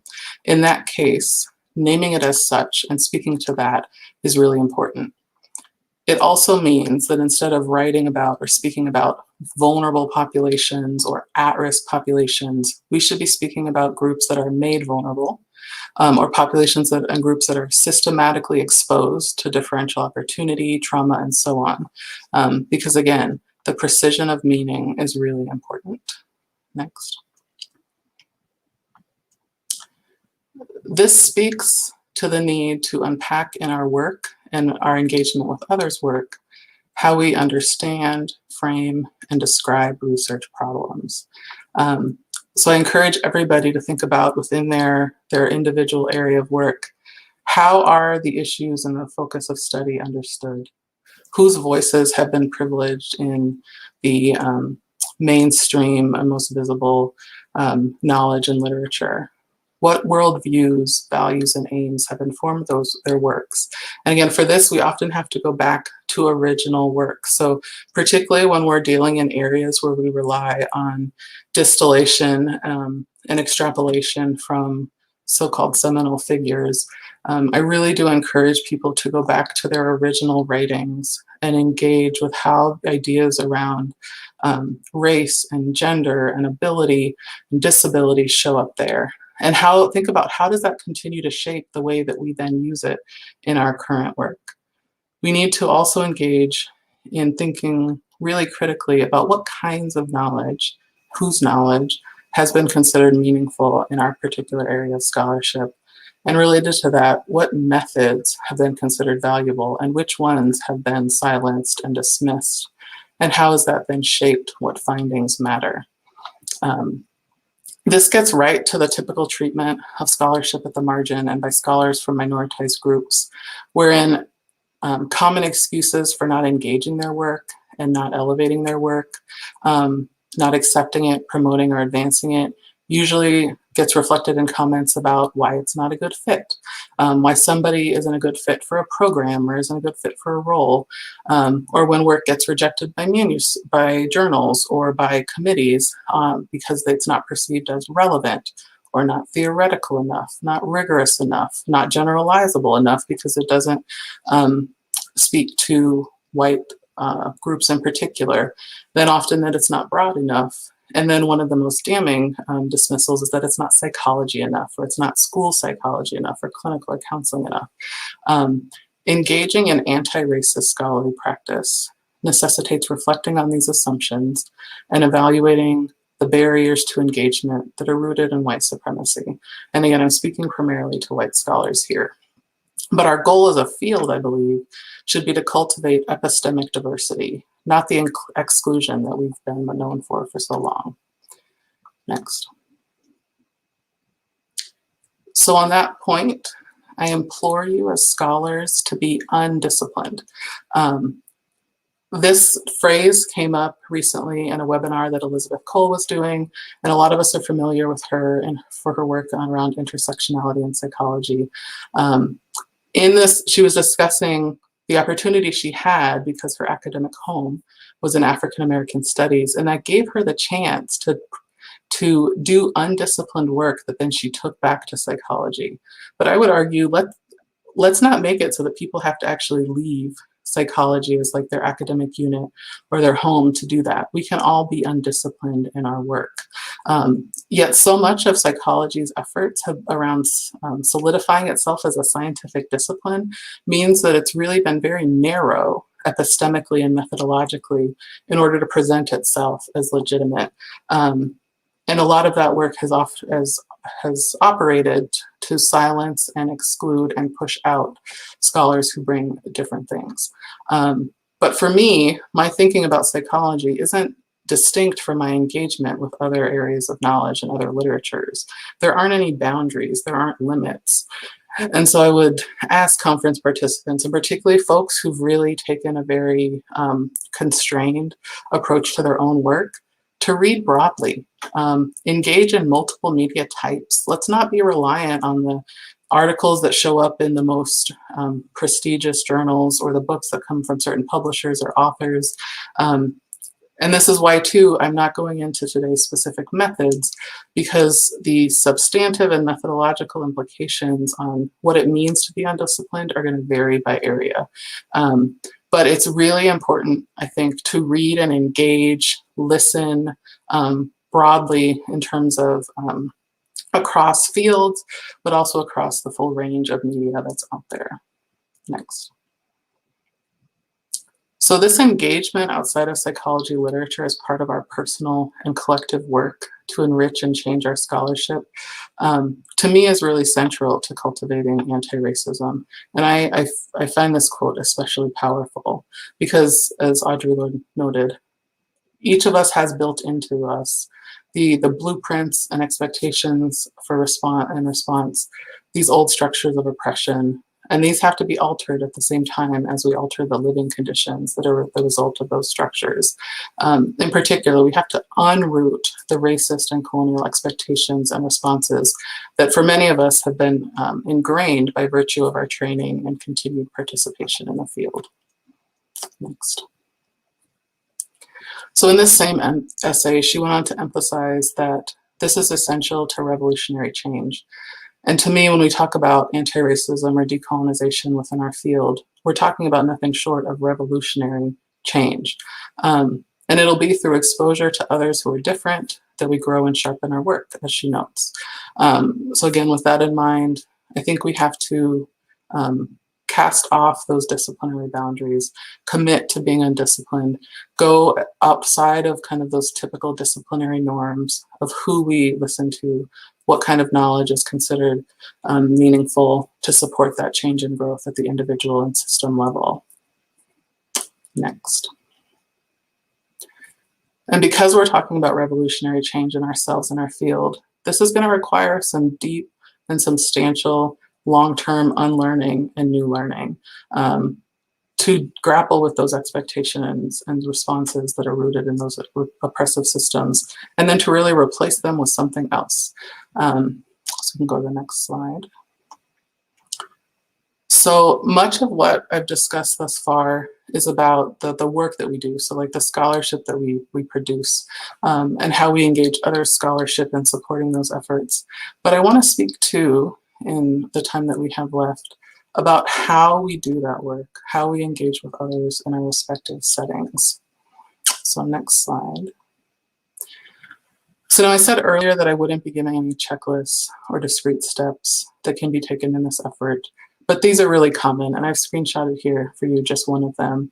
And I don't mean to dismiss this entirely, but as I stated earlier, to me, these efforts go so far beyond just diversity and inclusion that's commonly invoked in these lists to really question how we do that work. And there's a lot to unpack here in just these 10 rules that they provided. And there's a lot of room for action and change within each of them. And this requires considering how white supremacy culture shapes the way we engage in scholarship, how we do it with collaborators, partners, students, and others. And I thank Dr. Malone for getting us started in considering how professionalism itself, like that basic notion that we have, operates as a means of reproducing white supremacy by socializing and forcing really all scholars, but particularly scholars from racially and culturally minoritized backgrounds, into these white norms. Next. So one frame I found useful and accessible in my own scholarship, but also in just general engagement and like the administration I do here at the University of Minnesota, but also the service, is Kenneth Jones and Timo Kuhn's work on white supremacist culture and organizations. So in it, they articulated several features that pervade most settings that have implications for how we operate as researchers, writers, mentors, instructors, and the other roles that we practice as we engage in our scholarship. And so I would invite participants, and again, particularly from participants from majority identities, to reflect on how the work in their settings operates as a vehicle for non-Blackness in particular, but broadly how it operates to maintain and reproduce white supremacy in these professional settings in ways that inhibit diversity, inclusion, equity, anti-racism, and decolonization. A major part of any effort to do these works needs to be shedding these expectations for what professionalism is, because so often those are used to both shut out and push out scholars who are not white or who will not comply with white, Eurocentric, white supremacist expectations. When we consider the changes implicated to kind of the discussion we've had in this session, but across the other presentations here, it's really easy to me to see how these features inhibit meaningful change. Urgency, for example, and the need to constantly produce or maintain adherence to timelines and deadlines, and the concurrent emphasis on quantity and presumed perfectionism can make it really difficult for many who need to do this work most to invest the time and energy required to do it. So we have to push back against these internal inclinations as well as the external ones. Working to undo this is why I joke that I'm a terrible collaborator. Because when my colleagues or friends ask me to contribute to projects, I invariably find myself reading, reflecting, talking through, and taking things in a direction that wasn't expected. And I can't help it. I also won't be rushed. And I realize part of that is the privilege I have as a full professor, as with tenure and the relative untouchability that provides. But I do make every effort to hold healthy boundaries with my time, encourage it with others, and not ever ask it of others. Next. So other features include the reliance on hierarchies and power hoarding. And these are things that we need to give away. So leadership, voice, contribution shouldn't be conditioned on credentials, titles, seniority. This will necessitate in many settings changing how we conceptualize socializing people into the field so that we're not silencing or marginalizing the vast funds of knowledge that they bring as scholars who are new to it. That newness doesn't mean they don't have so much to give. And especially in efforts to decolonize or practice anti-racism, many of us have so much we can learn to these new folks and from these like supposed outsiders because they haven't yet been constrained by the very conventions of thought and practice that many of us are working to break now. And a lot of what I've talked about this afternoon really is too about disrupting this tendency towards binary thinking. And that applies just not to how we engage information, but how we relate to others and the kinds of communication that we elevate. Next. These additional features are also important to be mindful of as well, and how they show up differently or create or amplify barriers for minoritized scholars. Something we have to work through as a field when we think about accreditation and different ways that we evaluate professionalism and professional dispositions is that a lot of those frameworks are, to me, fundamentally incompatible with our goals around anti-racism and decolonization, because in so many ways they actually reflect this white supremacist culture. And I will own fully that this is something that I'm struggling with in my role as a leader in my program. Because to me, in so many ways, the licensure and accreditation structures are barriers to some of that work that we have to work to get around. Next. And again, this shows up in a variety of ways. And this is a recent viral exchange that happened this week.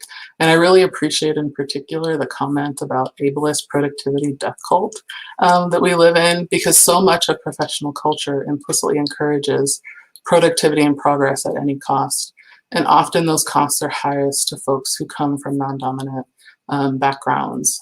And this is why when you think about within our institutions often, we glorify those people who work like machines or power through no matter what. And that's why 13 months into a pandemic, we're still pushing back and struggling to recalibrate around the fact that nothing about our current reality is business as usual.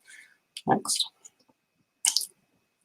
And I really appreciate the others who've pointed out how this work has shown up now in the pandemic. And the fact that white supremacy culture takes days off. Like, there is no breaks from this, even with, like, for many of us, the most destabilizing experience. Yet so many still expect people to be okay, to still be producing. That somehow the fact that many of us have the privilege to work from home means more access, more availability, more productivity. Just no. And that's to say nothing about the multiple ways that this situation has been uniquely challenging and traumatizing for individuals and communities from racially and minoritized background or culturally minoritized backgrounds. Next. So again, I really appreciate Lord's words. I feel like they're especially resonant now because the urgency and lack of boundaries are exploitative. And we really need to cast that off and put ourselves first. And this means not putting off rest, relationships, starting families to advance one's scholarship or others' work. And all of these things are very routine within academic context currently, but they shouldn't be because that is white supremacy. And I know I'm getting really close to time, so we'll go ahead and move on to the next slide, please. So just to summarize my recommendation, so we've got kind of those broad elements that I recommended for scholars, but I also wanted to include just a couple notes here. When we're operating in consumer roles as like readers and reviewers, we need to expect more from scholars. So transparency and the what and why and how they did their work, better integration within and outside of psychology, literature, and media. Again, precision of language and meaning. And I would love to see the expectation that all scholars are articulating that reflexivity and contextualization.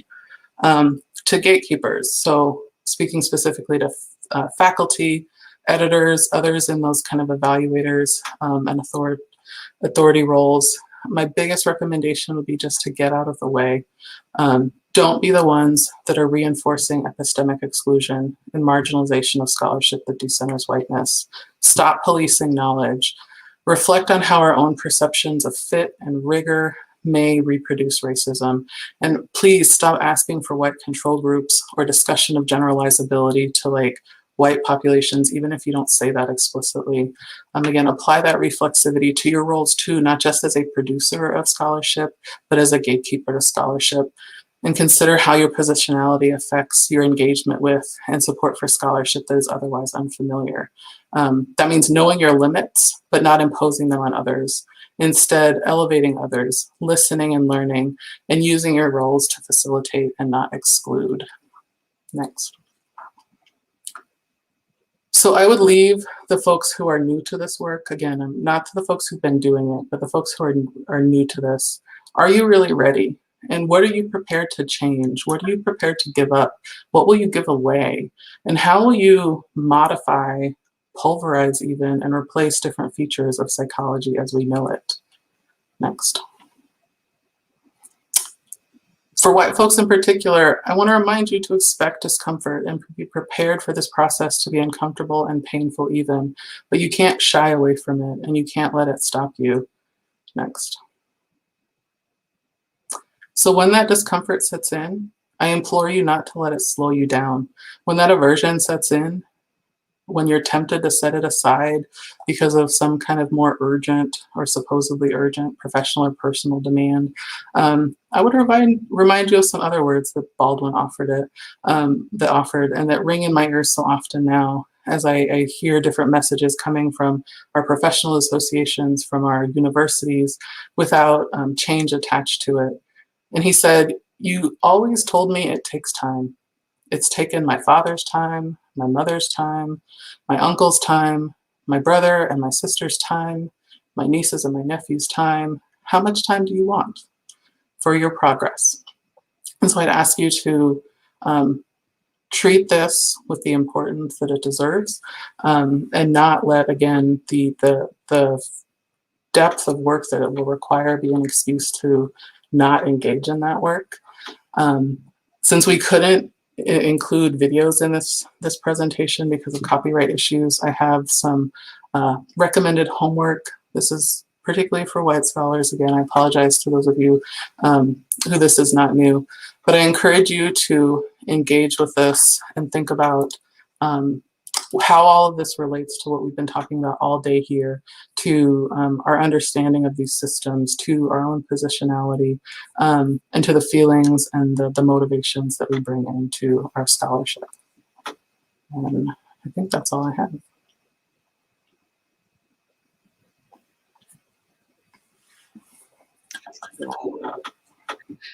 Wow, I feel honestly, Dr. Sullivan, that I need a moment to take in the brilliance that you just imparted. I was backstage both listening and nodding and amening and doing my best, right, to try to come up with some very brief comments before we do spend some time. But please let me just thank you so much for your powerfully honest and clear presentation on decolonizing research practices.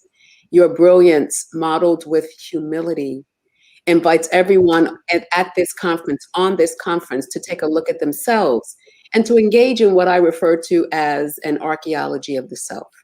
And this is work that is most important for educators, for psychologists, for counselors, those in the human helping professions. You demystify obstacles to diversity, equity, inclusion, and belonging work. You make it very clear that anti-racism must be centered. You bring us to the doorstep of Ibram Kendi's statement when he says in his book, How to Be an Anti-Racist, one either believes that problems are rooted in groups of people as a racist, or locates the roots of problems in power and policies as an anti-racist. The clarity and clarion call of your presentation says, quite frankly, as Allegrad once put on their Instagram, white supremacy won't die until white people see it as a white issue that they need to solve rather than a Black issue that they need to empathize with. I am so grateful to you that you bring in the work of Brother K. Wayne Yang and Sister Eve Tuck in their 2012 work, Decolonization is Not a Metaphor, drawing on the power of the field of settler colonialism and how it can help us understand and ground ourselves in historical literacy to understand the deep receipts that this country has of 400 plus, 500 plus years of dehumanization that has impacted every system that we interact with, and probably most notably, healthcare and education. The learning and unlearning you talk about is a move that songwriter Rhymefest has taught us, that the new thing is to unlearn everything. And that as we build this historical literacy, you talk about how deeply racist and sexist and built on patriarchy our fields in the academy are, that it is important that we learn this historical literacy of our fields as well as our society, right? And specifically the field of psychology, the harm that it has done, that it continues to do. But you invite us to think about what are the ways individually and collectively this reality can be dismantled. And so thank you also for bringing in ancestors, Audre Lorde, my favorite, I don't know, you must know me deeply, although we just met, who I call affectionately Uncle Jimmy, James Baldwin, bringing in my father's neighbor in Christchurch, Barbados, trailblazer, politician, activist, TC alum, Shirley Chisholm. You bring in, this was so incredible as you draw from different fields and you bring in present day scholars and ancestors to specifically focus on the field of psychology and to talk about what your fellow psychologist, Dr. Beverly Daniel Tatum, speaks to this smog of racism that we're all under. And how can we unlearn? How can we interrupt? How can we change the oppressive systems that exist and have persisted? I'm going to end as we get, I want to save some time for the questions that are coming in, But I want to tell you that your provocative and yet simple question about what visible and invisible ways are white supremacy, systemic racism present in your psychology research gave me the permission and the opportunity to think about my fields of literacy and education and to reflect on the work that I hope to do in dismantling these practices. You present this as scholarship as resistance, scholarship as protest, scholarship as a pedagogy of refusal for accepting the status quo in a field that has deep historical roots. You lay bare the ways that racism and bias is baked in and manifests in psychology. And you lead us to think about, at least I thought about, the APA, the American Psychiatric Association's apology after 175 years admitting to their role in upholding and perpetuating structural racism. Your metaphors, your examples, your illuminations, your thoughtful reflection questions invites us, no, I want to say it demands those in your field and the others of us to find our accountability in this. I cannot thank you enough for what you presented and how you challenged us this afternoon, asking all, inclusive of our positionality, how has your scholarship centered whiteness as a standard for wellness, development, health, and education? How do you treat whiteness as race neutral and normative? And I imagine, because I'm always imagining with my ancestors, who I affectionately call T.T. Toni Morrison, would be so excited to engage in conversation with you as you talk very deliberately about decentering whiteness and centering BIPOC gaze, brown and Black gaze, as we think about these systems and how we can be healed. And in the end, how you honestly ask the question, are you really ready? And then you bring in Uncle Jimmy, James Baldwin again, to remind us that it is time. I can say more, but we need to transition to Q&A. I thank you so much. Let me turn to one or two questions that's here in the chat. Okay, how can we use our expertise in psychology? I think you've handled this very well, but to change major laws and policies that harm Black people in the criminal justice system? Oh gosh. Big question, but it's so important. And you certainly have opened up a space for that to be considered. I mean, I think we can use it as a way both to understand why they need to, why we advocate for these changes, right? But I think we can also bring to bear the knowledge on how we do it, right? We have so much work from social psychology, organizational psychology, like these different areas on actually how to affect change, how to change people's attitudes, how to change people's behavior. And so I think as much as we bring the expertise of psychology to why these laws and policies need to change because of the harm they cause, we can also use that to think about how we actually go about that work. But we have, sadly, a wealth of information that comes from our field and others, so not just psychology, on the ways in which these laws and policies create contexts that harm people. And so we can bring all of that knowledge to bear in the way that we communicate, in the way that we try to help folks understand really the broad-based impacts of these policies. So again, like encouraging people to take that macroscopic view on the effects of all of this, not just in the criminal justice system, but within the educational systems and the health systems, and really every system that we talk about in society. Thank you so much for that, for bringing in and reminding us the interconnected nature of these systems, sociology, foster care, healthcare, all deeply entrenched in racist ideology. So here's something about mental health, and I think this might be a great question based on what you just shared, and thinking about those who have been labeled a particular way, who are in the incarceration system. The question is, how can we create revolutionary change through the mental health care industry to prioritize Black kids, destigmatize mental health, and provide mental health support to formerly incarcerated folks? Oh gosh.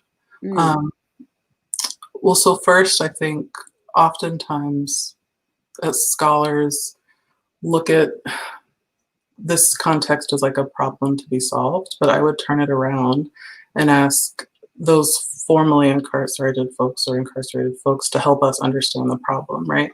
So I think we need to kind of get out of our expert role and shift into, I mean, when we think about anti-racism or decolonization, I think turning it around and letting them be, take our cues, rely on them to help us understand it instead of thinking that we know or have or will create all of the answers for these groups. Yeah, I just love what you just said, because what you're in your answer is this decentering of the white supremacist approach anyway, of having all of the answers and not in community, right, with the folks who are most affected by it. Just two more questions I'm hoping that we can fit in. How do you understand the processes by which a therapeutic modality becomes evidence-based as shaped by the very system that we are trying to dismantle, if at all possible? Yeah, I mean, I think first and foremost, we need to push back against kind of the usage and engagement of evidence-based practice as a noun as opposed to a verb. And I get so frustrated and disappointed when there's a focus on what's supposedly been established through gold standard research, even though we know how exclusionary that is. And so I would recommend, and I think Dr. Mina spoke to this, and probably some others, although I wasn't able to engage in all of the sessions. We need to emphasize it as a process that includes the best available evidence, but we need to be really critical about what that evidence is, right? We can't always reduce everything down to RCTs because that eliminates so much of the knowledge that is essential to doing this work.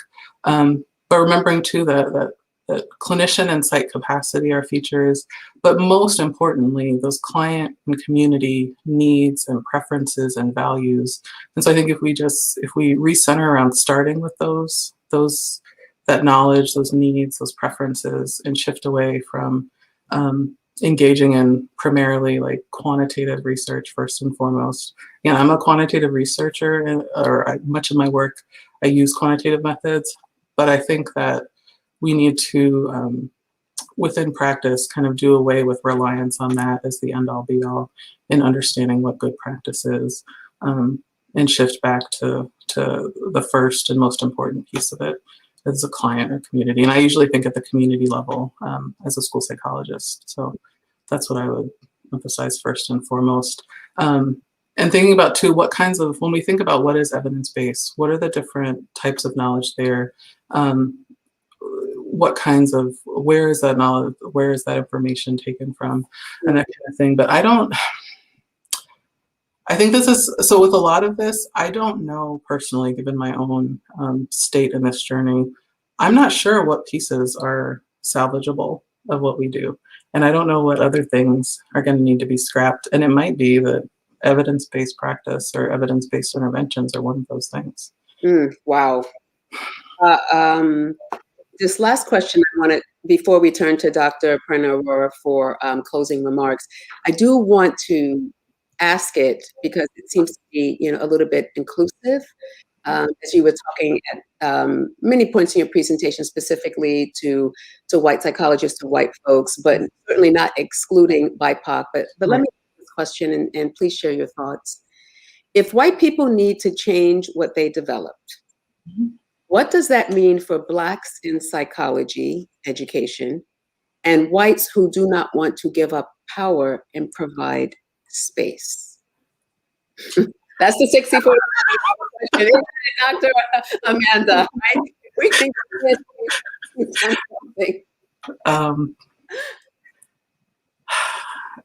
I mean, so I think about our field, like so school psych in particular, right? It's what, 90+% white.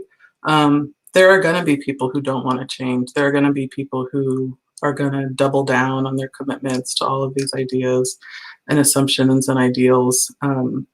I think those with the most power need to use that to help change. And so I think about like my role within the journal that I'm affiliated with. And like, I see that as fundamentally a space where I need to create space for others, that I need to help create that opportunity and undo really the history of that journal in being one of many, but one of the important vehicles for why within our field the dominant narrative and the primary areas of scholarship that have been elevated are so narrow. And so I'm there specifically to break down those barriers. And I think for other folks who have that authority, that power, they need to create the space and elevate others and really give that power and privilege away and use it as much as possible. So again, like I come to this space, like I know that as a full professor, I have privilege that a lot of my colleagues don't have. So I have to use that, right? Like have to put myself on the line for others. And so that's what I think it's a lot more complicated than that, but No, but first and foremost. You hit a very important point. It makes me think, of course, about Dr. Bettina Love as she invites folks to be co-conspirators and says very specifically and clearly, put something on the line for someone else. With that, I thank you for the privilege of being able to moderate your session, for your brilliant presentation. I'd like to thank the conference participants for your wonderful questions and invite Dr. Aurora back to the stage to offer closing remarks. I wish everyone a great weekend, and Dr. Amanda Sullivan, thank you for all that you gifted us today. Thank you.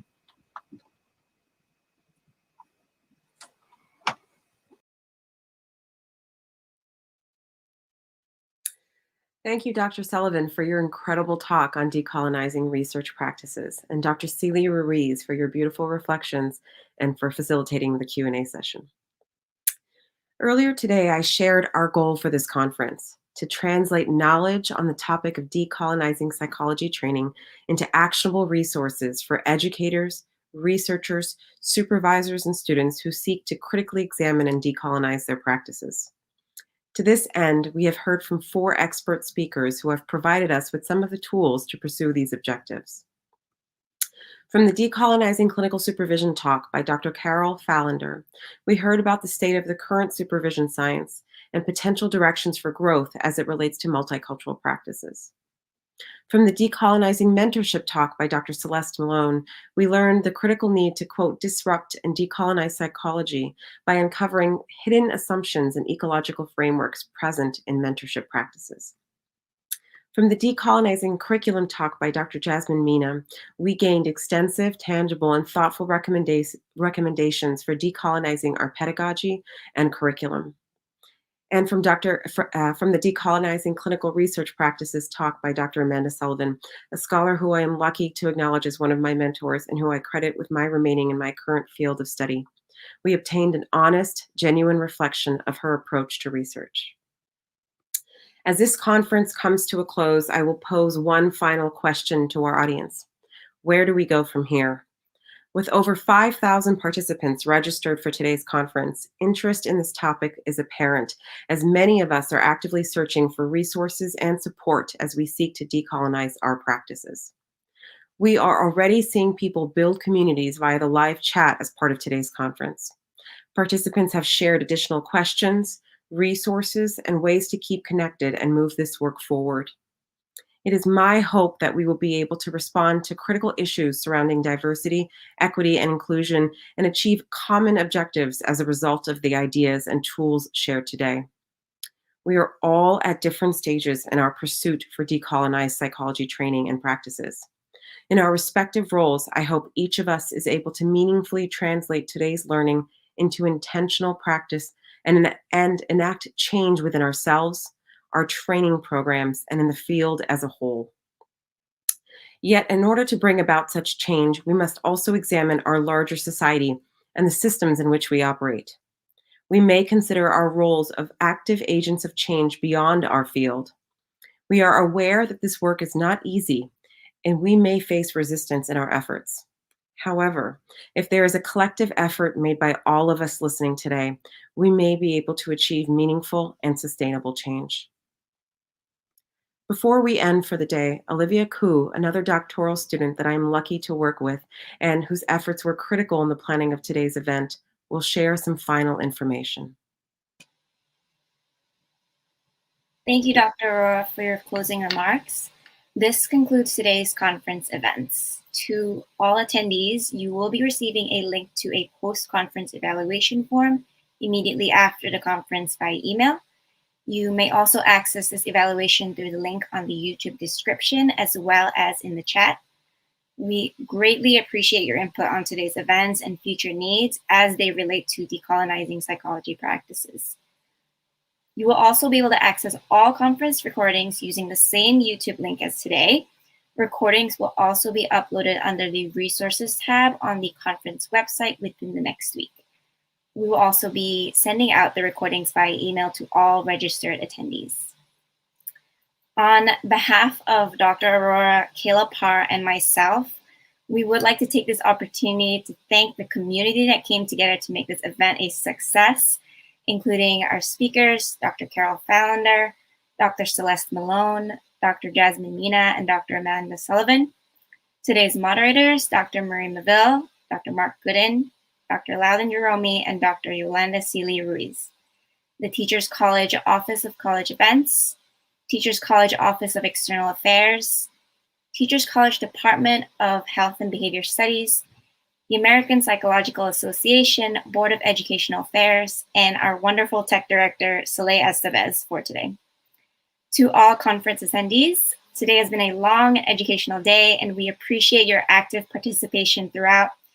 I thank you once again for your attendance at the Decolonizing Psychology Training Conference and wish you all good health and safety. Thank you.